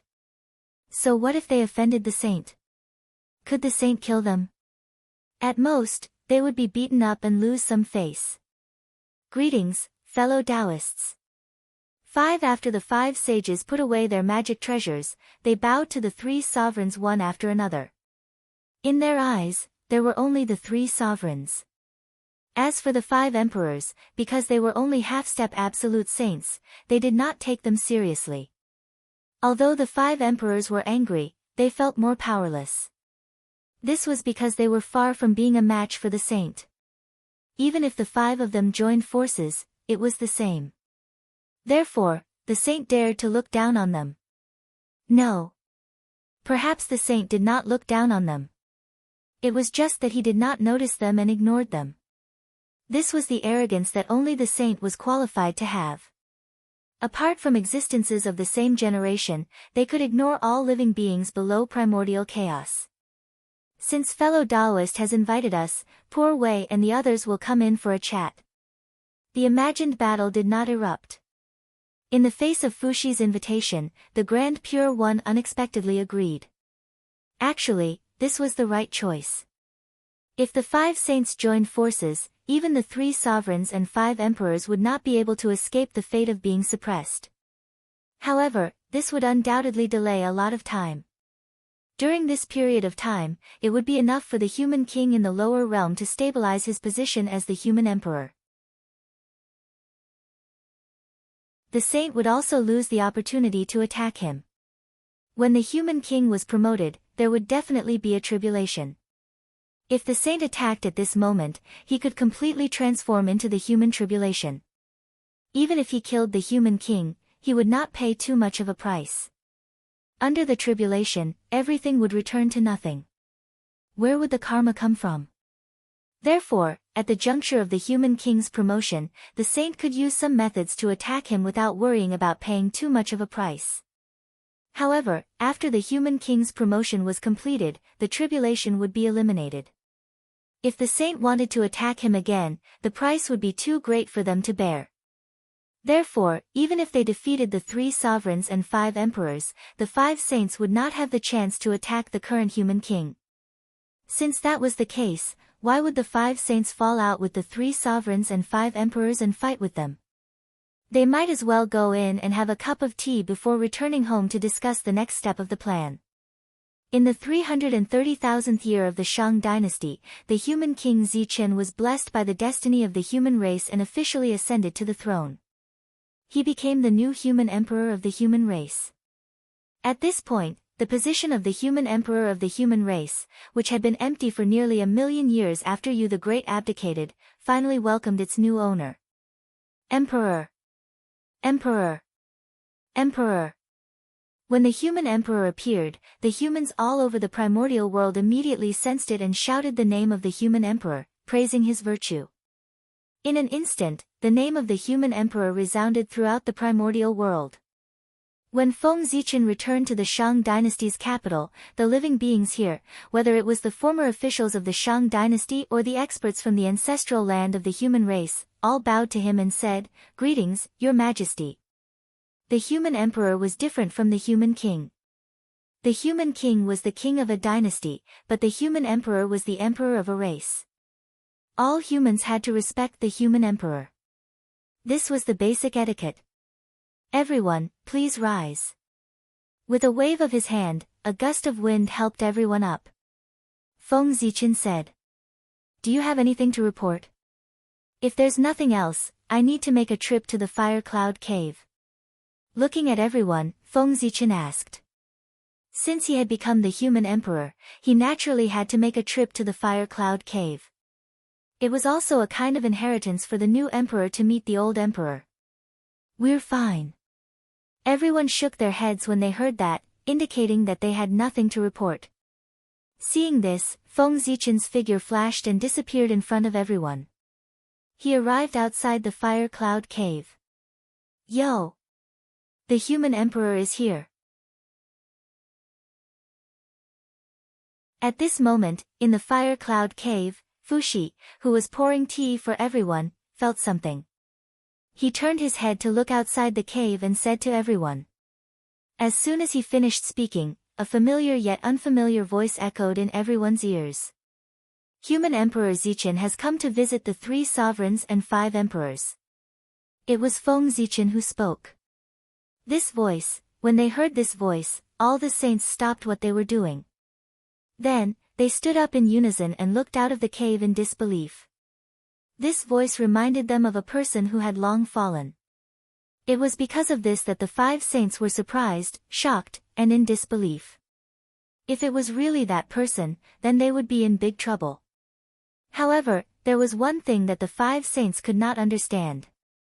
If it was really that person, how did he revive quietly and reincarnate into the human race? Puzzled, the 5 saints could not help but have doubts in their eyes. Unlike the saints' doubts, the 3 sovereigns and 5 emperors became excited at the same time after hearing this familiar voice. Was that person really back? In a trance, everyone remembered the name of the human emperor of this generation, Zichen. Zichen, Zichen. They should have thought of it long ago. Without a doubt, this must be that person. Because only he could complete such shocking achievements in such a short period of time and become the human emperor who shocked the primordial world. Just like in the ancient times, he led the human race to rise in ignorance. He walked out of the ancestral land, cut through thorns, and built a huge world in the primordial world, causing the human race to become one of the strongest races in the primordial world. Let's go. Everyone, follow me to welcome His Majesty. With an answer in his heart, Fushi said to the people around him excitedly. Of course. The other human emperors agreed when they heard that. Fellow Taoists, do you want to go together? Although he was excited, Fuxi did not forget that there were still guests. Therefore, he turned his head and asked the Grand Pure One and the others. Of course, we'll go together. Poor Wei and the others haven't seen that fellow Taoist for a long time. The Grand Pure One nodded and said meaningfully. Alright, let's go together. Just like that, the group of 13 people walked out of the fire cloud cave in a grandiose manner to welcome the legendary human emperor. It's really you. Gaochen. Outside the fire cloud cave, the heavenly lord of primordial beginning, Zhuan-Ti, and the other two were shocked when they saw the familiar face. Their expressions suddenly turned ugly. They could not forget how the primordial god had fallen in their hands that day. For that, the three of them had paid an unimaginable price. The influence brought about by the murder of the celestial emperor had not been completely dispelled until today, and it had been affecting them all this time.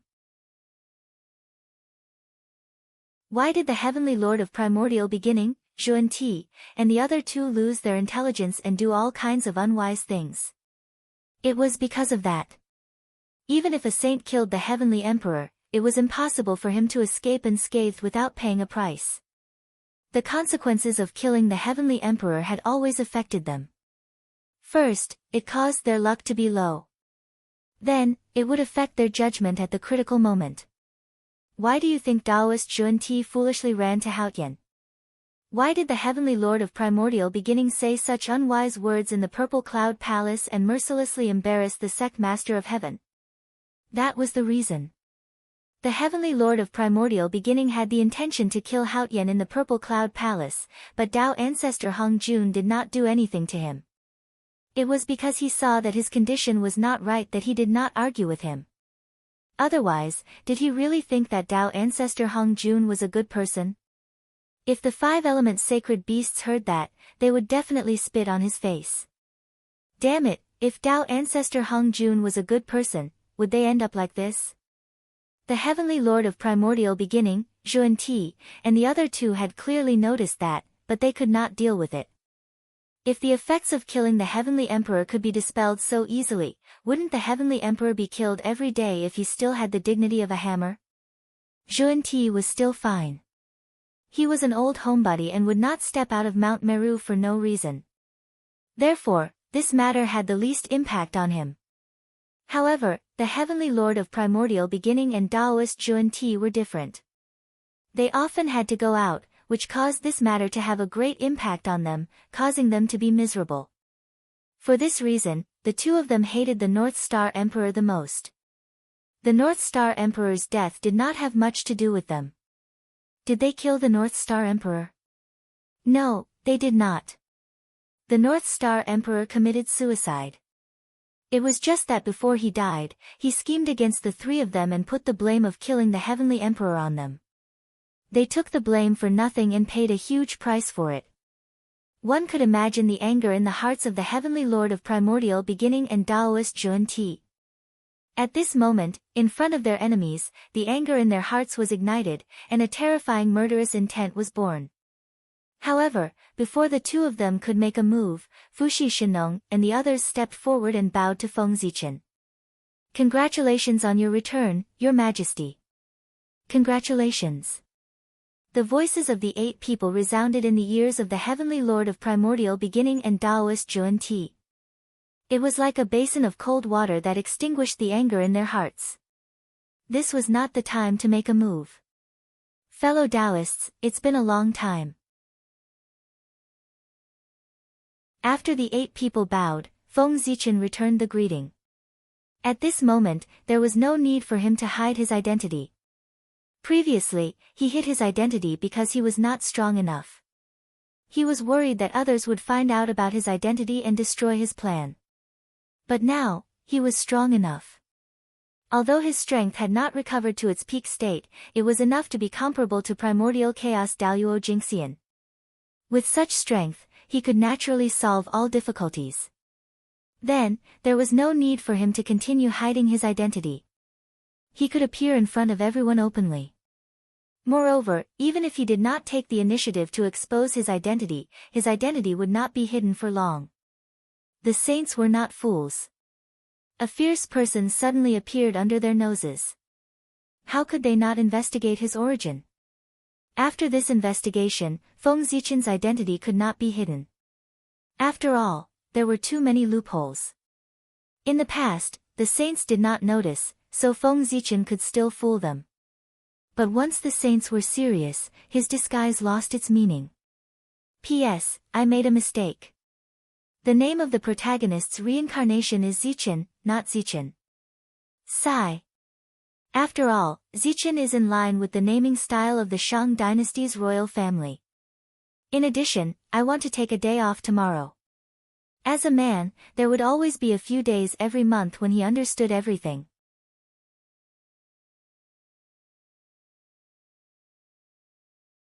Chapter 730. Since that was the case, there was no need for Feng Zichen to hide his identity. Rather than being discovered by others, he might as well take the initiative to reveal himself. Actually, it hasn't been that long. However, Taoist Gaochen's methods are indeed brilliant. Not only did he use Poor Wei and the other two to fake his death to escape, but before he disappeared, he even put the blame on Poor Wei and the other two. At this moment, the Heavenly Lord of Primordial Beginning walked in front of Feng Zichen with a gloomy face and said, "It's Taoist Yuanshi. Looking at your expression, it seems that the gift I gave you before I left is very popular with you." Seeing the Heavenly Lord of Primordial Beginning, Feng Zichen greeted him with a smile. In his words, there was no hint of guilt for deceiving the Heavenly Lord of Primordial Beginning. Hearing that, not to mention the Heavenly Lord of Primordial Beginning, even the Taoist priest Jia Yin and Taoist Juandi's expressions changed. They pointed at Feng Zichen and were so angry that they could not speak. It could be said that they liked the gift Feng Zichen gave them before he died. They liked it so much that in order to repay Feng Zichen's gift, the Heavenly Lord of Primordial Beginning and the other two could not wait to skin him alive. Taoist Gaochen, the Heavenly Tao reincarnation, retribution is not good. What you did to Poor Wei and the other two in the past, in the future, you will definitely pay back double. Knowing that now was not the time to attack Feng Zichen, the Heavenly Lord of Primordial Beginning suppressed his anger and threatened him coldly. Then, he walked to the side with his hands behind his back and did not speak. Behind him, the Taoist priest Juanti and the Taoist priest Jia Yin did not speak, but the way they looked at Feng Zichen was also cold. Obviously, their plan was the same as the Heavenly Lord of Primordial Beginning. They wanted to give Feng Zichen retribution in the future. Feng Zichen was very disdainful towards the threat of the three. If the Heavenly Lord of Primordial Beginning and the other two had the ability to deal with him, they would not have waited until today. How dare you! The primeval Lord of Heaven and the other two were enraged when they saw Feng Zichen behaving in such a manner. But at this moment, a cool feeling suddenly rose from the depths of their hearts. In the blink of an eye, it flowed through their bodies, calming the anger in their hearts and calming the three of them down. At the same time, the shadow that had shrouded their hearts all year round also completely disappeared in an instant. Easy. Incomparably easy. At this moment, the long-awaited feeling of relaxation appeared on the three of them once again. This is, while in a trance, the three of them came to a realization and learned the origin of their changes this time. That was the effect of killing the Celestial Emperor. It had disappeared. Since the North Star Emperor had returned, it meant that he was still alive. If the North Star Emperor didn't die, the Heavenly Lord of the Origin and Zhuan Ti wouldn't have killed the Heavenly Emperor. In this way, the many curses that the Heavenly Tao had attached to the three of them would naturally disappear. Once the curse was gone, the three of them felt their spirits clear up. The saint's calm state of mind once again appeared on them, allowing them to look at everything calmly. If one looked into the eyes of the Heavenly Lord of Primordial Beginning and the other two, they would realize that there was no longer any anger in their eyes. There was only endless calmness. After the saint's state of mind recovered, Feng Zichen's words could no longer shake the Tao hearts of the three of them. No matter what he said, the three of them could deal with it calmly. It wasn't that they didn't care, but they remembered it in their hearts. They would wait for the right time to settle the score with Feng Zichen. Fellow Taoist North Star is already the primordial emperor and the supreme of heaven and earth.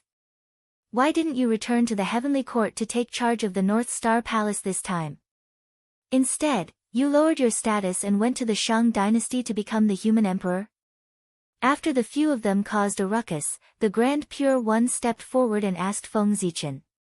As soon as the Grand Pure One said that, be it Feng Zichen or the 3 sovereigns and 5 emperors, they all looked displeased and looked at him with unfriendly gazes. Lowered my status?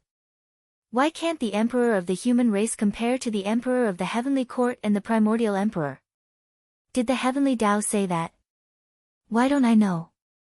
Without answering the Grand Pure One's question, Feng Zichen caught the loophole in his words and questioned him unhappily. Saint, please tell me, how are we inferior to the emperor of the heavenly court? Could it be that the 4 heavenly gods are the supreme beings of heaven and earth? Then, the 3 sovereigns of the human race are grass by the roadside and not worth mentioning? After Feng Zichen, the 3 sovereigns and 5 emperors asked the Grand Pure One with ugly expressions. The poor Wei has misspoken. Fellow Taoists, please calm down. Knowing that he had misspoken and been caught by the other party, the Grand Pure One did not quibble and admitted his mistake. The Grand Pure One admitted his mistake so straightforwardly that Feng Zichen, the 3 sovereigns, and 5 emperors had prepared a lot of words, but they did not know how to say them. Fellow Taoist, you're being too serious. Just be careful in the future. Also, although the human race is not strong, the 3 sovereigns are second saints personally conferred by the heavenly Tao. Their status is the same as yours. The human emperor of our race is also publicly acknowledged as the emperor of Earth. He is the master of all races and is protected by the human Tao. Fellow Taoist, you have underestimated the emperor of our race today. In the future, you will have to fight to settle this karma. Please understand, fellow Taoist. After thinking for a long time, Feng Zichen said that. As the saying goes, trouble comes from the mouth. The Grand Pure One's words just now had already formed karma with the human race. If he did not get back at them. In the future, if this matter were to spread, where would the human race's face be? If the human race did not do anything when their emperor was being looked down upon, they would definitely be mocked by all living beings. Therefore, the human race had to have a fight with the Grand Pure One. Winning or losing was not important. What was important was to show that attitude. Look, in order to protect the reputation of the human emperor, the human race did not even hesitate to start a war with the saints. Presumably, the living beings of the primordial world who saw this scene would know the attitude of the human race. The human emperor could not be humiliated. This is indeed the fault of the poor Wei. Therefore, the poor Wei is willing to accept any price. The Grand Pure One was also a shrewd person. Naturally, he knew the meaning behind this. Therefore, he calmly accepted this karma and waited for the human race to settle the score in the future. The karma has been accepted. Fellow Taoist Gaochen, can you explain to the poor Wei why you reincarnated in the Shang dynasty and became the human emperor? After changing the topic, the Grand Pure One reorganized his words and continued to ask the question. Why do I have to become the human emperor? That's naturally because the heavenly Tao owes me the position of the human emperor. In the primordial world, the human race respects me as the sacred emperor. The Magi recognize me as the human emperor. The dragon race recognizes me as the human emperor. The phoenix race, the Qilin race, and the other Khanate races also recognize me as the human emperor. Even the mortal enemies of the human race, the demons, have to call me the human emperor when they see me. Even the East Emperor, Di Jun, calls me the human emperor. It can be said that all living beings in the primordial world respect me as the human emperor. However, the heavenly Tao did not recognize me as the human emperor. The heavenly Tao is the manifestation of the will of the primordial world. It does not recognize me as the human emperor. Even if everyone in the world recognizes me as the human emperor, I am not considered the human emperor. As the saying goes, if you don't have a proper name, you won't be able to go smoothly. If I steal the position of the human emperor as an ordinary person, I will definitely cause trouble in the future. Therefore, I specially reincarnated as a human and became the human emperor to make up for this flaw and make myself legitimate. After hearing the Grand Pure One's words, Feng Zichen first asked a question before speaking passionately. He could not say that he had reincarnated as a human this time to specially destroy the immortal god-killing tribulation, right? Naturally, he had to make an excuse. That was Feng Zichen's excuse. Actually, that was not all an excuse. Just as he had said, he was not the human emperor conferred by the heavenly Tao. He had conferred it himself. At that time, it was still the Khanate era. The human race was just an inconspicuous character among the 10,000 races. They could not enter the eyes of the heavenly Tao. Since that was the case, the conferment of the human emperor would naturally not alarm the heavenly Tao. Feng Zichen's position as the human emperor was jointly respected by the human race. He had only obtained the recognition of the human race and not the recognition of the heavenly Tao. By the time the human race was valued by the heavenly Tao and decided to nurture them into the main characters of the world, Feng Zichen, the recognized human emperor of the human race, had already fallen many years ago. The heavenly Tao wanted to prosper the human race. Even if it knew about Feng Zichen's achievements, it could not confer him the title of human emperor. Instead, it should focus on the present. Because of that, Feng Zichen, the first-generation human emperor, was deliberately forgotten by the heavenly Tao. That also led to Feng Zichen's awkward position in the human race. Although all living beings respected him as the human emperor, in fact, the heavenly Tao did not recognize him as the human emperor. To be precise, he was a fake human emperor. The human emperor was in reality, but he did not have the name of the human emperor. Therefore, apart from destroying the immortal god-killing tribulation, Feng Zichen might not have any plans to confirm his identity as the human emperor. After hearing Feng Zichen's words, the Grand Pure One was silent for a long time before saying, "Fellow Taoist Gaochen's identity is already noble enough. Even compared to the 3 poor Wei brothers, you are not weaker. In fact, you are even slightly better. In the primordial world, apart from the Tao ancestor and great emperor Ziwei, the poor Wei can't think of anyone else whose identity is more noble than yours. Fellow Taoist, since you have such a noble identity, why are you greedy for the power of the human emperor? Even if you have the position of the human emperor, you can't add more elegance to you. That's because you're already resplendent enough." In the Grand Pure One's opinion, Feng Zichen already had enough halos. There was no need to add the glory of the human emperor. Just his identity as the great Taoist priests was enough for him to dominate the primordial world, not to mention that he was the postnatal Tao ancestor. "Fellow Taoist, you don't understand." Feng Zichen shook his head and replied. The Grand Pure One was not human. How could he understand the attraction of the word human emperor to the human race? To Feng Zichen, becoming the human emperor was like becoming a saint to the Grand Pure One back then. That was his lifelong pursuit.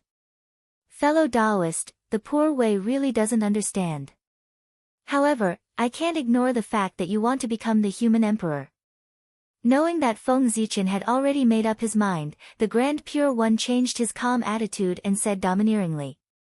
"Interfere? Fellow Taoist, you want to interfere in the matter of the change of the emperor of our race. Don't you think you're overreaching? Could it be that you think that you have really become the master of the human Tao after establishing Ren school and can interfere with the internal matters of our race? Interfere? Don't joke. Even the heavenly Tao doesn't dare to be alone. What right do you have to stop me from becoming the human emperor?" Upon hearing the Grand Pure One's words, Feng Zichen laughed out loud as if he had heard a joke. As he had said, he was the great Taoist priests. If he wanted to become the human emperor, even the heavenly Tao could not stop him, let alone the Grand Pure One. It was heaven-defying for others to become the human emperor. If Feng Zichen became the human emperor, he would be following the heavens. The heavenly Tao would naturally change the situation for him. That was how arrogant the true Panga clan was. Fellow Daoist Gaochen, if you don't believe me, you can try it in the future. As if he was not affected by Feng Zichen's words, the Grand Pure One continued to speak calmly. No matter how good Feng Zichen's reason was, he would definitely block his path to becoming the human emperor. It was because Feng Zichen was blocking his path. If Feng Zichen really became the human emperor and controlled the human race for 1,000,000 years, would he still be able to transcend the immortal god tribulation? Moreover, it was enough for the human race to have the 3 sovereigns and 5 emperors. There should not be another human emperor. Otherwise, the destiny of the human race would definitely increase further. That might cause the human race to completely escape the control of the saints. However, how could the saints allow such a thing to happen? Therefore, if Feng Zichen wanted to become the human emperor, he would definitely face the full obstruction of the saints. It was not only for the smooth unfolding of the immortal god tribulation, but also for them to better control the destiny of the human race. This battle was unavoidable. This battle was different from the small fight when Yu the Great was conferred the emperor. In order to stop Feng Zichen, the saints did not hold back. After all, he was in existence on the same level as them. For that, the scale of this battle would definitely be shockingly huge, far beyond the imagination of the world. Oh, then let's wait and see. Narrowing his eyes slightly, Feng Zichen looked at the Grand Pure One and said. He knew that the Grand Pure One was serious. Otherwise, with his temperament, he would never say such threatening words. Fellow Daoist Gaochen has returned. I believe that all of you have many private matters to discuss. Since that's the case, poor Wei and the others won't disturb you any longer. Farewell. Without saying much, the Grand Pure One chose to leave. At this moment, it was useless to say anything more. In the end, they could only rely on their own means to speak. Your Majesty, is it really okay to become enemies with the 5 saints? After the 5 saints left, Fushi asked worriedly. It's fine. Who said that we're going to become enemies with the 5 saints? How do you know that none of the 5 saints are on our side? Facing Fushi's doubts, Feng Zichen smiled mysteriously and said. However, not only did his words not clear the doubts of the 3 sovereigns and 5 emperors, but they also made them even more confused. What? From what His Majesty said, could it be that one of the 5 saints is on his side? But how is that possible? His Majesty instigated the saints to stand on the side of the human race. It's really impossible. For a moment, everyone fell into deep confusion. On the other hand, after the initial confusion, Fushi seemed to have suddenly figured something out. He glanced in the direction of the East Sea and revealed a relieved smile.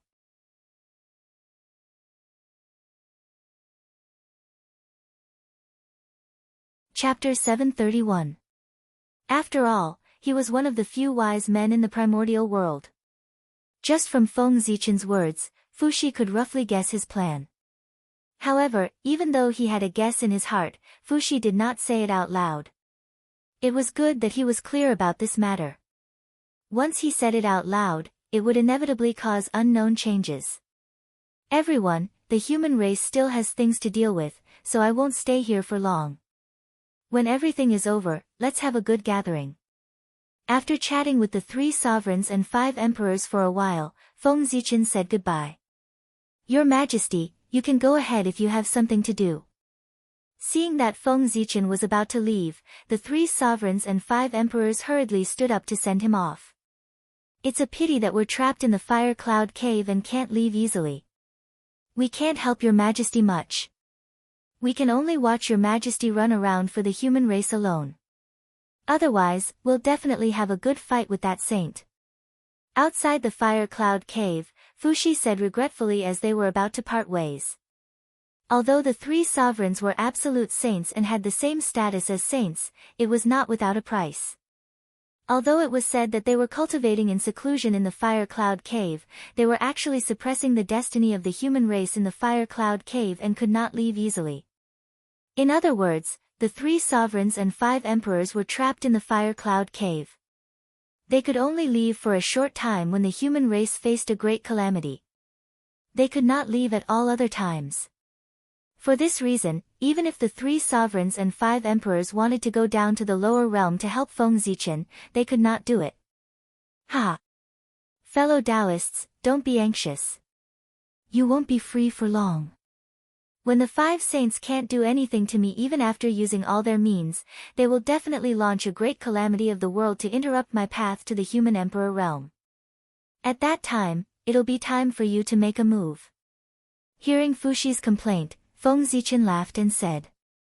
At the moment, the 3 sovereigns and 5 emperors did not have the chance to leave the fire cloud cave.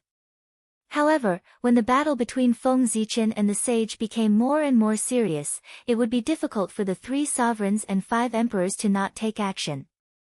The chaotic battle between Primordial Chaos Zenith Heaven Golden Immortals was an unimaginable calamity for the entire untainted land, not to mention the human clan. When the great calamity arose and the human race was in danger, the 3 sovereigns and 5 emperors naturally had to walk out of the fire cloud cave and carry out their duty to save the world. Ha! If what your majesty said is true, then Fuxi is looking forward to the arrival of that moment.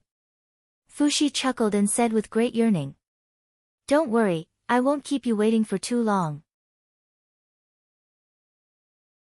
After finishing his last sentence, Feng Zichen's figure slowly dissipated. He had already left the fire cloud cave and returned to the capital of the Shang dynasty. On the other side, after leaving the fire cloud cave, the Grand Pure One's expression became unusually ugly. He was no longer as calm and composed as when he faced Feng Zichen previously. Clearly, the Grand Pure One was not as confident as he appeared to be in stopping Feng Zichen from becoming the human emperor. He was not completely confident that he could stop Feng Zichen. That was different from stopping Yu the Great from becoming an emperor. Yu the Great was going against the heavens to become an emperor. The saints had the mandate of heaven, so they could naturally stop him from becoming an emperor without any pressure. However, Feng Zichen was different. From the moment he decided to become the human emperor, the heavenly Tao had already tacitly agreed to his identity. It was waiting for him to gather enough luck so that it could crown him as an emperor. At that moment, if the saints attacked Feng Zichen, the heavenly Tao would not stop them, but it would not help them either. In other words, in the battle between the saints and Feng Zichen, the heavenly Tao would choose not to help either side. The outcome would depend on the methods of both sides and who was better. Facing Feng Zichen, who was blessed by the destiny of the human race, the thought of it made one's scalp tingle. If the saints wanted to win this battle, it would be difficult. That was because they had to face not only Feng Zichen but also countless experts of the human race. Who in the world would dare to disobey the Saint Emperor's orders? At that time, Feng Zichen would give an order. The experts of the human race who had been in seclusion for many years would probably jump out one after another and come to the capital of the great Shang dynasty to pay respects to the Saint Emperor. No one would doubt Feng Zichen's appeal. The human experts would definitely carry out every order he gave. In fact, the saints were still worried. Were the human experts the only ones who responded to Feng Zichen's orders? One had to know that Feng Zichen was the God-fiend Tao ancestor. Over the years, many experts had been born in the Tao of the God-fiend. If they also responded to Feng Zichen's orders, their scalps would go numb just thinking about it. Feng Zichen had such a huge force in his hands. What about the saints? What kind of power did they have in their hands? Yes. They had 4 sects in their hands. Ren School, Chan School, Jie School, and the Western sect. However, even if all these powers were added together, they were far from being comparable to the power in Feng Zichen's hands. Not to mention anything else, just the human race alone had hundreds of Daluo Taoist priests. But what about the 4 sects? There were many Daluo Jingxian, but there were only 4 Daluo Taoist priests. Xian Du of Ren School, Daoist Randang of Chan School, Xian Qing and Duo Bao of Jie School, and none of the Western sect. That's not right. It was not that the Western sect did not have any. In the past, the Western sect still had a few Daluo Taoist priests. Unfortunately, when Feng Zichen killed the Western sect back then, he killed all of them. He did not know if they had been resurrected. The four sects were huge and had countless disciples, but there were only 4 Daluo Taoist priests. It was embarrassing. Moreover, not everyone could use the 4 Daluo Taoist priests. Xian Du of Ren's school was from the human race and was Feng Zichen's childhood friend. If the 4 sects really fought with Feng Zichen, it would be good if Xian Du did not help Feng Zichen. It was obviously impossible to expect him to stand on the same side as the 4 sects and deal with the human race together. As for Xian Qing of Jie School, he was already best friends with Feng Zichen before he became the disciple of the Grand Master of Heaven. It was obviously unrealistic to expect him to be enemies with Feng Zichen. In this way, the 4 sects could only produce 2 Daluo Taoist priests.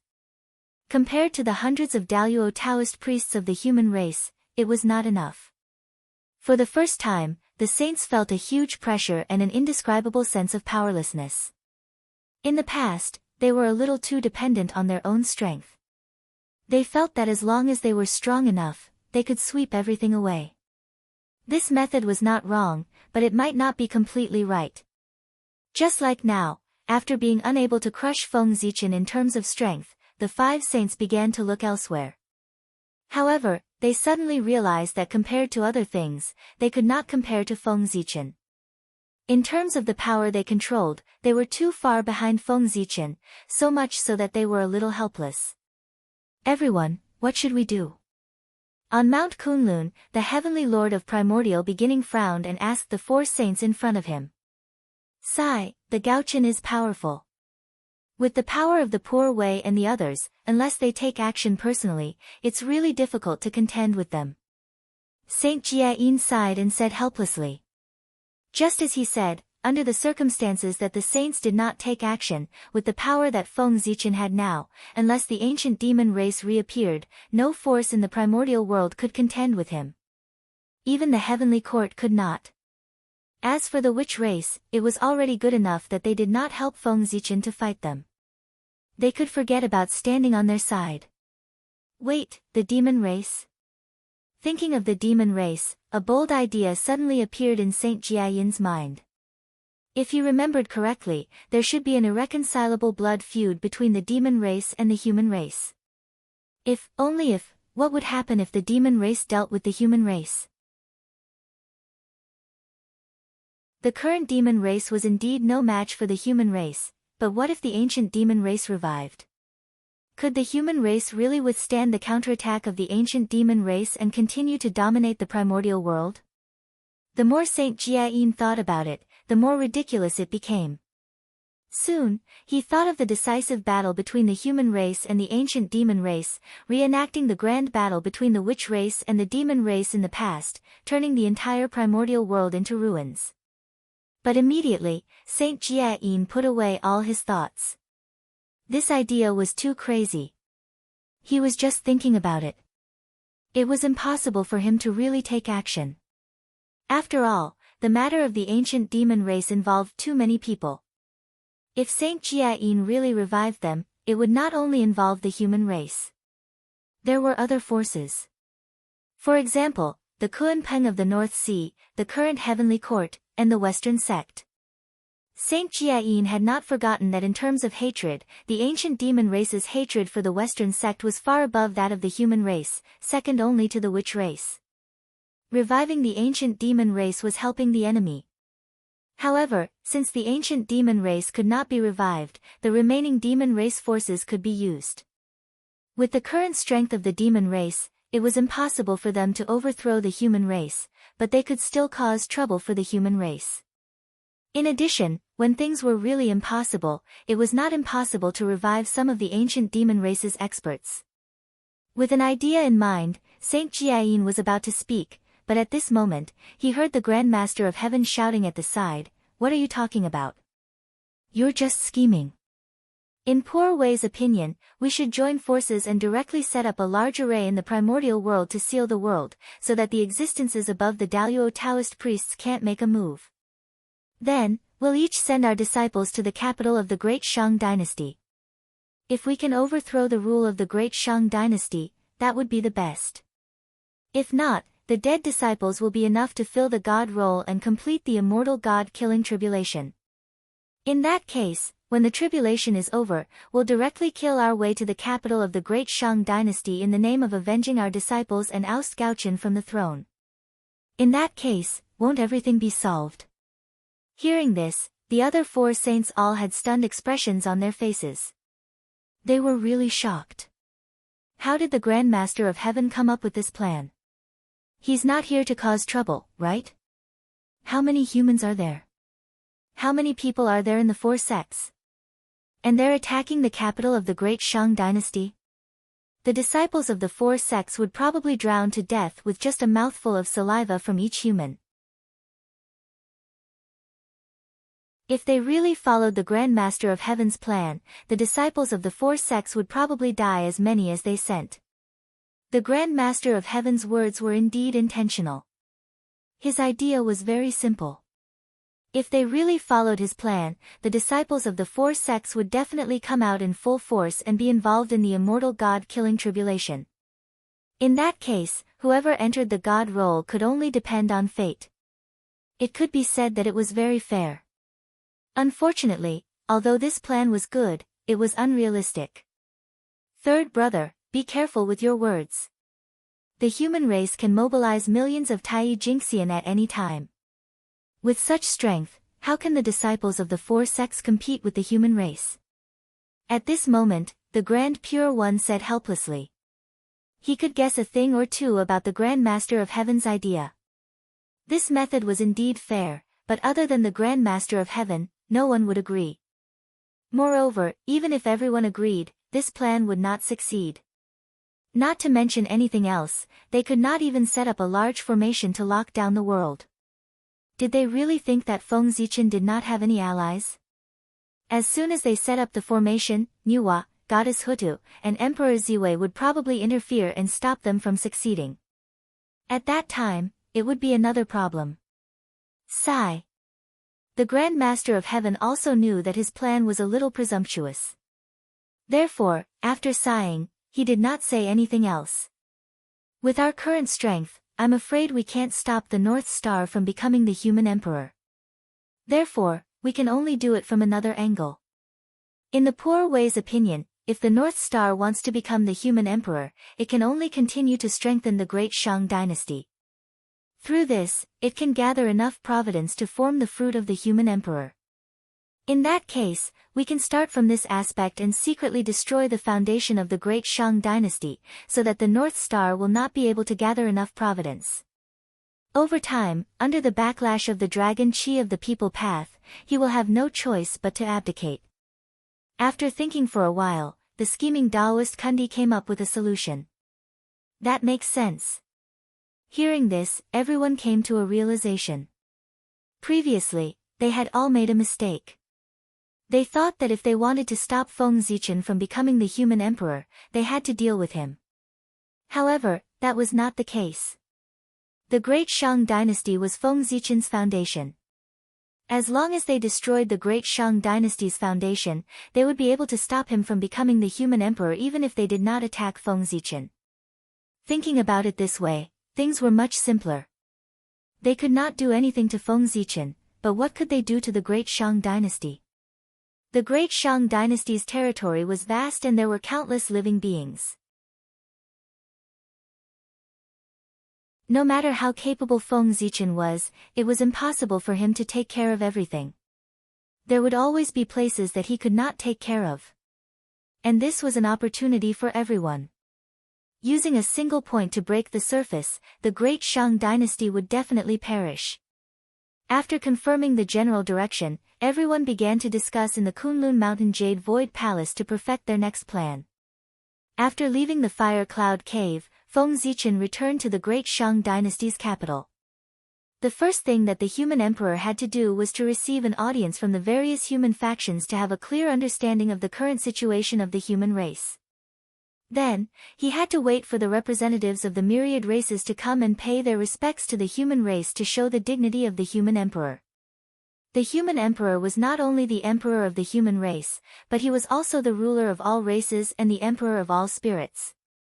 When the human emperor appeared, the myriad races would naturally come to pay their respects to him to show their respect. If any race dared to not come, it would be even easier to deal with them. They would directly send troops to attack them and use their blood to establish the supreme dignity of the human emperor. P.S. The next chapter is at night, the very late kind.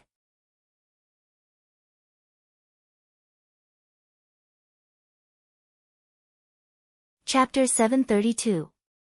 In the Human King Palace, Feng Zichen sat on the throne and accepted the worship of the representatives of the human clan. At this moment, the news that he was the reincarnation of Emperor Gaochen had spread among the Daluo Taoist priests. Therefore, after knowing this, the human clan in the ancestral land, the human clan in the Seven Stars continent, the human clan in the Heaven realm, and the human clan in the Undying volcano, people from all walks of life sent representatives to the Shang capital to worship the human emperor. Even the Sorcerer clan, the Dragon clan, the Phoenix clan, and other Khanate clans sent representatives to the capital. For a time, the capital of the Shang dynasty became the focus of all living beings in the untainted land.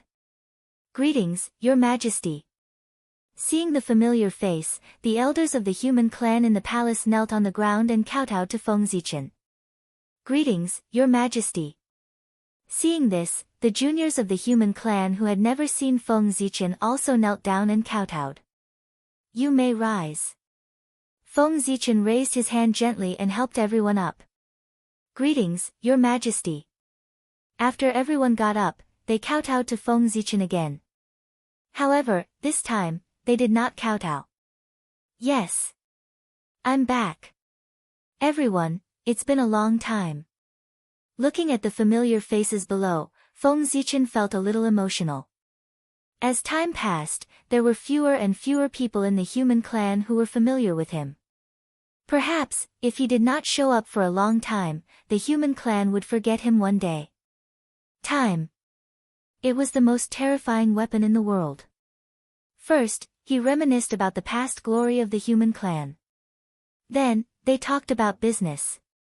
Your Majesty, since you have become the human emperor, when will you go to the ancestral land and take control of the human emperor palace again? At this time, Feng Kangmeng stepped forward and asked. In his opinion, it was extremely inappropriate for Feng Zichen to still be in the capital of the Shang dynasty. Since ancient times, the human emperors had ruled the world from their ancestral palace. Only there, protected by the earth veins, the stars in the sky, and the chi of heaven and earth gathered there, was worthy of the identity of the human emperor. On the other hand, the imperial capital of the great Shang dynasty was merely the land of the king. It could raise the king of men, but it could not raise the emperor of men. The human emperor felt a little wronged here. That's true. It's been a long time since I've been to the human emperor palace. It's time for me to go back and take a look. Hearing this, Feng Zichen paused for a moment before replying. The human emperor palace was established by him back then. The rule of the human emperor ruling there was also set by him. Now that he had become Ren Huang, he naturally had to return to the human emperor palace. It was inappropriate for him to stay in human palace. Furthermore, even if all races were to pay homage to the human emperor, they would not come to the capital of Grand Shang.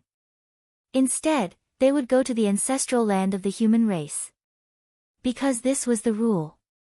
Everyone, pass down my orders.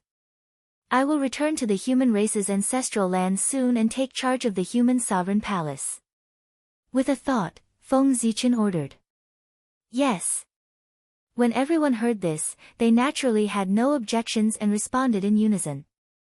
After receiving the order, the next thing to do was to arrange for the human emperor to return to the human emperor palace. On the shore of the East Sea, in the human race's ancestral land. At this moment, there were tens of thousands of golden rays and multicolored light. Hundreds of Taoist priests of the human race appeared together and escorted an ancient emperor back to the ancestral land. Buzz! Buzz!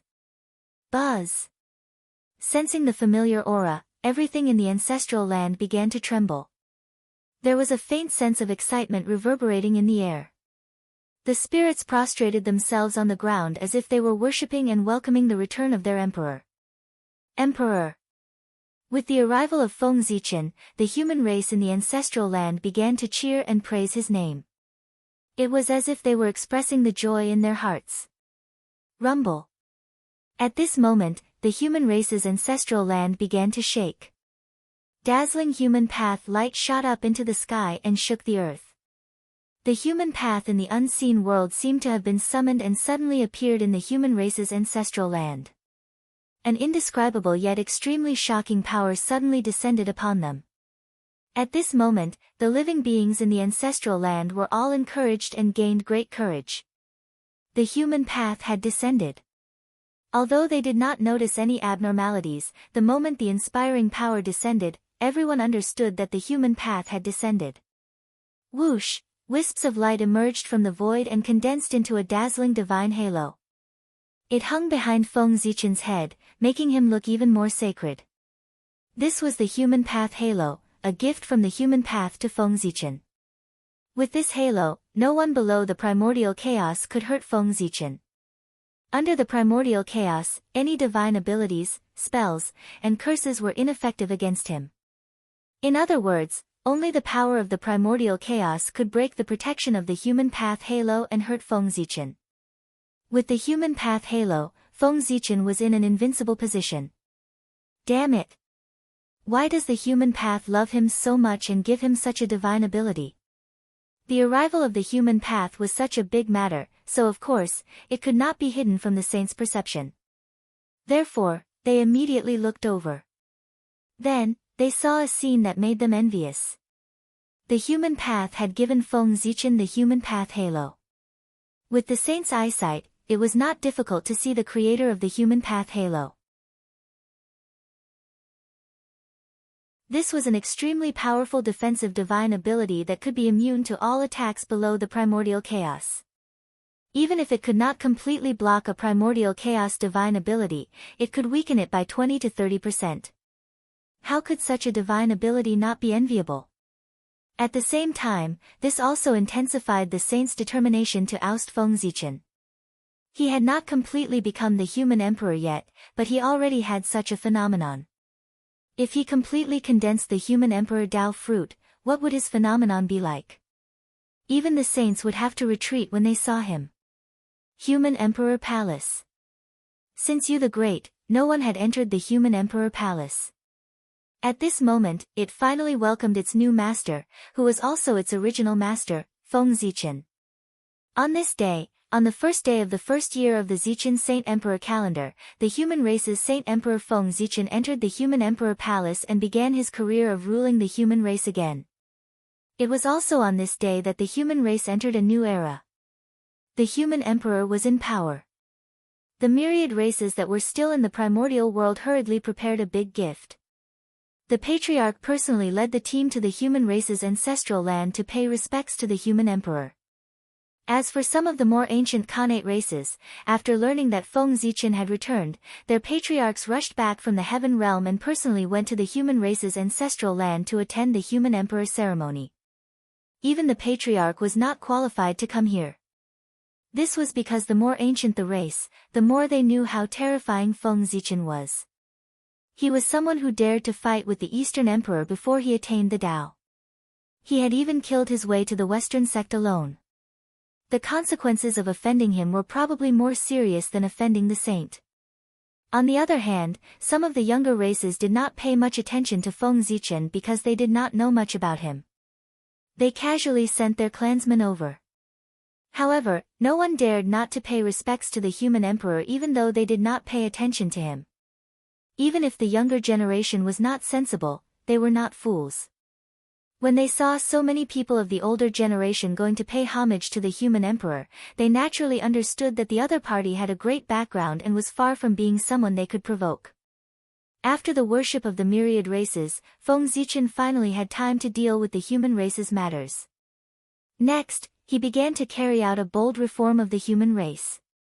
First, he had to repair the teleportation array. In the past, under Feng Zichen's suggestion, the ancestral Magus Emperor Jiang had used his supreme divine ability to set up teleportation arrays on all the space nodes in the primordial world, thus connecting the entire primordial world. To the primordial world, this was a great achievement. Therefore, after completing this feat, the ancestral Magus Emperor Jiang had a deeper understanding of the Tao of space and obtained the opportunity to become a primordial chaos immortal. The appearance of the teleportation array was indeed convenient for all living beings in the primordial world. However, the good times did not last long. With the outbreak of the battle between the Magi and the demon race, it actually triggered a world-destroying catastrophe, causing the world to be in danger of being overturned. Since the world was about to be destroyed, those teleportation arrays naturally could not be spared. When the great divine ability succeeded in saving the world, the teleportation array set up by the ancestral Magus Emperor Jiang was almost destroyed. After that, no one was willing to repair these teleportation arrays. Over time, this matter was gradually forgotten by the world. But now, in order to better develop the human race, Feng Zichen decided to repair those teleportation arrays and upgrade them as a whole. According to Feng Zichen's idea, he wanted to change those teleportation arrays into teleportation doors and create void passageways in the void to connect these doors to each other. This way, it would be more troublesome, but it was safer. With a stable spatial passageway, it would undoubtedly be much safer to carry out spatial teleportation. Perhaps even mortals could use the teleportation door to travel to the primordial world. The teleportation array set up by the ancestral Magus Emperor Jiang could be said to be exquisite. It displayed his achievements in the Tao of space. Even the current Feng Zichen did not dare to say that he could defeat him in the Tao of space. However, although the teleportation array was exquisite, humans could not use it. To be precise, mortals could not use it. When Dijiang set up the teleportation array, there were no mortals in the primordial world. The weakest ones were in the postnatal realm. For this reason, when ancestral Magus Emperor Jiang set up the teleportation array, he did not consider the feelings of mortals at all. In fact, he had never even considered the feelings of an acquired realm creature. The thinking habits of Khanate god fiends were all from the Khanate realm. As for those below the Khanate realm, sorry, was there such a weak living being in the primordial world? No, that's not right. Could such a weak person be called a living being? These words seemed funny, but they were a true portrayal of that era. Ancestral Magus Emperor Jiang could ignore mortals, but Feng Zichen could not. This was because most of his people were mortals. Therefore, the plan to build a teleportation door and a spatial passageway had to be put on the agenda. Moreover, in order to increase safety and practicality, Feng Zichen also decided to build some spaceships to carry passengers. How should he put it? The so-called spatial door was similar to the airport in Feng Zichen's later life. The spaceship was equivalent to the plane in the later life. The void passageway was the later life's waterway. Its operation mode was exactly the same. However, one was a technological version, and the other was a Xianxia version. Building a complete transportation system in the entire human territory was a huge project, and it involved a lot of knowledge. With the power of the human race, it was definitely possible to complete it, but it would take a lot of time. Therefore, Feng Zichen decided to ask for external help. As the saying goes, there was a hierarchy of knowledge, and there was a specialization in the field. Professional matters had to be left to the professionals. That disciple of the Jie school became Feng Zichen's best choice. Firstly, the Jie school was most famous for array formations. Its famous disciples were all array formation experts. Secondly, the disciples of the Jie school were professionals in building teleportation arrays. They had enough experience. One had to know that the plan of the teleportation array was originally proposed by Xian Qing. The first teleportation array was also created by him. In order to adjust the teleportation array, Xian Qing had asked the disciples of the Jie school for help. Under the influence of their ears and eyes, the disciples of the Jie school naturally had a full understanding of teleportation arrays. The first teleportation network in the primordial world, the teleportation array that covered the entire East Sea, was built by the disciples of the Jie school. He believed that with this experience, it would not be difficult for the disciples of the Jie school to build a teleportation door system for the human race. Of course, the purpose of Feng Zichen asking the disciples of the Jie school to help was not as simple as building a teleportation door. This was just an excuse.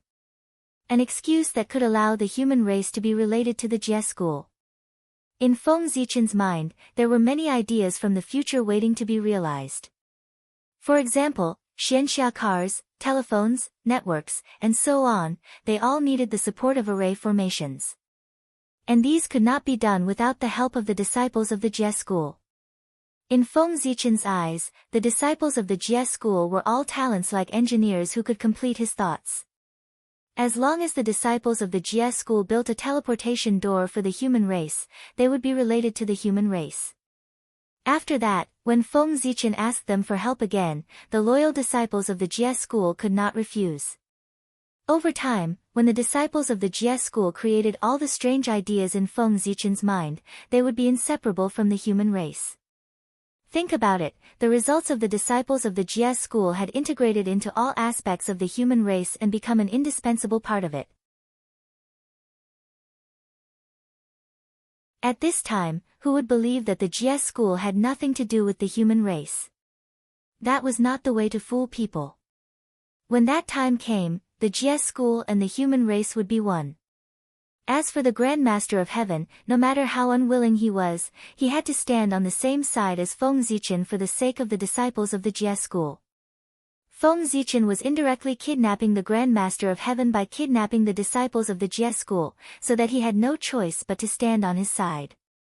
In the Fire Cloud Cave, Feng Zichen had once said that there was one of his people among the 5 saints.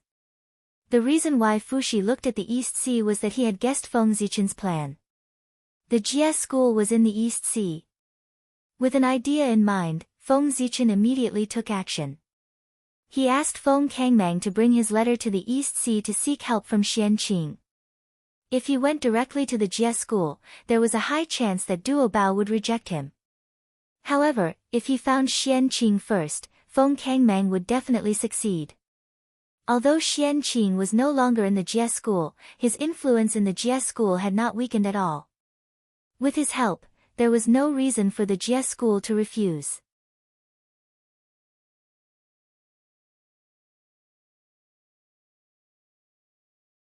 Chapter 733. Now that the Grand Master of Heaven was not in Jie school, Xian Qing could be in charge of half of Jie school. That gave Feng Zichen a lot of room to operate. He could do whatever he wanted. Anyway, Duo Bao would not go against Xian Qing. When the Grand Master of Heaven returned from Kunlun Mountain, he would probably realize that Jie school was no longer the Jie school he knew. Instead, it was the Jie school of the human race. When Feng Kangmang rushed to the 3 Immortal Island, Xian Qing already had a plan. He walked out of the cave abode calmly and used a special method to gather the disciples of Jie school who were familiar with him. Building a teleportation portal for the human race was a matter of great merit. Naturally, not everyone was qualified to participate. Those who could participate in this operation did not have to be virtuous. At the very least, they had to have no bad records. That was enough to exclude most of the disciples of Jie school. The disciples of Jie school were a mix of fish and dragons. There were ascetic cultivators who pursued the Tao wholeheartedly, carefree immortals who focused on studying the 100 arts, and quiet immortals. However, most of them were demons and ghosts. It was these demons and ghosts who did not cultivate etiquette, did not respect the rules, and killed without permission. It could be said that they had a lot of bad records. Not only did they cause Jie school to be in a mess, but they also had negative karma. More than 80% of the reason why Jie school had a bad reputation in the primordial world was because of them. All the disciples of Jie school were on the god roll. None of them were innocent. In fact, more than half of them were not qualified to be on the god roll. Those with deep negative karma did not even have the qualifications to be on the list. It was their fate that they could not escape from turning into ashes in the killing tribulation. The great tribulation of heaven and earth was targeted at them. What was the great tribulation of heaven and earth? It was because there was too much karma in the world, too chaotic, and too heavy that the heavenly Tao could not withstand it. Therefore, the heavenly Tao launched a great tribulation, causing the primordial world to change and the world to collapse to complete the goal of cleaning up all karma. When the great tribulation erupted, the first to be targeted were those with deep negative karma. If they did not die in the tribulation, who would die in the tribulation? They could not let those who had contributed die, right? Those with deep negative karma were people who had committed many evil deeds. It was a worthy death for them to die in the tribulation. It also happened to show the fairness of the heavenly Tao. Usually, the heavenly Tao might not pay attention to you when you committed all kinds of evil. However, once the great calamity erupted, these people would be the primary targets of the heavenly Tao. This was the so-called, good will be rewarded with good, and evil will be repaid with evil. It's not that there's no retribution, it's just that it's not time yet. Therefore, in life, one should not seek to do many good deeds, but one should seek not to do any bad deeds. After receiving Xian Qing's message, the disciples of the Jie school who were familiar with him did not dare to be negligent. They put down what they were doing and rushed to Penglai Island. On the other hand, Xian Qing wasn't idle either. He was busy preparing the banquet. Since the disciple of the Jie school was here, of course, he had to entertain him first. After he was full, he could talk about business. After being in the primordial world for so many years, Xian Qing was more or less affected by the pride of the living beings of the primordial world. When he did things, he was quite particular about ostentation. Before the banquet began, he was already busy. First, he ordered people to go to the orchard to pick immortal fruits. Then, he ordered the boy to take out immortal pills and immortal wine. When Xian Qing was done with his preparations, the disciples of the Jie school arrived one after another. The East Sea had an extremely perfect teleportation system. Therefore, it was very convenient for the disciples of the Jie school to come and go. The first to rush over was the three Shao sisters, who were closest to Penglai Island. They were one of the most outstanding disciples of the Jie school. Then, it was the three true disciples of the Grand Master of Heaven, the goddess of Golden Spirit, the goddess of Wudong, and the goddess of Turtle Spirit. These three people had the best relationship with Xian Qing. After all, they were the disciples that the Grand Master of Heaven had taken in before he became a saint. They were basically taught by Xian Qing. It would be strange if they didn't have a good relationship. After these people, Zhao Gongming, Fairy Hanji, Fairy Rosy Cloud, and the other inner sect disciples also arrived. Although there were many disciples of the Jie school, only a few dozen people that Xian Qing had his eyes on could be called over by him. They were either peerless talents, noble characters, or virtuous people. In short, they were all 1 in 100 people of the Jie school. Although these people were few, they could represent the entire Jie school. There were only a few other disciples who could stand shoulder to shoulder with them. Moreover, they were all negative karma and were not valued by Xian Qing. After everyone arrived, the banquet began. During the banquet, Xian Qing was not in a hurry to talk about business with everyone. Instead, he drank and had fun with everyone first. When the atmosphere was about right, Xian Qing said, "Junior brothers, now that I have a matter of great merit on hand, I still lack some help. Are you willing to help? Listen, what is the art of speaking? This is it." Feng Zichen was clearly the one who asked for help from the Jie school. However, when it came to Xian Qing, it became a matter of great merit that needed their help. How was this a request? It was clearly a gift.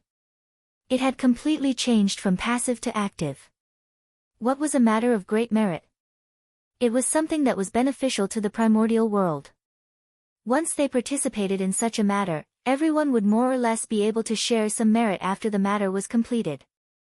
And merit was a hard currency in the primordial world. When everyone heard that, they immediately became excited and asked, "Eldest senior brother, don't keep us in suspense. Quickly tell us what the good thing is." wasn't it a good thing to be able to obtain merit? Junior brothers, you all know that Senior Brother and the Human Emperor are best friends. A few days ago, when Senior Brother was chatting with him, I heard him mention unintentionally that he wanted to build a huge teleportation system in the human race. When the poor Wei heard that, she thought that this move could not only promote the development of the human race, but also further strengthen the dignity of the human emperor. Isn't it a matter of great merit? At this time, the poor Wei thought that the teleportation system of the East Sea was jointly built by you, Junior Brothers. Since Junior Brothers can build the teleportation system of the East Sea, it should not be difficult to build a teleportation system for the human race. Therefore, the poor Wei asked for this matter from the human emperor so that Junior Brothers can get some merit.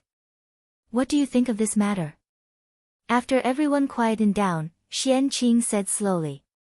In an instant, the image of a hard-working senior brother who was always considerate of his junior brothers was established by Xianqing. Ah, senior brother has been wronged. It's us who have burdened senior brother and made him lose face in front of his good friends. The disciples of the Jie school were touched when they heard that. At this moment, they had already imagined the scene of Xianqing asking the human emperor for this matter. Such a matter of great merit was extremely precious. If it spread, there would definitely be many people fighting to do it. However, for their sake, their eldest senior brother had actually taken this matter from the hands of the human emperor. Needless to say, even if Xianqing had a good relationship with the human emperor, he must have paid a huge price in order to do this. Thinking of this, everyone was even more touched. We will never forget senior brother's kindness. Everyone thanked Xianqing with a big bow. At this moment, they were all immersed in being touched. No one felt that there was anything wrong with helping the human emperor. In fact, there was nothing wrong with it. Because that was what the disciples of the Jie school had always done. Under Xianqing's guidance, the disciples of the Jie school often participated in the development of the human race. Or they made some small inventions to promote the development of the human race. Or they entered the imperial court to help the human emperor govern the world. There were really too many such things. The disciples of the Jie school used this method to obtain merit. Over time, they got used to it. And it was precisely because they were used to this method of obtaining merit that they did not feel that there was anything wrong with Xianqing's words. It had always been like this. What was wrong with it? Hey! Junior brothers, please get up. I'm already very satisfied that you don't blame me for agreeing on your behalf. How can I accept your gratitude? Xianqing said hurriedly as he swept out a breeze to help everyone up. What are you saying, senior brother? After hearing such a matter of great merit, senior brother thought of us immediately and did not hesitate to ask for this matter for us. We can't thank you enough. How can we blame you? Even beasts know kindness. If we blame senior brother because of this, wouldn't we be worse than beasts? Yun Shao hurriedly stepped forward and said agitatedly after hearing Xianqing's words. Yes. Yes. Fellow Taoist Yun Shao is right. If poor Wei and the rest blame senior brother because of this, wouldn't they be worse than beasts? Behind Yun Shao, the disciples of the Jie school also chimed in. Ha, junior sister, don't be agitated. It's good that you don't blame me. Xianqing hurriedly comforted everyone when he saw how agitated they were. After a while, when everyone quieted down, Xianqing continued, since all of you have no objections, I'll call the messenger of the human race over and ask him to bring you to the ancestral land of the human race to discuss this matter with the human emperor. As he spoke, Xianqing looked at everyone and waited for their reply. We'll do as senior brother says. Everyone nodded and replied. No one would refuse anything that had to do with merit, not to mention building a teleportation system for the human race. They had no reason to reject at all. After the ancient times, merit had become more and more difficult to obtain. All right. Xianqing nodded and instructed the boy to call Feng Kangmang over to get to know everyone. Greetings, fellow Taoists. In the hall, Feng Kangmang greeted them in a manner that was neither servile nor overbearing. Greetings, fellow Taoist. Seeing this, the disciples of the Jie school greeted him one by one. In front of Feng Kangmang, the disciples of the Jie school did not dare to be arrogant. Although they were disciples of the sages, the other party was the Daluo Taoist priests, who was far more powerful than them. If not for their status as disciples of the sages, they would not even have the right to speak to someone like Feng Kangmang, let alone treat him as an equal. At this point, one had to say that those Khanate divine demons were really unlucky to have become disciples of the sages. Not only did they not reap much benefits, but they also delayed their cultivation. They were almost crippled. After getting to know each other, Xian Qing asked Feng Kangmang to lead the disciples to the ancestral land of the human race to discuss the details of building a teleportation system. Junior brother, since you're here, why don't you show yourself? Could it be that senior brother needs to personally invite you out? Not long after the crowd left, Xian Qing suddenly shouted to the empty hall. Then, the space in the center of the hall began to twist and distort.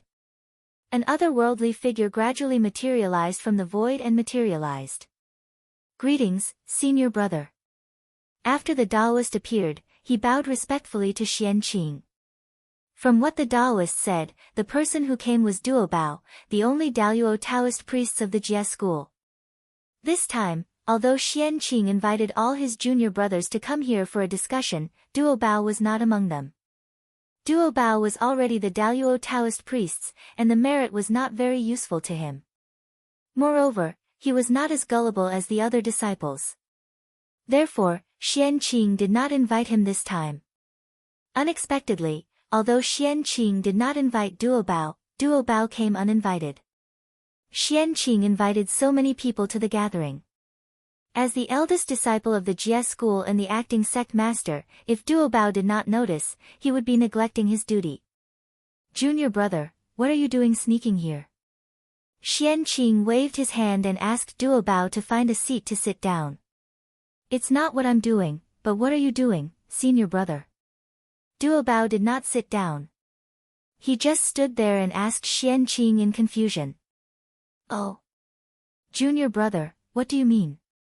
Xian Qing had a headache facing Duo Bao's question. He pretended to be puzzled and asked.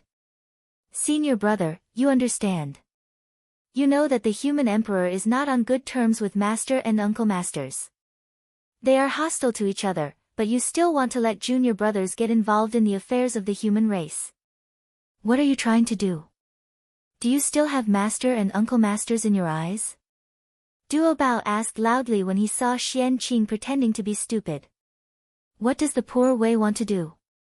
Of course, it's to save the lives of junior brothers. Xian Qing was unhappy with Duo Bao's behavior, but he still suppressed his anger and explained to him. Save lives? Duo Bao was puzzled when he heard that. The immortal god-killing tribulation has descended. Other than the two of us, all the disciples of Jie school are in danger of dying. For this, I asked my junior brothers and sisters to go to the human race to seek merit so that they can have a chance of survival in the killing tribulation. Is there anything wrong with that? Although Xian Qing had the intention of using his junior brothers, his starting point was indeed for their own good. After all, having merit or not was completely different in the killing tribulation. Those with merit could turn misfortune into luck and misfortune into luck. They could survive the killing tribulation without any danger. Those without merit could only rely on fate. But how are you going to explain to Master? Now, Master and Uncle Masters are thinking of ways to stop the human emperor from taking another step forward. But senior brother, not only are you not helping, but you are also helping the human emperor to strengthen his rule over the human race. If senior brother is like this, what should Master do? After hesitating for a while, Duo Bao still said. Xian Qing's actions were indeed helping those disciples, but at the same time, he also made it difficult for the Grand Master of Heaven. P.S. Don't panic. There's still one more update. I'll write it even if I don't sleep. I'm a little excited today. I can't write well,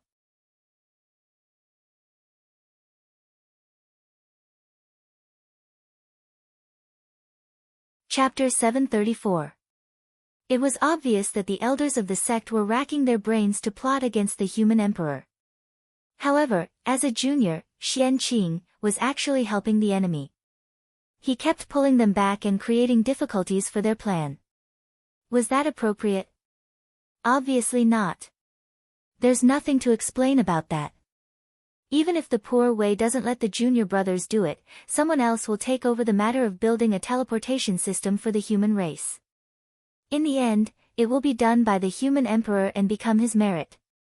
Since the outcome is already decided and we can't change anything, why can't the disciples of the GS school complete this matter of great merit? It's better to let the disciples of the GS school benefit than to let outsiders benefit, right? Since Xianqing dared to let the disciples of the GS school go to the human race to help, he must have thought of an excuse in advance. He would not let anyone catch him. Just as Xianqing had said, the matter of the human emperor building a teleportation system for the human race was a foregone conclusion. Outsiders could not change or destroy it. The karma of destroying great merit was so strong that ordinary people could not bear it. Because they could obtain merit, if the disciples of the GS school did not go, there would be plenty of people in the primordial world. The human emperor did not have to worry about not being able to build a teleportation system. If the disciples of the GS school did not go, it would not affect the human emperor's plan. Instead, it would cause them to miss out on merit. Since that was the case, why should the disciples of the GS school go? If they went, they would only make the Grand Master of Heaven feel uncomfortable, but they would be able to benefit these disciples. However, if they did not go, these disciples would not be able to get anything. Sigh. I already know senior brother's intentions, but it's not easy to explain to Master. Duobao sighed and said helplessly. Since he had already said so much, he had nothing to say. What could he do? Continue to blame Xianqing? It didn't make sense. Xianqing's words were already very clear. What he did just now was completely selfless. He was thinking for his junior brothers and sisters. It was really impossible to blame him. Junior brother, don't worry. If Master blames me, I will bear it alone. I won't implicate those junior brothers and sisters. Compared to the safety of those junior brothers and sisters, so what if the poor Wei is punished by Master? Either way, the poor Wei won't die. However, if those junior brothers and sisters die in the tribulation, they will truly die. Seeing how worried Duobao was, Xianqing comforted him instead. He was not afraid of being punished by the sect leader of Tongtian. If the sect leader of Tongtian punished him because of this, wouldn't his disciples' heart turn cold? Therefore, even if the sect leader of Tongtian came back, there was a high chance that he would not punish him. In fact, he would even praise him. How could a master have the heart to punish a senior martial brother who loved his junior martial brother so much? One had to know that this was the primordial world, not the future. The status of a direct disciple was not inferior to that of a biological son. In fact, it was even slightly higher. The relationship between orthodoxies was much more stable than the relationship between bloodlines. Senior brother, you, hearing this, Duobao was completely moved. He felt a strong sense of guilt in his heart. His senior martial brother had done so much for his junior martial brothers and sisters, but he still suspected that his senior martial brother's true purpose was to help his good friend, the emperor, attain the Tao. How despicable was that? When he thought of how well Xianqing treated him, the guilt in Duobao's heart grew even stronger. He bowed deeply to Xianqing and said sincerely, Duobao is here to thank senior martial brother on behalf of my junior martial brothers and sisters. If Master wants to punish senior martial brother after he returns, I will plead for senior martial brother even if I have to risk my life. Duobao's bow could be said to be a display of his true feelings. His words came from the bottom of his heart. He was really moved by Xianqing's actions. Junior martial brother, please get up. There's no need for this between you and me. Xianqing said emotionally as he stepped forward to help Duobao up. At this moment, not to mention Duobao, even he was moved by himself. As the eldest senior martial brother of the celestial sect of wonders, he was really too perfect. It could be said that he was worried about the future of his junior martial brothers and sisters. There was no other person like him in the entire primordial world. How could one not be moved by such a scene? That's not right. At this moment, Xianqing suddenly realized that as the eldest senior martial brother of the celestial sect of wonders, he was not perfect enough. Since he was the eldest senior martial brother of the celestial sect of wonders, he definitely could not only care about Jie school. Chan school should also help him a little. Only then could he match his character. Therefore, he had to help the disciples of Chan school. Otherwise, it would inevitably make the heavenly lord of primordial beginning unhappy. Thinking of this, Xianqing suddenly said to Duobao, who was beside him, "Junior martial brother, is there anything else? If there's nothing else, why don't you follow me to meet the junior martial brothers of Chan school?" Hearing that, Duobao could not help but frown. Unlike Xianqing, as the eldest disciple of Jie school, his relationship with the disciples of Chan school was not very good. "Senior martial brother, why are you meeting them? One or two of them. They're not big, but they're quite arrogant. They didn't learn anything about second uncle master's ability, but they learned his temper completely. They look down on this and that all day long. They're very arrogant. In the end, senior martial brother, look. Didn't they provoke someone they can't afford to offend? Not only were they tortured to death, but they also triggered the immortal god-killing tribulation and implicated all the disciples of the heaven immortal Tao. Why are you meeting such people? You're making yourself angry for nothing." Speaking of the disciples of Chan school, Duobao was full of anger and complained to Xianqing. "Junior martial brother, calm down. No matter how many mistakes they have, they're still our junior martial brothers. We can't treat them as enemies. As for why senior martial brother wants to see them, it's naturally to save them. The immortal god-killing tribulation has descended. The disciples of Jie school are not the only ones who have entered the tribulation. There's also the disciple of Chan school. Poor Wei, as a senior martial brother, since he has already arranged a way out for Jie school, he can't be biased. He has to make plans for the disciples of Chan school." Shaking his head, Xianqing said. "What? Senior martial brother wants to plan for the disciples of Chan school?" As soon as Xianqing finished speaking, Duobao exclaimed in disbelief.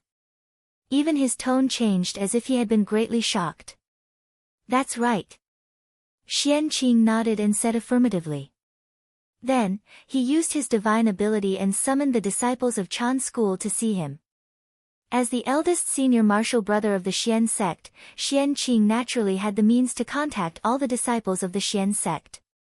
That was the privilege given to him by the Tao ancestor. Duobao frowned and was about to say something, but before he could speak, Xianqing glared at him fiercely.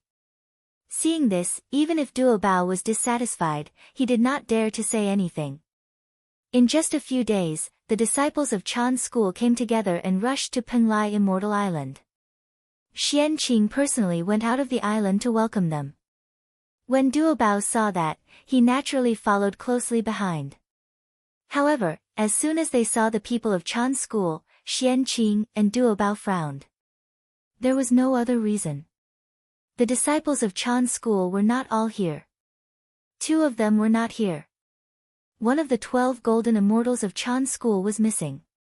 The great Taoist master Numinous Treasure did not come.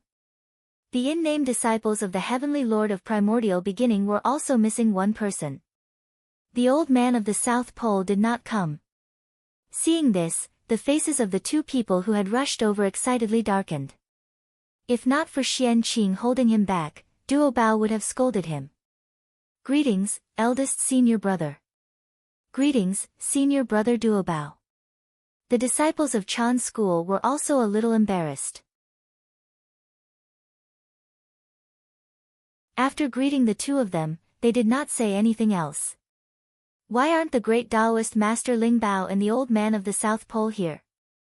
Xianqing asked Guang Qingzi with a dark face. He was angry, but he did not even call him junior marshal brother. He directly called him by his name.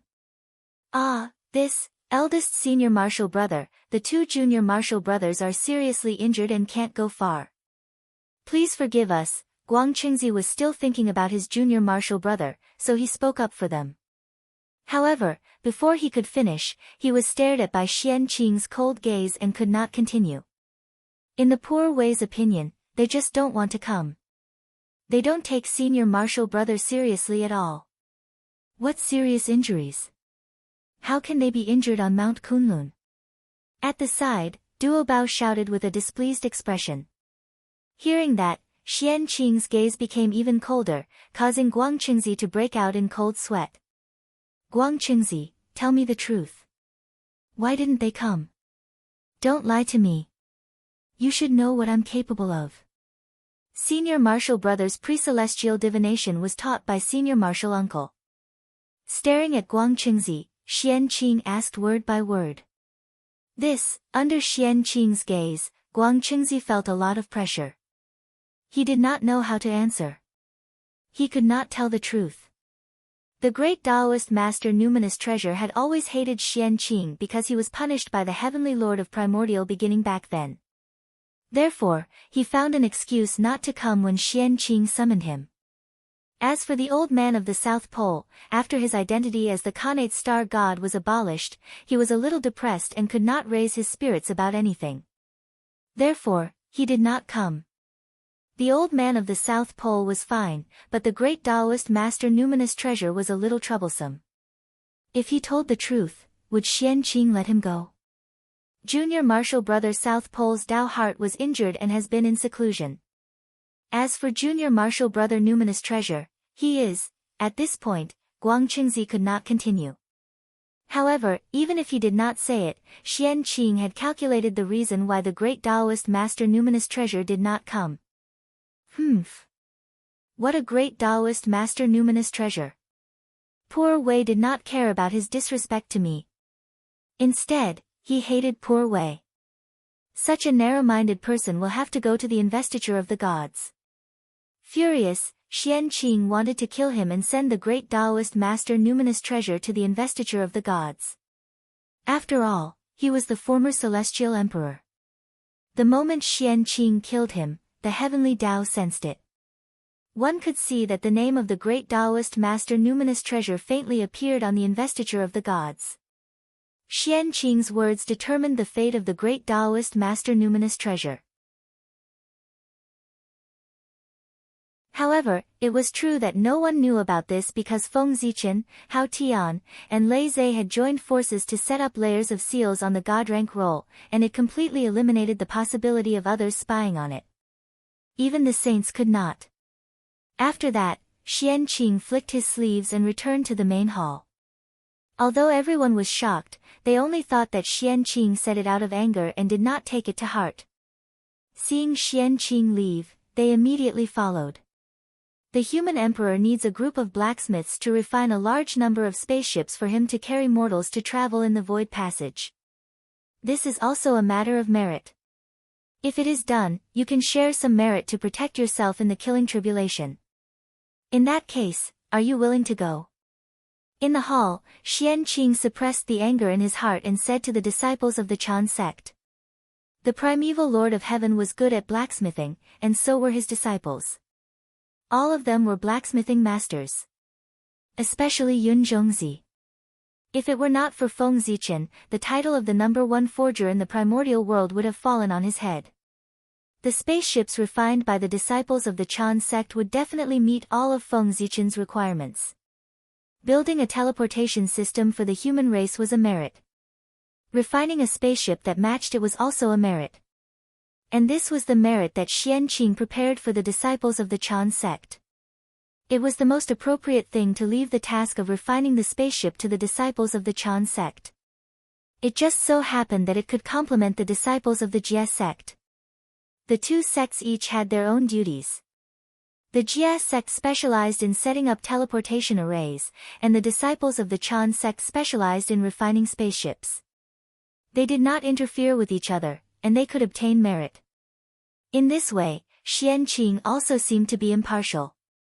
It could be said that it was the best of both worlds. To be honest, Xianqing's plan was really perfect. If he really succeeded, not only would he help Feng Zichen solve the problem, but also the three pure ones would not be able to find fault with him. Because what Xianqing did was for the future of the disciples of the two sections. It really made the three pure ones unable to find a place to vent their anger.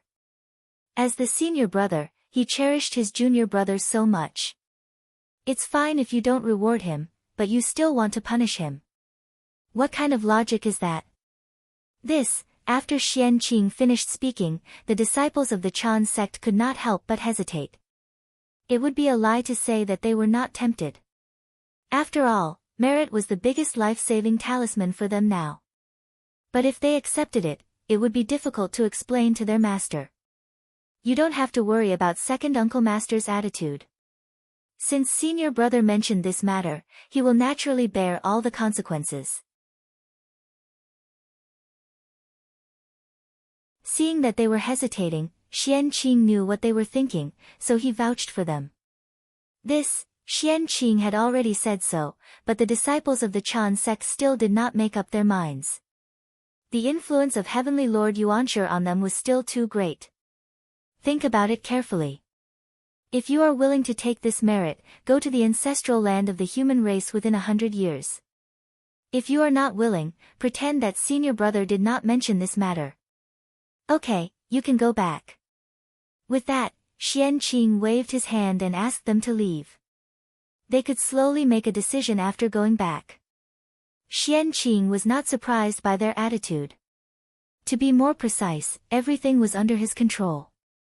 If the disciples of the Chan sect listened to him like the disciples of the Jie sect, the three pure ones would not be separated. Xianqing was sure that even if he told the disciples of the Chan sect how to obtain merit, there would not be more than half of them who would go to the ancestral land of the human race. The disciples of the Chan sect had a different way of thinking from others.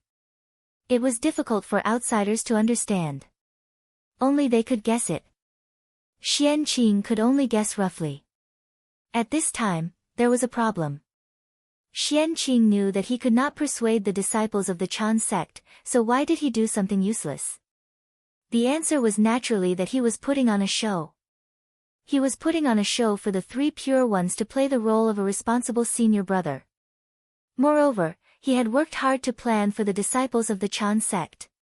Heavenly Lord Yuanshi naturally had to accept his kindness. As for whether the disciples of the Chan sect would accept his kindness, that was another matter.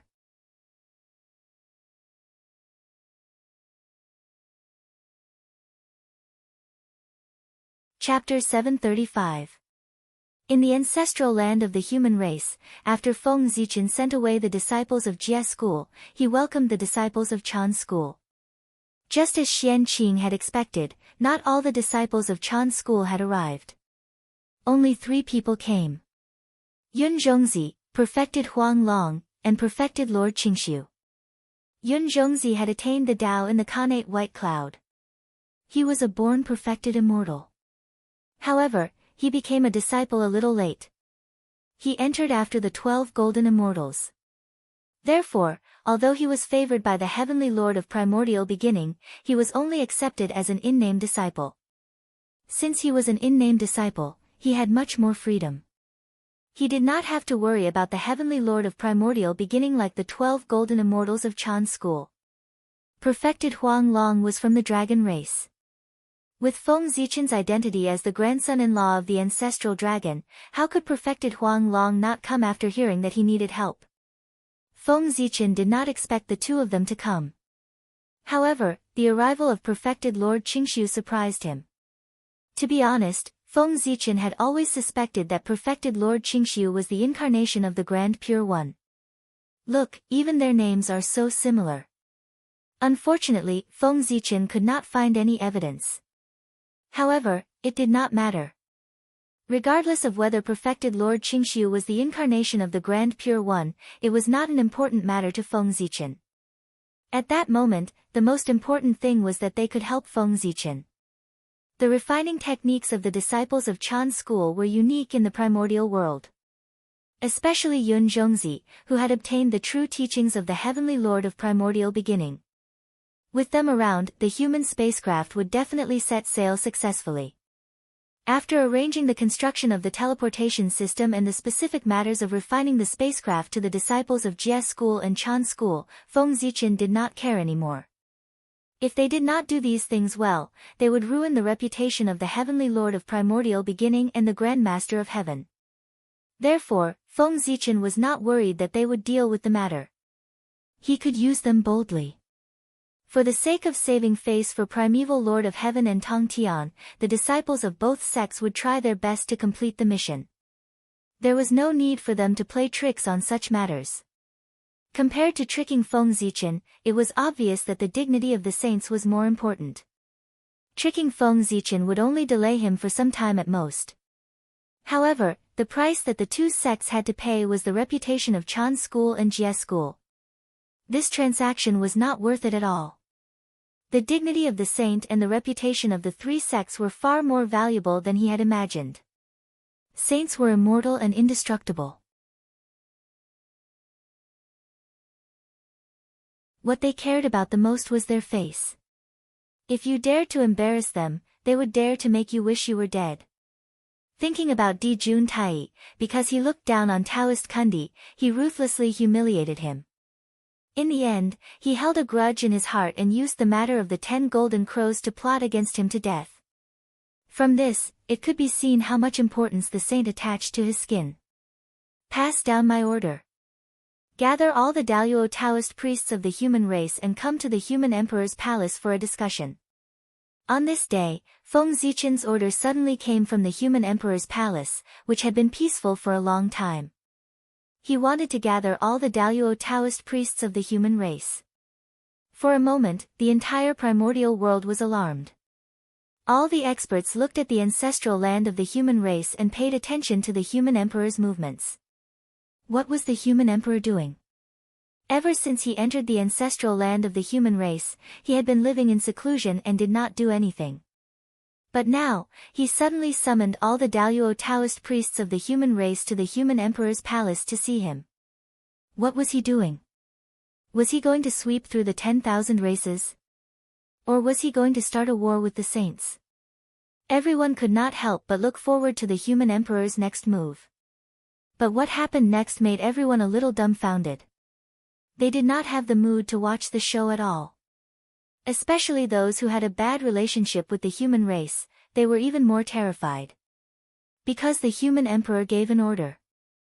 Everywhere in the primordial world, whether it was the heaven realm, the netherworld realm, or the human realm, there were boundless winds and clouds rolling. The great Tao rumbled and swept through the entire sky. That was the strange phenomenon of the Daluo Taoist priests traveling. One could see the Gochin imperial palace of the heavenly court, the land of extreme negative energy of the Yin court, the 7 stars prefecture of the East Sea, the 4 extremes, and the various famous mountains and rivers in the primordial world. There were Daluo Taoist priests of the human race who walked out and rushed to the ancestral land of the human race in response to the human emperor's order. If one counted carefully, there were no less than 500 Daluo Taoist priests rushing to the ancestral land of the human race. Hiss, seeing this scene, the mighty figures of the primordial world all gasped in their hearts. Was this the foundation of the human race? It was really too strong. They already had some of the aura of the magi and demons. They were worthy of being called the main characters of the world. Even the saints were shocked when they saw this scene. They had underestimated the human race. They had actually accumulated such a powerful strength silently. 500 Daluo Taoist priests. This power could really sweep through the entire primordial world. Regardless of whether it was the Jie school, which was known as the #1 sect in the primordial world, or the Western sect, which occupied the Western land, they could not compete with it. With the 4 sects combined, not to mention 500 Daluo Taoist priests, they might not even be able to gather 500 Daluo Jingxian. The gap between them was obvious at a glance. The gap between heaven and earth was nothing more than that. On this day, the 500 Khanate Taoist priests of the human race entered the ancestral land together, shocking the entire primordial world. This should be the first time the human race showed their sharpness to the primordial world. The effect was very pleasant. The tens of thousands of races were frightened, the great divine abilities changed expressions, and the saints frowned. They were all afraid of the power of the human race. At this moment, everyone understood that the human race was not a role that could be controlled by them. If they wanted to move the human race, they had to consider whether they had the ability to resist the joint attack of 500 Khanate Taoist priests. What is the human emperor doing? Why did he gather so many Daluo Taoist priests? Is he going to fight to the death with the saints? At this moment, the people who were watching the show finally panicked. The combined power of the ancestral land of the human race was enough to destroy the primordial world. If they fought with the saints again, it would be another decisive battle between the liches and demons. At that time, the primordial world would be destroyed. All the living beings in the world would not be able to stay out of it. They would all be affected. Bad things did not happen to them. Of course, they were willing to watch the show. However, once bad things happened to them, they would be more flustered than anyone else. They were so terrified that most of them looked at the ancestral land of the human race, waiting for the next step of the human emperor's plan. If the human emperor really wanted to fight with the saints, they would have to make plans early. The best choice was to seek refuge with a powerful person. Under the great tribulation of heaven and earth, even the Daluo Taoist priests were in danger of dying. Only the powerful people could protect themselves. Everyone was looking forward to the next step of Feng Zichen's plan. However, they did not expect that after he called the Daluo Taoist priests to the ancestral land of the human race, there was no movement. The ancestral land of the human race fell into silence. However, the more it was like this, the more flustered everyone was. Calm was often a sign of the coming storm. The calmer it was now, the more terrifying the storm that would come later would be. The human emperor must be doing something big. Everyone thought so. Just as everyone was worried and afraid, in another part of the primordial world, in the Jade Palace of Kunlun Mountain, a conversation about the human race was going on. 500 Daluo Taoist priests. The early stage of the demon race is just like this. The human race has hidden so well. If they were not exposed at this time, even the poor Wei would not know that there are 500 Daluo Taoist priests in the human race. After taking a deep look in the direction of the ancestral land of the human race, the Heavenly Lord of the Origin still said in disbelief. 500 Daluo Taoist priests was really beyond his expectations. The number of Taoist priests in the human race is indeed beyond expectations. The poor Wei also calculated that although there are many Daluo Taoist priests in the human race, there should not be more than 300 of them. But now, 500 Daluo Taoist priests in the human race have appeared, which is more than 200 more than the poor Wei expected. This, sigh, it seems that we have underestimated fellow Taoist Gaochen. He must have some means to hide from our senses so that we can't detect the breakthrough of the human Taoist priests. After the Heavenly Lord of the Origin finished speaking, the Grand Pure One said. As the most proficient schemer among the saints, he had been secretly paying attention to the human race.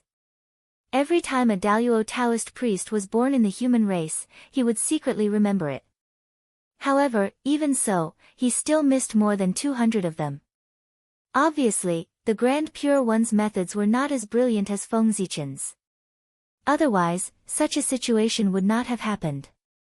Fortunately, after the battle between the Magi demon race, the environment of the world degenerated from the Khanate era to the postnatal era, making it harder and harder to attain the Tao. If not for that, the number of Daluo Taoist priests in the human race would have doubled. At this moment, Daoist Kundi suddenly said with a look of fear. That was because he thought of a possibility. The environment of the world was already so bad, but the human race could still give birth to so many Daluo Taoist priests. What if the world did not change? What would happen to the human race? They would probably be as powerful as the Magi demon race. As soon as he said that, everyone immediately fell silent as they thought of that possibility. Moreover, who can guarantee that these 500 Daluo Taoist priests are all the Taoist priests in the human race? The Gaochen is good at scheming. Why would he expose all his trump cards in front of the world? After a moment of silence, Saint Jia-yin said leisurely. Hearing that, everyone's heart skipped a beat. That's right, the Gaochen was such a smart person. Why would he expose his trump cards when the situation was unclear? There must be other Daluo Taoist priests in the human race hiding in the dark. Thinking of that, everyone was even more determined to suppress the human race. The human race had become a big problem. If they did not suppress them, they would probably become another Magi demon race. Why do you think the human emperor would summon the Daluo Taoist priests to the human race's ancestral land with such great fanfare? Wouldn't it be better to summon them secretly? Is he provoking us by doing this? As if he had thought of a possibility, the Grand Master of Heaven said. He could not help but think so. It was obviously more appropriate to summon the Daluo Taoist priests in secret. However, Feng Zichen wanted to do the opposite. He summoned everyone to the human race's ancestral land with great fanfare and made everyone know about it. This move. It was quite a show of force to the saint. Just as the saint decided to suppress him, Feng Zichen pulled out hundreds of Daluo Taoist priests. His intention was very clear. He wanted to go against the sage. What's the big deal? Not to mention provocation, even if he really attacked, it's not like he wouldn't dare. Hearing the Grand Master of Heaven's guess, Daoist Kundi said indifferently. In this world, was there anything that Gaochen did not dare to do? Just provocation was already giving the saint a lot of face. If it was in the past, he would have directly attacked. In the untainted land, Feng Zichen was the only one who dared to attack a sage without a word. Even Di Jun and Di Jiang were not so arrogant. That's true. The Grand Master of Heaven thought about it and agreed. Emperor Gaochen was famous for being arrogant. Before he attained the Tao, he dared to fight with Tai. After he attained the Tao, he had repeatedly clashed with the saint and did not suffer much. It could even be said that he had taken advantage of him. Rumble. Just as the five saints were discussing Feng Zichen, a huge fluctuation suddenly came from heaven and earth. The saints felt something and looked up at the sky. They saw the Xianhuang merit qi gathering in the sky and descending toward the human race. Seeing this, the five saints were stunned at first, but they immediately understood what had happened. Feng Zichen's plan had succeeded. The disciples of the Chan school and the Jie school had completed the construction of the human race's teleportation system and officially put it into operation. For this, heaven and earth had specially given merit to reward the disciples of the two schools. Good job, Xian Qing. Taoist Grandmaster of Heaven really taught a good disciple. After being stunned for a moment, Taoist Kundi shouted at the Grandmaster of Heaven with a face full of anger. The saints knew everything in the world with just a thought. Xian Qing's plan could not be hidden from their senses. Of course, this also had something to do with Xian Qing not hiding it at all. Xian Qing thought that he had done this matter openly and with a clear conscience. Since that was the case, why did he hide it? There was nothing that could not be told. Ha! Cough, cough. Taoist Kundi is right. Xian Qing's actions are indeed a little too much. When we return to Golden Ao Island on behalf of the poor Wei, we will definitely punish him severely. To be honest, after learning about Xian Qing's plan, the Grand Master of Heaven's first reaction was not anger, but joy. Look! He almost laughed out loud just now. Xian Qing's plan could be said to have solved one of the Grand Master of Heaven's worries. Ever since he returned from the Purple Cloud Palace, he had been worried. The Grand Master of Heaven knew what his disciples were like. Therefore, he also knew that some disciples were destined to be on the God roll, and some would die in the tribulation. The Grand Master of Heaven had already planned to give up on these disciples. But his outstanding disciples, such as the 3 direct disciples, the 3 Shao immortals, Zhao Gongming, and the like, should not be on the roll. Therefore, the Grand Master of Heaven had been thinking of ways to protect them. But he did not expect that before he could think of a way, Xian Qing had already solved it for him. How could the Grand Master of Heaven not be happy? It was just that he did not want to laugh out loud because of the occasion. He had to pretend to be angry for everyone to see. Seeing that the Grand Master of Heaven almost laughed out loud, Daoist Kundi was undoubtedly even angrier. P.S. There's one more update, but it's very late. So, go to sleep. You can read it tomorrow. You're tuning into the Blissful Bookshelf YouTube channel. We're so grateful for your support, and don't forget to subscribe to join us on this incredible journey through captivating stories. Your generosity through donations truly makes a world of difference, as it's the primary source of revenue that allows me to expand and enhance this channel for you. Thank you from the bottom of my heart for being a part of this adventure.